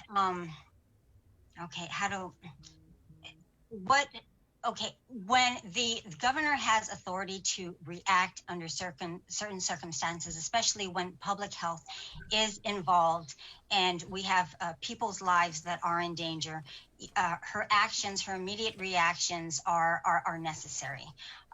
There shouldn't be any type of suspension of any type of transparency or the open government law or any of that. But after a certain amount of time, when you start extending after another, it shouldn't just be a decision made by one person. There should be at least some sort of committee where they have to advise her to look at everything. And it's not just about transparency with the governor, but it's also the people going on, why it's going on. We are under the assumption that this virus is going to go away. And when you listen to reports and surveys from the World Health Organization, from the CDC, it's, studies are going out all the time so that we can find out more about this virus. And as of right now, a study out of Illinois, 1 in 5 people have had the virus when they studied to see if they've had the antibodies. And another study was found that 1 in 10 people worldwide has the virus. And with the way this virus spreads, I don't see this going away anytime soon. So it's not just a reaction to what is going on. We need to have a plan if this doesn't go away. And we can't be in lockdown the entire time, especially when you have things like the World Health Organization saying that the lockdown was only supposed to be a temporary till we find a plan. We need the plan. So. Thank you, Michelle. Did you want to ask a question? Oh, is it my turn? I can ask it. No, go ahead. Yeah, I know you can ask all day. Go. The island suffering from a crisis that no one really likes to talk about. Suicide. Even before COVID, the numbers were high, and the numbers are continuing to rise during COVID. People are suffering anxiety about what's happening on our island. We've heard that the crisis hotline, the emergency crisis hotline, they've been receiving record numbers of phone calls. What will you do if re-elected to improve mental health services for our people? And we'll start with you, Michelle. This falls in line with priorities. And I think, especially right now, public health it should definitely take a front seat when it comes to priorities. And this would fall in line with that. This also coincides with transparency. And once again, I can't reiterate enough wanting to come up with a plan, because if people knew what was going to happen, then they wouldn't, I think it would calm down some of that anxiety. Because when you don't know what's going on and you're in fear of one thing or another or a combination of both, that's going to create a level of stress that a lot of people can't handle, especially if they don't know what is going to happen. So when you're looking at an adult who has children that they have to feed, they don't know if they're going to have a job. They don't know if they're going to have any money. They don't know how long, this federal aid is going to be here. They don't, they could be losing hope. They do lose hope, which is why they end up going to take that next step. But I also think that the Catholic Church has to step up on that part as well, because faith has a lot to do with how people react to certain things. And I know that not everybody is Catholic, but we are 85% Catholic, so I think that would talk to the majority, and we wouldn't just limit that to Catholics alone. It would be for everybody. And I think that the community is really good about opening up to everybody and not just a certain group. So I think it's a community effort from the government and from our faithful establishments and friends and family to be there even when we can't be there, which is part of the problem with some of these lockdowns also. So I think people know who have underlying conditions and how you can maintain those distances if need be. But we still need to be able to communicate, because that's what we're created for one another. Thank you, Michelle. We need that interaction. Thank you. Senator Terlahi. Thank you. This is a very serious question. And when I became chairperson of health, the first agency that I sat down, met with in their building was the Guam Behavioral Health and Wellness Center. And because they had been under a consent decree with the district court, they had to improve. And so they were showing me their plans of how they were going to comply and grow. And so I'm proud that for the first year of this term, we increased the budget at Guam Behavioral Health by $1 million, I think it was. And because we wanted them to expand their in-house capacity, for treatment. And we also, in this most recent fiscal year 21 budget, one of the few agencies that actually saw an increase from FY20 was behavioral health, because I think we all, the legislature, recognizes this is very serious. We've also seen the Guam Department of Education expand their services. I'm very concerned about the students, and so they have responded accordingly. They are using federal money, and they have to, they are trying to reach these students with the assistance of behavioral health. And I know that, interestingly, the health emergency statutes are very clear about mental health being has to be made available. It has to be a priority. And so that was one of the first things I did back in March too, was to check what is your availability. And I'm glad to say that they have been open, available, trying to make it known to the public that they are available for public health services. But I do think on a very personal level, the media has done a good job of this. It's highlighting those who are helping each other. We help each other. Thank you, Senator. Dave? Okay, thank you. Yeah, serious issue. I think every one of us here in Guam, including my family as well, has heard or have a relative that committed suicide. Funding, as Senator Talai mentioned, is a very big factor in the behavioral health being successful, but education as well. And again, that boils down to having the right proper funding. Education, getting the word out to the public all the time, not just once in a while, but every time, whether it be on the media, radio, television, letting them know that the services are available for the people out there that are suffering, especially during these tough times of during this pandemic. As I mentioned, suicide everyone's stressed out right now. They're out of a job. They're trying to figure out how they're going to make ends meet, feed their family. The family members have to be aware and know what are the telltale signs of someone that is under duress, under stress, so they can intervene before tragedy happens. So again, education is definitely very important. We got to keep it out there in the media, keep it out in front at all times, all the time, not just sometime, but the more you hear it, the more you see it, the more likely it's going to take, and you'll get results out of it. Thank you. Thank you. Thank you, Dave. Michelle. Michelle. 2 minutes, Michelle. I'm sorry, I missed the question. The island is suffering from a crisis that nobody really talks about, suicide. We are seeing numbers on the rise during this pandemic. We're also seeing record number of phone calls to the crisis hotline over at the Behavioral Health and Wellness Center. A lot of people are experiencing a lot of anxiety right now. What will you do if elected to improve mental health services for our people? Well, like the last question, this goes back to priorities and funding. Obviously, a lot of things have changed.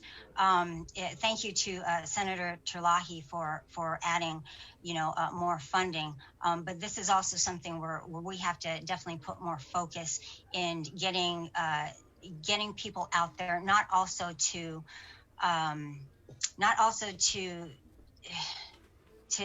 be there. We have to let people know that there are people out there for them.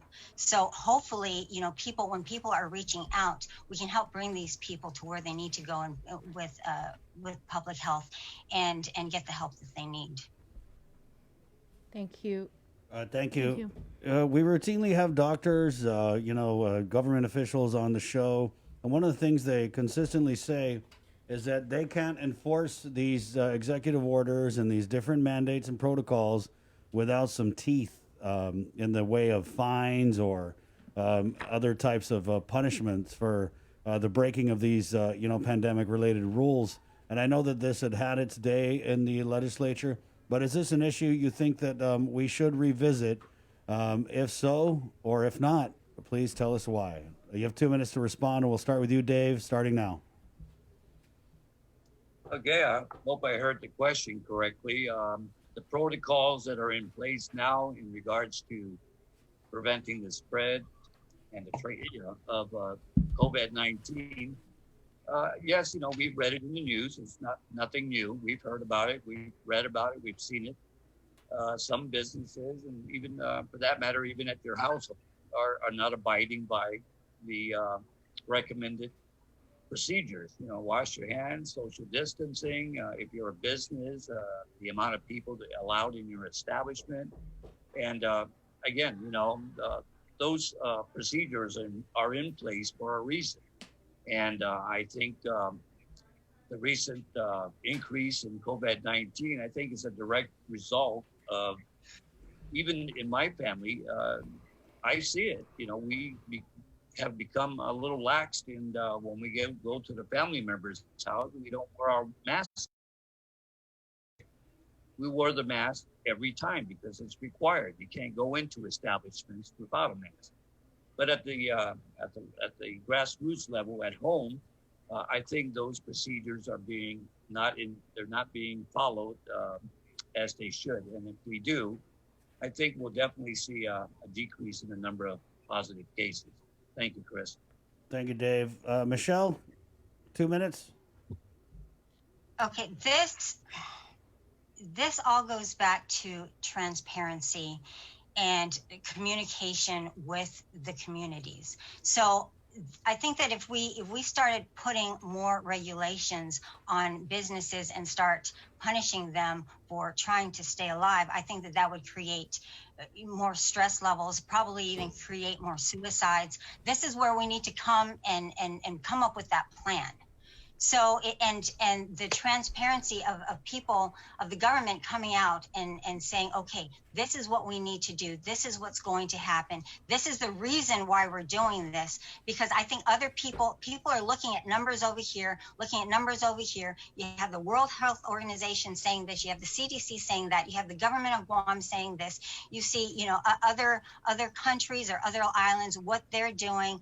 And everybody's doing something different. Everybody has a different community. Everybody is reacting differently, and nobody knows what's going on. And everybody they want to survive in one way or another. And I think at some point we need to realize that this is probably something that we're going to have to live with. And by punishing businesses for trying to stay alive so that they can support their families, so that businesses can take care of their employees, so that employees can get a job, so that they can support their families. Everything ties in together. And without a plan, there is just mass confusion. So people are going to start resenting the government if they haven't already. And people are just, this is what leads to the suicides. We need that communication, and we need a plan. Thank you, Michelle. Senator Terlahi, 2 minutes. Yes, thank you. As to enforcement, first of all, I've recommended to public health that this is why their decisions have to be data-driven. This is why their guidelines that they are imposing on businesses have to be as narrowly tailored as possible to meet the risk that we are facing. If it's not geared towards the risk, then, you know, it's going to be challenged. And I also have pushed them, you know, months ago that they should be meeting with they should have the assistance of the Attorney General in all of their decisions up front, not in the end, not afterward, not after the fact when we're trying to enforce a guideline that we put in. It should be in advance so that we know that these things are legal when we begin. And that I think they, you know, and then when they are, that we should enforce them to the fullest extent. And I've suggested to them, and, you know, that they should have been, if they are issuing guidelines to businesses to open. And now I want to give some credit to the Chamber of Commerce, the Women's Chamber, the businesses themselves who have helped come up with these guidelines. They are showing how they can operate safely. And I appreciate that very much. And so I appreciate that they help each other. They have offered assistance to other businesses to make sure that all of them are in compliance and that they operate safely. That's the goal. And so I've asked that, you know, if the guidelines say that up front and they're not, they don't operate according to their guidelines, and they have no business operating, because they are only allowed to operate pursuant to approval of these guidelines. And I think in the law that we overrode regarding, you know, transparency and use of CARES funds, and that we also gave some flexibility for the Department of Revenue and Taxation that when they need information from these businesses. Thank you, Senator. Thank you. Okay. We're going to take a break real quick, and we're going to come back with your closing statements here on the link. It's the Breeze. No, we're going to get another question from Sabrina. I just have one more question. Okay, yeah. So we got to take a break. So sorry. We just want to make sure we give you the same time that we gave all the other candidates. And I apologize because of, you know, the rapidly evolving situation with this pandemic. We had to get some guests on that took some of your time. So we're only trying to give it back to you. So stand by. It's 10:24. Good morning, Guam. Quench that thirst at McDonald's. GU Self-Storage, conveniently located near the Harmon McDonald's. We offer affordable rates, online payments, and auto bill pay for your convenience. Plus gate access daily from 6 a.m. to 9 p.m. Call us today at 648-7867 for more information. Pepsi Guam Bottling, a local company. We produce your favorite products right here on island, like Pepsi, Mountain Dew, Hanum, Chamorro Punch, Tropical Ice, and more. We've invested millions into local production and will continue to upgrade our facilities and provide local jobs so you can truly buy local. Our long history of producing the freshest and best products will continue. This is our vision. Pepsi Guam Bottling. Kids medicine mayor wisat ne kisara churari sawal COVID-19. Mi burin nageri warawat at si posopuero ne ferie petri semwen. Awarauru fito awen seri kots. Purpurayo puet nuporam nofeten. Terupom non ukukun rueseken. Terugeri soap mekorik. Ikeseor soap mekorik. Ikewe hand sanitizer mayor orupesen arupornan. Terufiji ekoreri me bisekarabasra Son atapa, que sapatapa, one mesom, nawatireim, ikeapuren me fisemwen. Epetin maraom, me marawen atsigitseng fabiri, pan marawatskits medicine. Epeti sawag, me amarawakits. Retit sikire poros, katogeri kakeri irugatewe, ikatawan, ewe website tphss.com.gov/Chapter. Translation is made possible by a grant from the U.S. Department of Interior, Office of Insular Affairs. Celebrate National Pizza Month with the Pepsi Pizza Report. Pepsi helps celebrate this tasty month with an easy way for you to win Pepsi and pizza. Post a photo of yourself enjoying your favorite Pepsi beverage to KOM News or Uno Instagram or Facebook pages to enter to win Pepsi and pizza from one of our pizza sponsors. Catch the Pepsi Pizza Report every Thursday on KOM News' The Link Morning Show and on the social media pages of KOM News for reports, tastings, and everything pizza and Pepsi. The holidays are almost here, and we could all use an extra dose of cheer and joy this year. So, we're breaking the rules and giving you a holiday head start on Breeze 93.9 FM. Throughout the months of October and November, listen to the special holiday head start blocks of all the season's favorites from 2 p.m. to 3 p.m. and again from 8 p.m. to 9 p.m. Let's try to make spirits bright and make this the most wonderful time of the year. Happy holidays from Breeze. The Christmas Pops virtual holiday shopping fair is coming on Sunday, November 29th. It's the third annual Christmas Pops event with local artisans, crafters, and businesses in a reimagined and safe way for you to shop. As many small businesses struggle to survive, the call to buy local is greater than ever. To learn more and participate in this one-of-a-kind multimedia marketplace event on the stations and digital platforms of KOAM Communications, bringing together the island's biggest array of local vendors, email bettyann@koam.com or visit koam.com. Sa panahon ng pandemya ng COVID-19, kailangan ng kooperasyon ng bawat isa. Kailangan natin mapanatiling malakas ang katawan at sumunod sa mga alituntunin ng gobyerno para ligtas ang lahat. Ang distansyang 6 feet bawat isa ay laging susundin, lalo na sa mga pagtitipon. Panatiling magsuot ng face mask sa labas ng bahay, lalo na sa mga pampublikong lugar. Maghugas ng mga kamay gamit ang sabon sa loob ng 20 seconds. Kung walang tubig at sabon, gumamit ng hand sanitizer na hindi bababa ng 60% alkohol. Maglinis at magdisinfekta ng mga madalas na hinahawakan. Iwasang hawakan ng mukha mo. Manatili sa bahay kung may sakit. Tulungan na mabawasan ang paglaganap ng COVID-19 sa pamamagitan ng pag-download ng Guam COVID Alert app sa App Store o Google Play. Protektahan ang sarili, ang iyong mga mahal sa buhay at ang mga mamamayan. Ang pag-iwas ay nakapagliligtas ng buhay. Para sa karagdagang impormasyon, mangyari makipag-ugnayan sa 311 o bisitahan ang aming website sa dphss.guam.gov. Think about it. This is the 36th anniversary of October named as Breast Cancer Awareness Month. The KOAM Care Force encourages you to think pink this October with our social media presentation, Pink About It, on October 22nd, and our KOAM News 5-part series, Awareness is Power, airing from the 19th to the 23rd, featuring a few incredible cancer warriors and the importance of screening and managing this disease. Think Pink is brought to you by Island Cancer Center.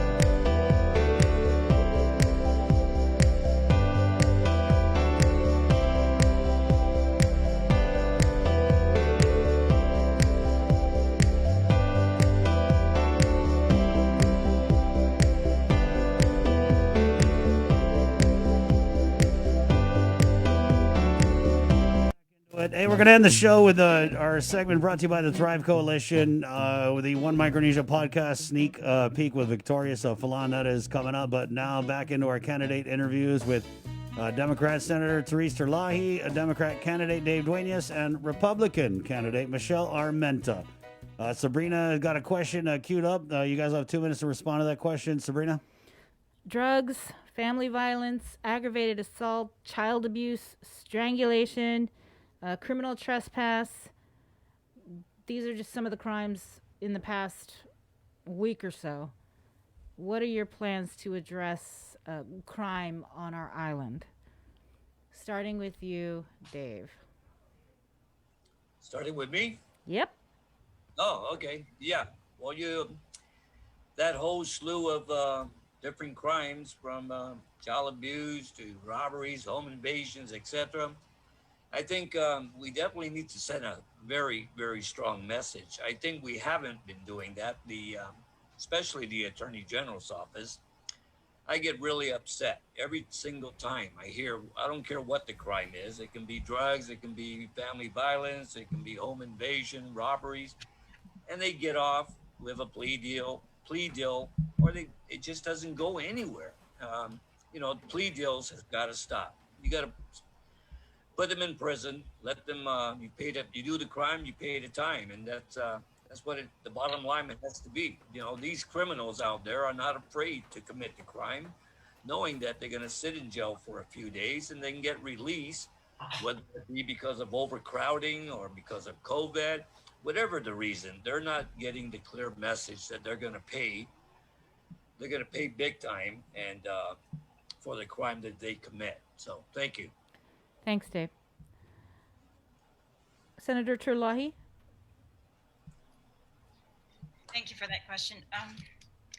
Yes, crime is a very serious. I live in Jotnya, and I feel like Jotnya has a very high incidence of crime. It's a large village, but also, people are struggling. And so as a senator, when I ran for senator, I'm very aware of this. My house has been broken into maybe 4 times. But, all families are impacted by crime, and we need to stop. And so we've been told by the officials that the majority of crime on Guam stems from drugs. And so, oversight after oversight, we've called customs in, tried to ensure how can we help them shore up the borders to stop the importation of drugs. And so we have tried to help them to do this. They've told us they do not do 100% inspections. They need to increase inspections. We've also tried to ensure that the Attorney General's office prioritizes the hiring of prosecutors. I've had oversight of the judiciary. I think that was unprecedented, to ensure that they are adequately monitoring the sex offender list and that they are not, having their marshals implement warrants on a unfair basis. We've also ensured that release of sex offenders is going to stop unless they can prove that these sex offenders will not reoffend and that they've undergone some type of treatment that is effective. So these are some of the things that we are doing for crime. But, again, we've got to just help people with their basic needs and be very firm on those who violate the rights of others and especially those in their houses. Thank you, Senator Terlahi. Michelle? This is another place where the priorities of funding needs to go. I do believe that we need more police officers out on the street. I do believe they need to be seen. And I do believe that that people need to know that, and criminals need to know that when they are caught, that, there will be a harsh sentencing. So instead of being let go, and I think everybody knows that. And that's part of the reason why a lot of people are so frustrated. So we need more cars out on the street to it does help for prevention, but it doesn't stop it. So, but at this point, every little help does count. And the more police there are out there on the streets, the less you're going to see crime occur. I know that that's not going to happen right away, but that needs to be a priority. As far as drugs go, we need to let people know that there is help out there. There are organizations to help get people off of drugs. We also need to secure our borders. We have to be more stringent on them. There has to be 100%. There's only so many ways that drugs can come on the island. So I think we need to find out where those sources are and lock down on it. Thank you, all three of you, for coming on and sharing your plans if you're elected or reelected. I really appreciate it, and I'm sure the people of Guam appreciate your time as well. And now we're going to give you your final opportunity and to speak with your closing comments. And you have 2 minutes, and we will start with you, Michelle. Okay. Well, the past few months are proof that there needs to be a better balance of power when decisions are being made. And there has been too much underrepresentation in the legislature for far too long. So it's time to demand a greater sense of government frugality, transparency, and leadership that sets responsible priorities. And it seems that each week there's a new story of a small business that's closing, and more of our friends and family are losing jobs and struggling to make ends meet. And the voice of the people is being neglected. And it's time to bring back balance on how we address what matters most to our families. Our community is unique. Whenever someone is down, there's always someone else who's willing to help them up. And that's how we overcome challenges. It's by working together. And with that, I know that we can overcome anything. So I am asking you to trust me to be a vigilant, vocal advocate for Guam, and to please vote for me, Michelle Armenta. I'm #1 on the Republican side of the ballot. Thank you. Thank you, Michelle. Dave Duenas, you have 2 minutes. Closing statement to address the people of Guam starting now. Thank you, Chris. Thank you. Great being on the link this morning. And before I forget, because when we did our opening statement, I forgot that I'm #7 on the ballot on the Democrat side. And please don't hesitate to vote for me as early as tomorrow. And you can vote early, as we said. I think voter registration ends on August 30th. So if you haven't registered, get out there and register. Get out and vote early, vote safe, and take all the precautions you need to. In closing, real quick, just to recap some of the questions that we responded to, the governor doesn't need more authority. She has enough authority as it is. We don't need to take any more power from her. She can keep what she has now, but she don't need more power. Suicide, we need education. #1, a lot of education on that. Keep it up in the forefront. Keep it up every single day. Get the word out about that. Crime, we need to be tougher on them. No more plea deals. These criminals need to pay the penalty, harsh penalties, and then and only then will they understand that they will be punished severely if they continue to do the crime. So once again, Dave Duenas is #7 on the ballot. Lucky 7.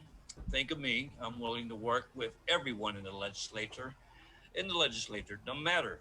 I don't care if you're a Republican or Democrat. When you win, if you become a senator, you won your race, you're in the legislature. There's no need to bring your party with you anymore. Leave it at home. You're now there to work for the people. And I plan to do that. Thank you very much. #7, Dave Duenas. Bye. Thank you, Dave. Senator Terlahi, the last word, 2 minutes worth to address the people of Guam in your closing statement, starting now. Thank you. Being the chair for the Committee on Health, Tourism, Historic Preservation, Land, and Justice in the 35th Legislature, it's been extremely challenging, especially under this public health emergency, where our tourism's been halted, and this represents 1/3 of our economy. The health emergencies brought stress, anxiety to families, their mental health, livelihoods, general well-being are threatened. It's crushing our spirits when we come from a culture who thrives on face-to-face contact with our friends and our loved ones. And it's very much exacerbated the fragile state of healthcare on Guam. And I've worked tirelessly to advocate for prioritizing public health resources and to support our health infrastructure, holding the most oversight hearings and roundtables in the 35th Guam legislature to get to the root of the issues, and fighting to prioritize critical agencies in need of more resources to get us through this pandemic. I've stood alone at times, taking politically challenging positions on the session floor, and I've had to ask some difficult questions of public officials and friends during oversight hearings this term, including my agencies, and most especially when it comes to government finances and tax refunds. Transparency and accountability are critical to a good government, and I've clearly demonstrated that I strive for positions that are rooted in truth, justice, and I hope that, and I pledge to continue to serve in this capacity for the people of Guam in these critical times. Again, I ask all of you voters to flex your power and your voice and vote early and vote safely. The Election Commission's open from Monday to Friday, 9 to 6 in Aguon, the GCIC building. That's your best bet for no lines. And please vote number 10. Help me help you. And Neetzz Mani Ari for the trust that you have placed in me so far. Thank you, Senator. Michelle, thank you so much for your time. Dave, thank you for your time. Senator Talahi, good. Thank you, everyone. Good talk, guys. Good talk. Loved your words this morning. Stay safe. Good job, everyone. Be safe. Good job. Wash your hands. Great to be on with you too. Thanks, Sabrina. Thanks, Chris. Thanks, Jason. Thank you, guys. All right, guys. There's still virtual Latinza there. Jason just brought in some virtual microwavable cinnamon rolls. Pizza rolls. Oh, pizza rolls. Sorry. And tater tots. And bagel bites. Did you do home delivery? There you go. It's right there. It's virtual. Michelle, take a whole there's a whole bunch of it for you guys. I Okay. got oyster crackers. Yeah. We just ask that you guys maintain the social distance when you're getting your balutan. Okay. Thank you. Take All care. right, Esta. Everyone. Be safe. Be safe. Thank you. All right. We'll see you. 10:41. Good job today, Bree. Good job. Takeaways, real quick. We just saw and heard about our 63rd COVID-related fatality. It was a 51-year-old male. This follows the 62nd COVID-related fatality, which was a 58-year-old man, which happened yesterday. We spoke with Lillian Cruz. There are 62 COVID patients hospitalized at the Guam Memorial Hospital. 12 are receiving ICU level of care. 4 are on a ventilator. Of the 62, 9 are over at the COVID isolation facility at the SNU in Barragata Heights. She did provide some good news that they are anticipating at least 10 more staff, off-island medical professionals, I believe nurses, that will be flying in and helping the island and helping GMH. Thank you. We're going to end the show here with a segment brought to you by the Thrive Coalition. We're just so happy with our partnership with the Thrive Coalition, where we remind you it takes a whole village, even an island, to raise healthy and drug-free youth. So come on and thrive with us. You guys thrive through this weekend. Remember, you're safer at home. There's a whole lot of stuff you could do. That don't mean you got to go do it. Be safe, as everyone who is in a position to know has said, not just this morning, but in many mornings past. We're on the verge, some would say, tumbling down the other side into what could be COVID chaos. I mean, it's bad. It's bad. They're talking triple-digit hospitalizations. So just do your part. They're putting it on us. It's on the community. So we can do it. Break fluid. And we're going to leave you with this sneak peek of One Micronesia podcast. Joe, sir, good job today, Joe, sir. Jason Salas, as always, an honor serving with you, my friend. Ken Janier, Master Control. And we got your 6 of the KUAM News Team Primetime Show. Good job today, Bree. Good job, Chris. All right, we leave you with a sneak peek of One Micronesia podcast. Be safe, Guam. Do us proud. My name's Chris. I'm Bree. Esta, adios. All right, Hoffa guys, and welcome to another episode of the One Micronesia podcast. Now, today is going to be a very special one because I get to educate myself on what this organization is all about. And today I get to sit down and for the first time meet this awesome brother who reached out to me over social media after I did a couple of episodes way back. I believe it was with Mello and Craig over a beach cleanup. So after that, he reached out and was like, "Hey, man, I want to get in contact with you. Try to, I have something going on. I want to push this out, and I believe this would be a right place to talk about it because it'll also benefit the brothers and sisters from the FAS citizens." So I'm like, "Hey, if that's what it's for, if that's the deal, I'm all for it." So here with me on the podcast as my guest, and if for the first time ever meeting him, I do have Troy Aguon with me. Troy, brother, thank you so much. I know it's so late, but it is what it is. Thank you so much for taking your time to speak with me today on the podcast. Honored to be on, man. Thank you for having me. Thank you so much. Let's talk about this island-wide fundraiser. You said it was you called it the global-wide fundraiser. Let's talk more about that. Global fundraising. Yes. So this man, the world is a different place, my brother. I mean, it's a scary time, man. I mean, if you were to sit and think about it and look what's happening in the news,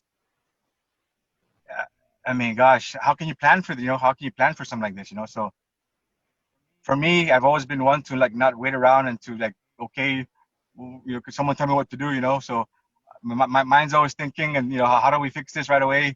How do we come up, be creative? So this is my answer to the whole fundraising part as far as for the nonprofit industry, because I listen to the news every day religiously.